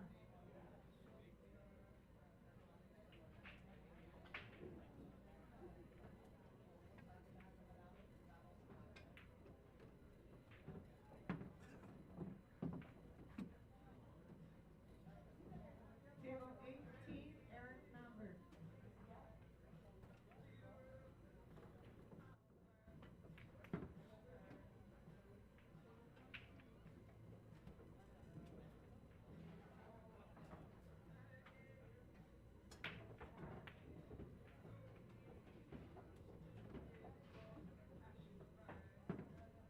Table 22, Renee Carrion and Miguel Hernandez.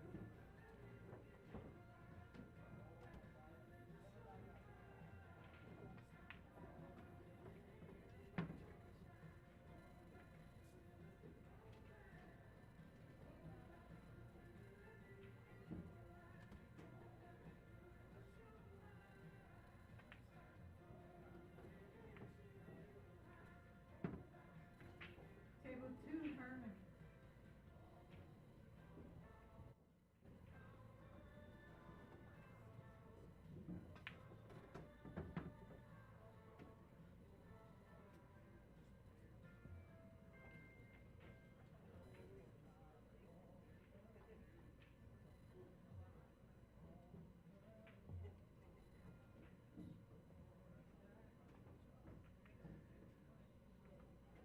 Table 17, Dave Sink.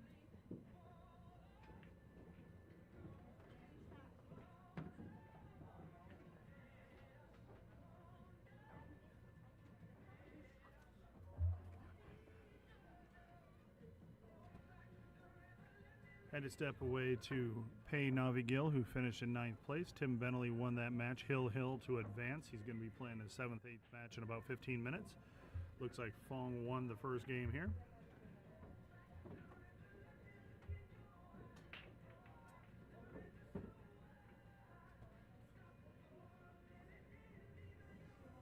Oh, Ramil, you did not just call into effect the Dunsky curse. Table 3, Mike Bacon.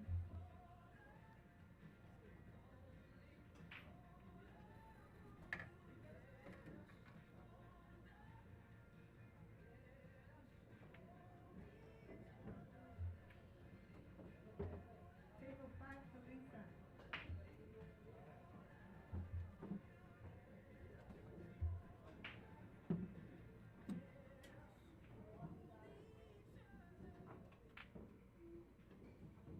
Good afternoon, players. If anybody needs cue work, I'm re-tipping cues right behind the building in the smoking area. Or any kind of cue maintenance. Good luck, everybody.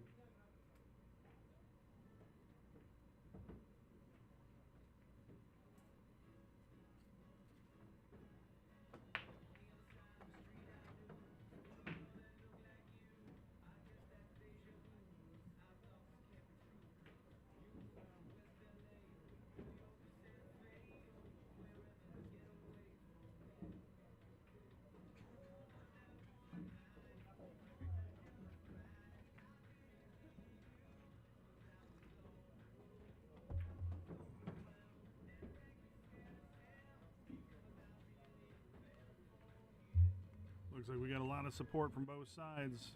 Give your shout out to who you're rooting for here, Fong or Jing.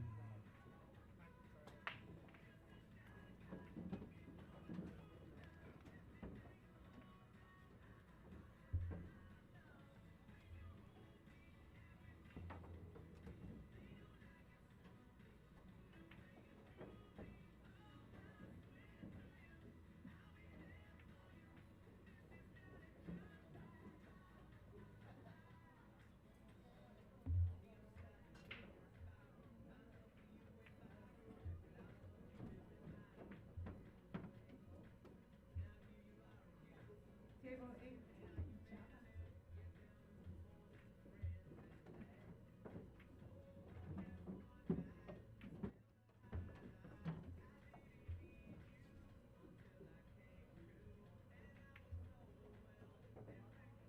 Looks like the 4 will pass. I wouldn't be surprised if they ask me to move a ball off the template here. We'll see.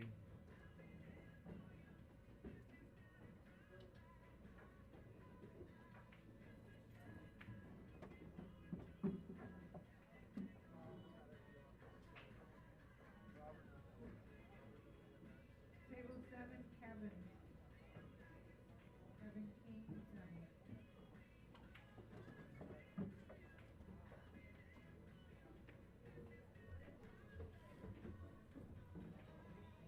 Table 8, Giovanni.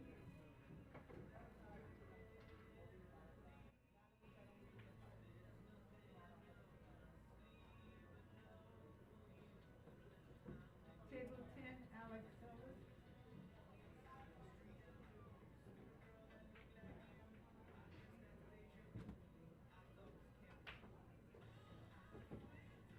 Timothy.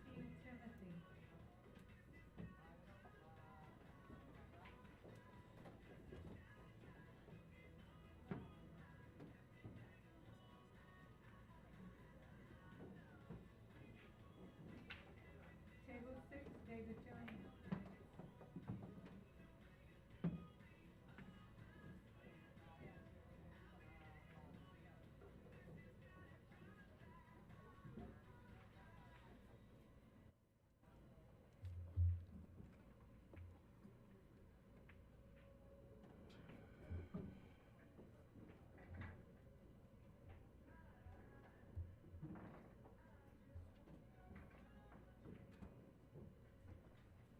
Notice I did that one from the side. Remove that rack from the side. Table 2, Rogelio.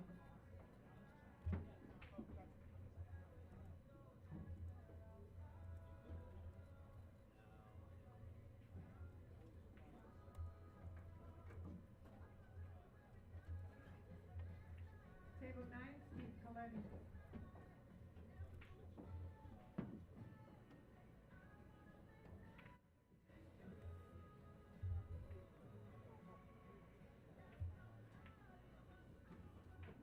All right, I have posted again the link to the payouts on that are in our private group. The post for the payouts in our private group on Facebook. If you're not a member of the private group, just click the join button. Ooh, Jing overcuts the 7-ball. Just click the join button, and I'll be keeping an eye on the page so I can add you as well. But first place, if they're in all side pots, which most players are, will be taking home over $28,000, not counting the Calcutta.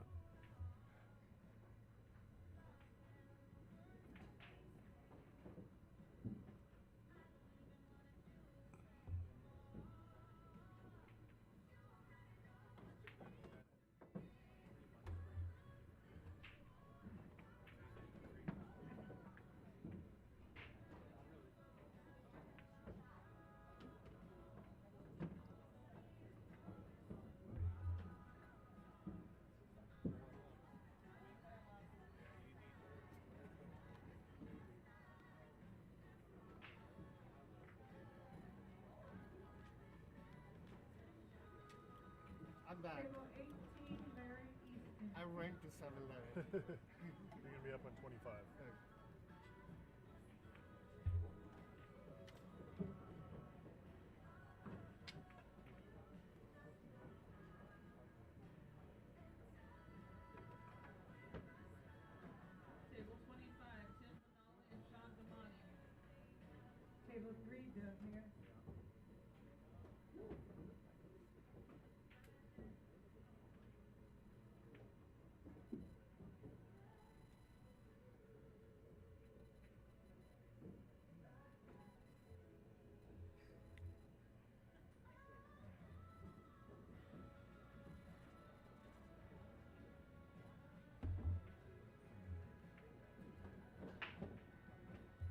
So these matches in these tournaments always fascinate me. Let me just see here. The winner of this match, being on the winner's side, is guaranteed no worse than third place.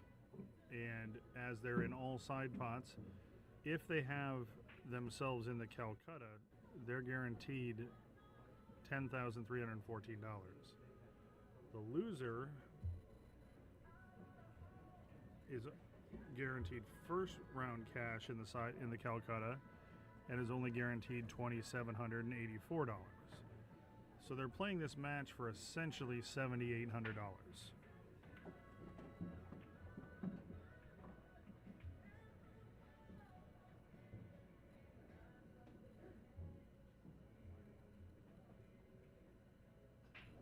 Table 2, Kenny Toscano.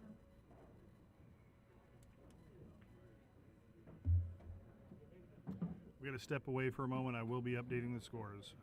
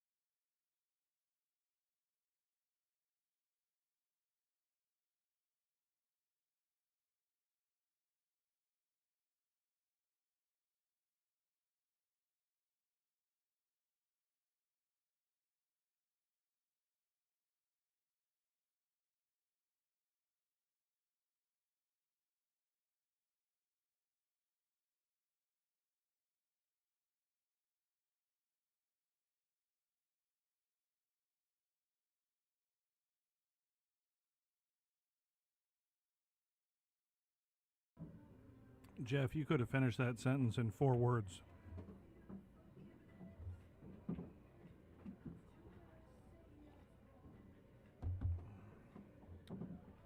All right. Fong takes game 3.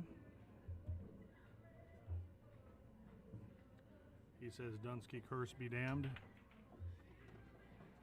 Can I get Mason to the bar, please? Mason to the bar.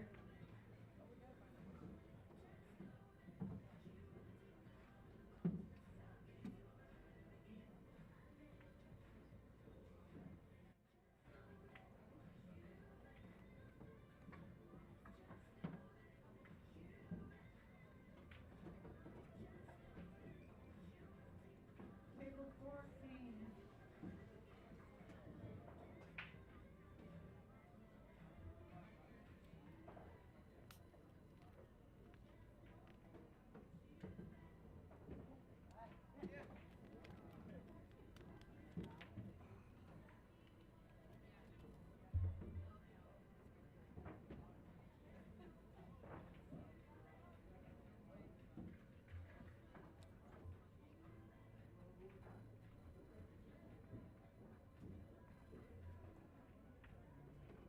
All right, Jing is pushing out.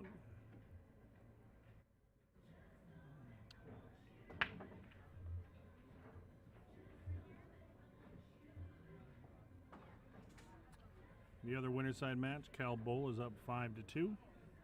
Miguel Hernandez won the first game in one of the one-loss side race to 7. He's up 1-0. And Tim Bentley got the first game against Sean Damania in the other one-loss side race to 7.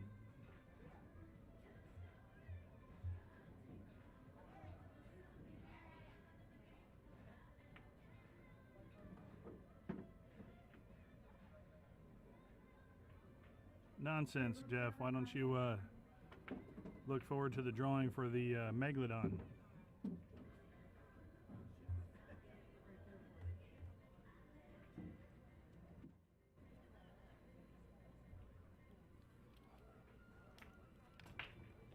Really, Larry, really, your own child. Don't question him.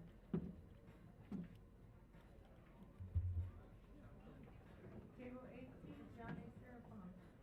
All right, Jing's got his jump cue out. Has half a ball to hit here.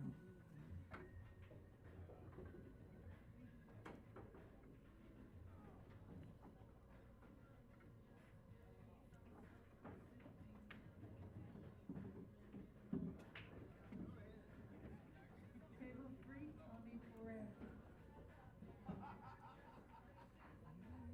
Question Fong has to answer here is, how do you get on the 3 ball? Or do you choose not to? Do you play the safe? That's what he's looking at right now, rolling the cue ball up behind the 7 ball. I think that's what he's going to play.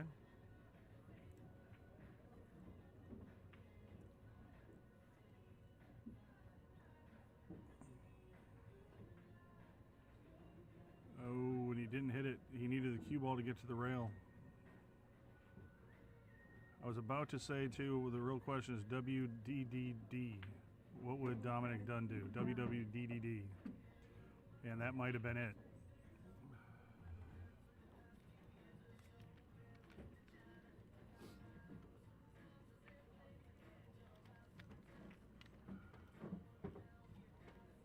Table 8, Rory.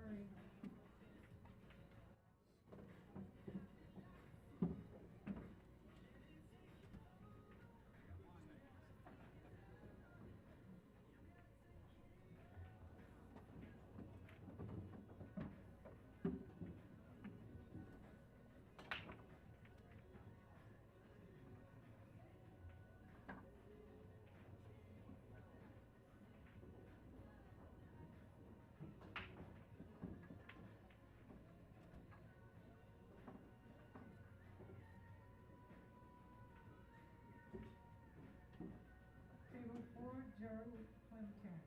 Table 4.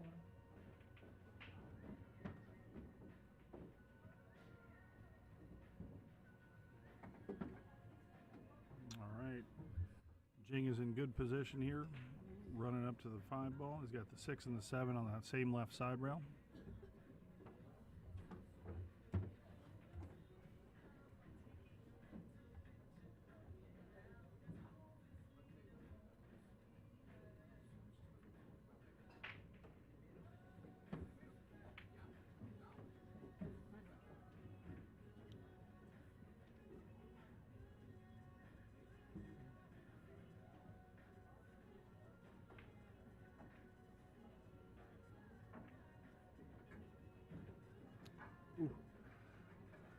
Tim Bentley just rolls in a 9-ball to take a 2-0 lead against Sean Damani, but it just caught the cue ball caught the corner of the side pocket, almost scratched.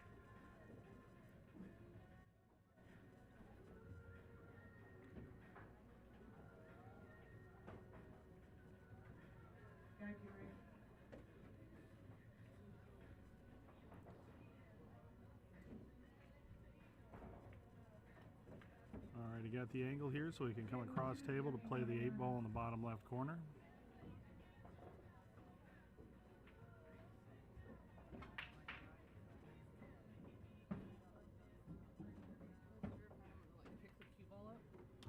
Oh yeah. You know?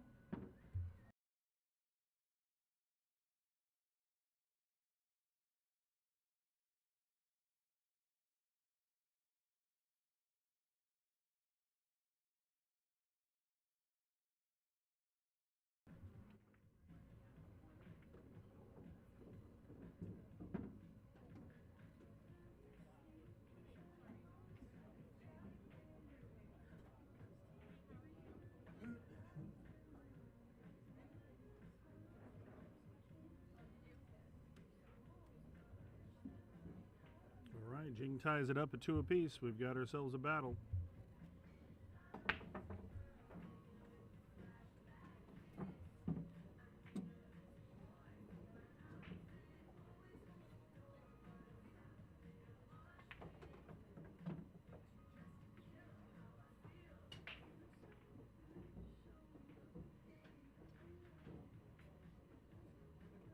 Table 7, Derek. Derek Griffin Hickman.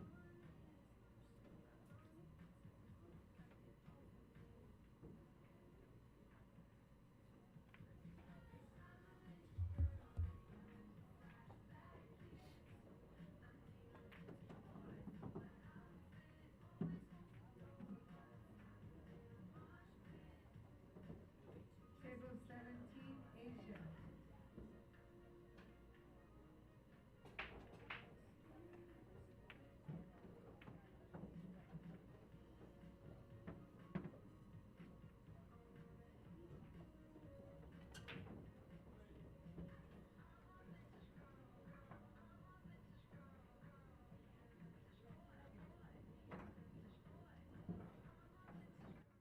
Table 10, Gracie. Table 10.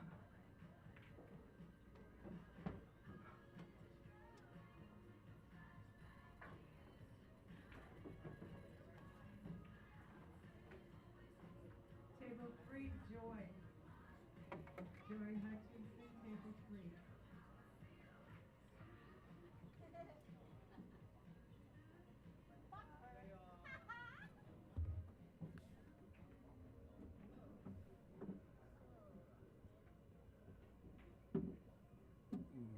Jing overcuts a 1-ball in the side pocket. But it looks like he's going to get a result here on this leave.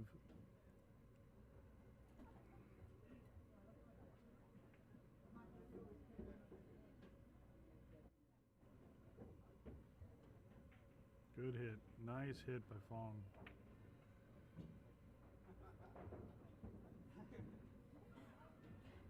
Bounces high enough to make it take an offensive shot away from it, but there's some good defensive possibilities here.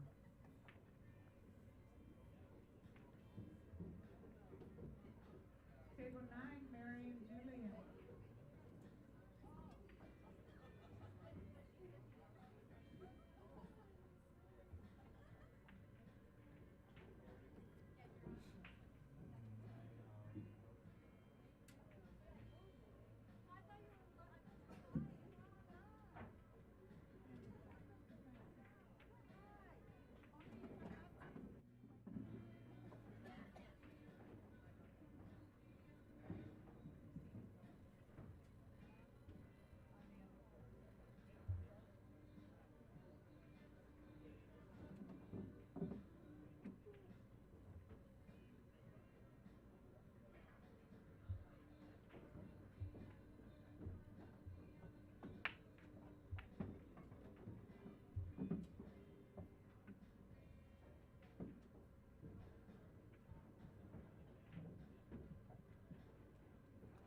Miguel Hernandez is up 2-1 on Renee Carrion. And Tim Bentley is up 3-0 in Sean Damani. Those are both one-loss side race to 7.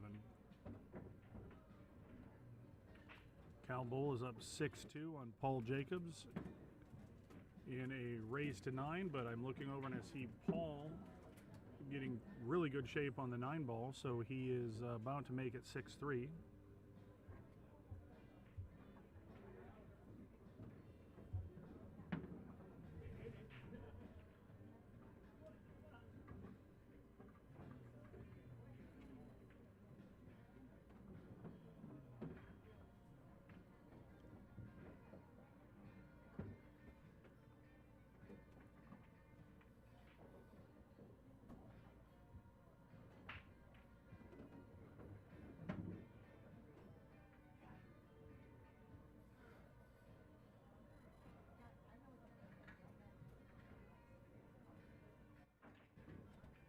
All right.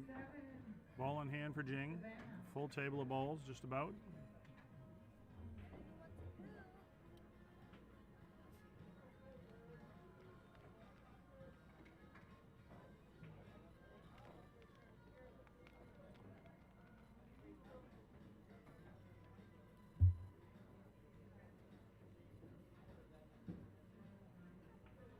Table 5, Stefan.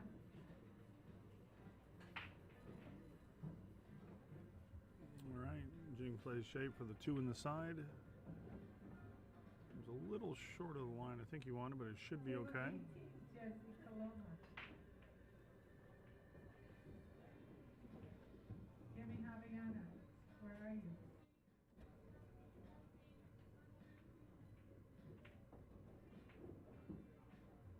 Jimmy Javiana.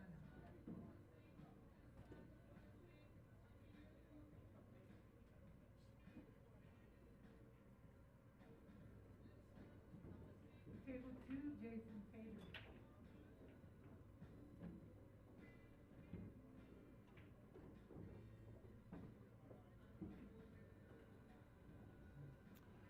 It's a little steep on the 4, but he should be good.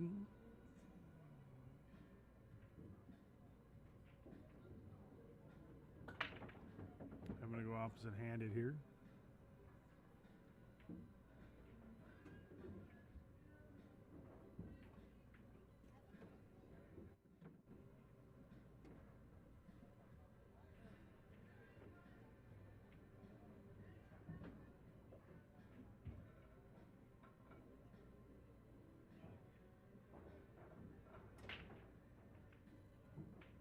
Table 10, Dave Sink. All right, I look over and I see Sean Damani has taken 2 quick games. It's now 3-2 Tim Bentley in that match.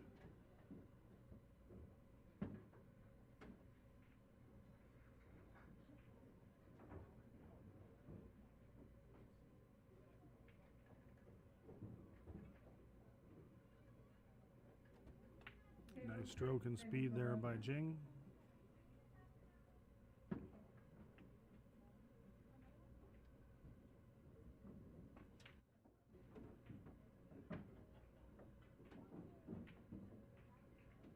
But no, Joe came, right? Joe did come. Okay. Must have had to.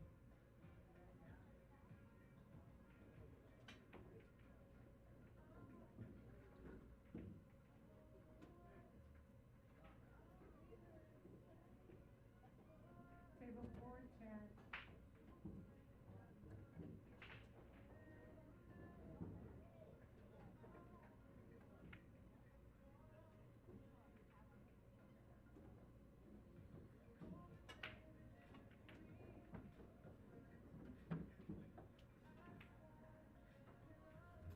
All right, Jing takes his first lead of the match at 3-2.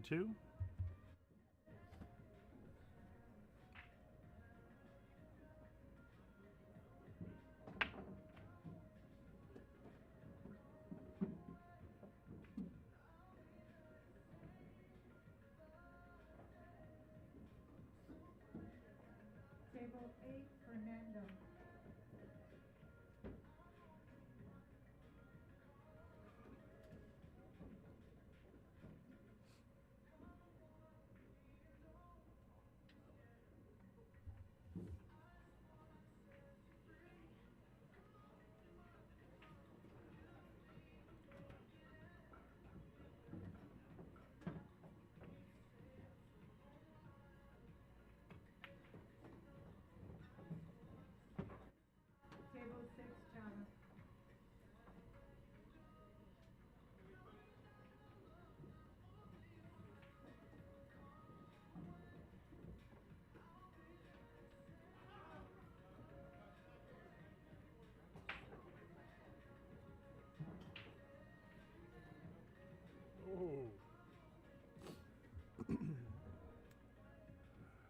of drama on that break. 9-ball getting close to the side pocket because it does count as a win in the side pocket and just not the bottom two. However, it looks as though if Jing can make 1-ball and come across, there's a 2-9 carom or a 2-9 combo available.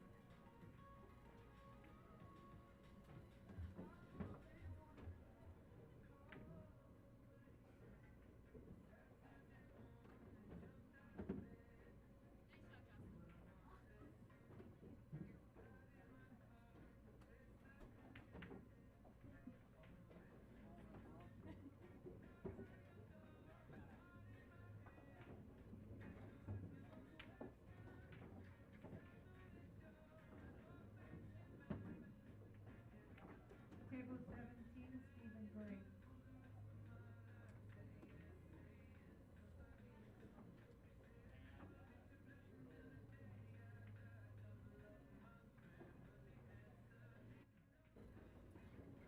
Table 3, Herman.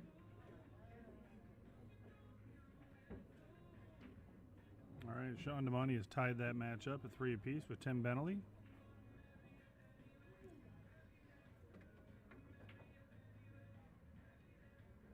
Table 18. Kyle Bull is up 7-3 on Paul Jacobs.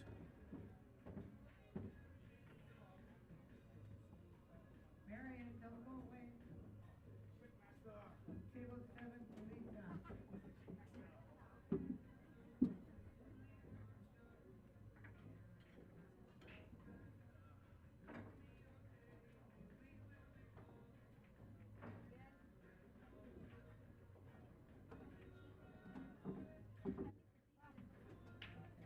Table 8, Jerome.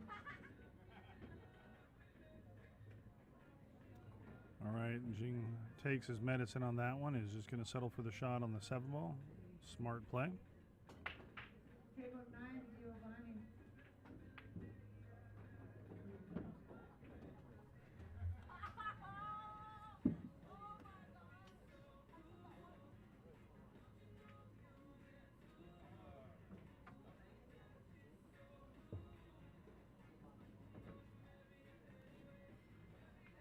Stephen Gray, round 17, not 7.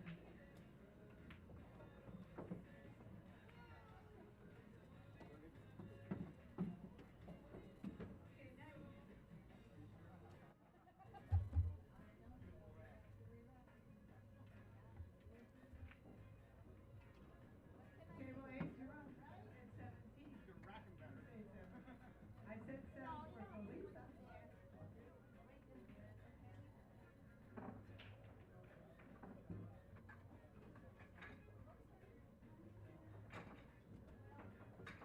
Table 4, Timothy.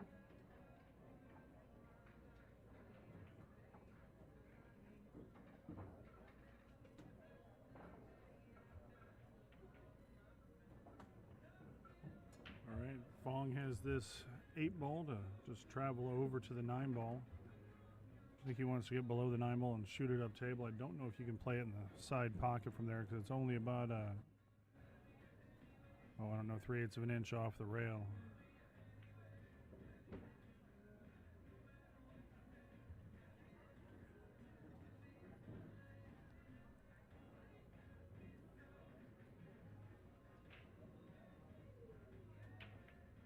Table 3, OJ.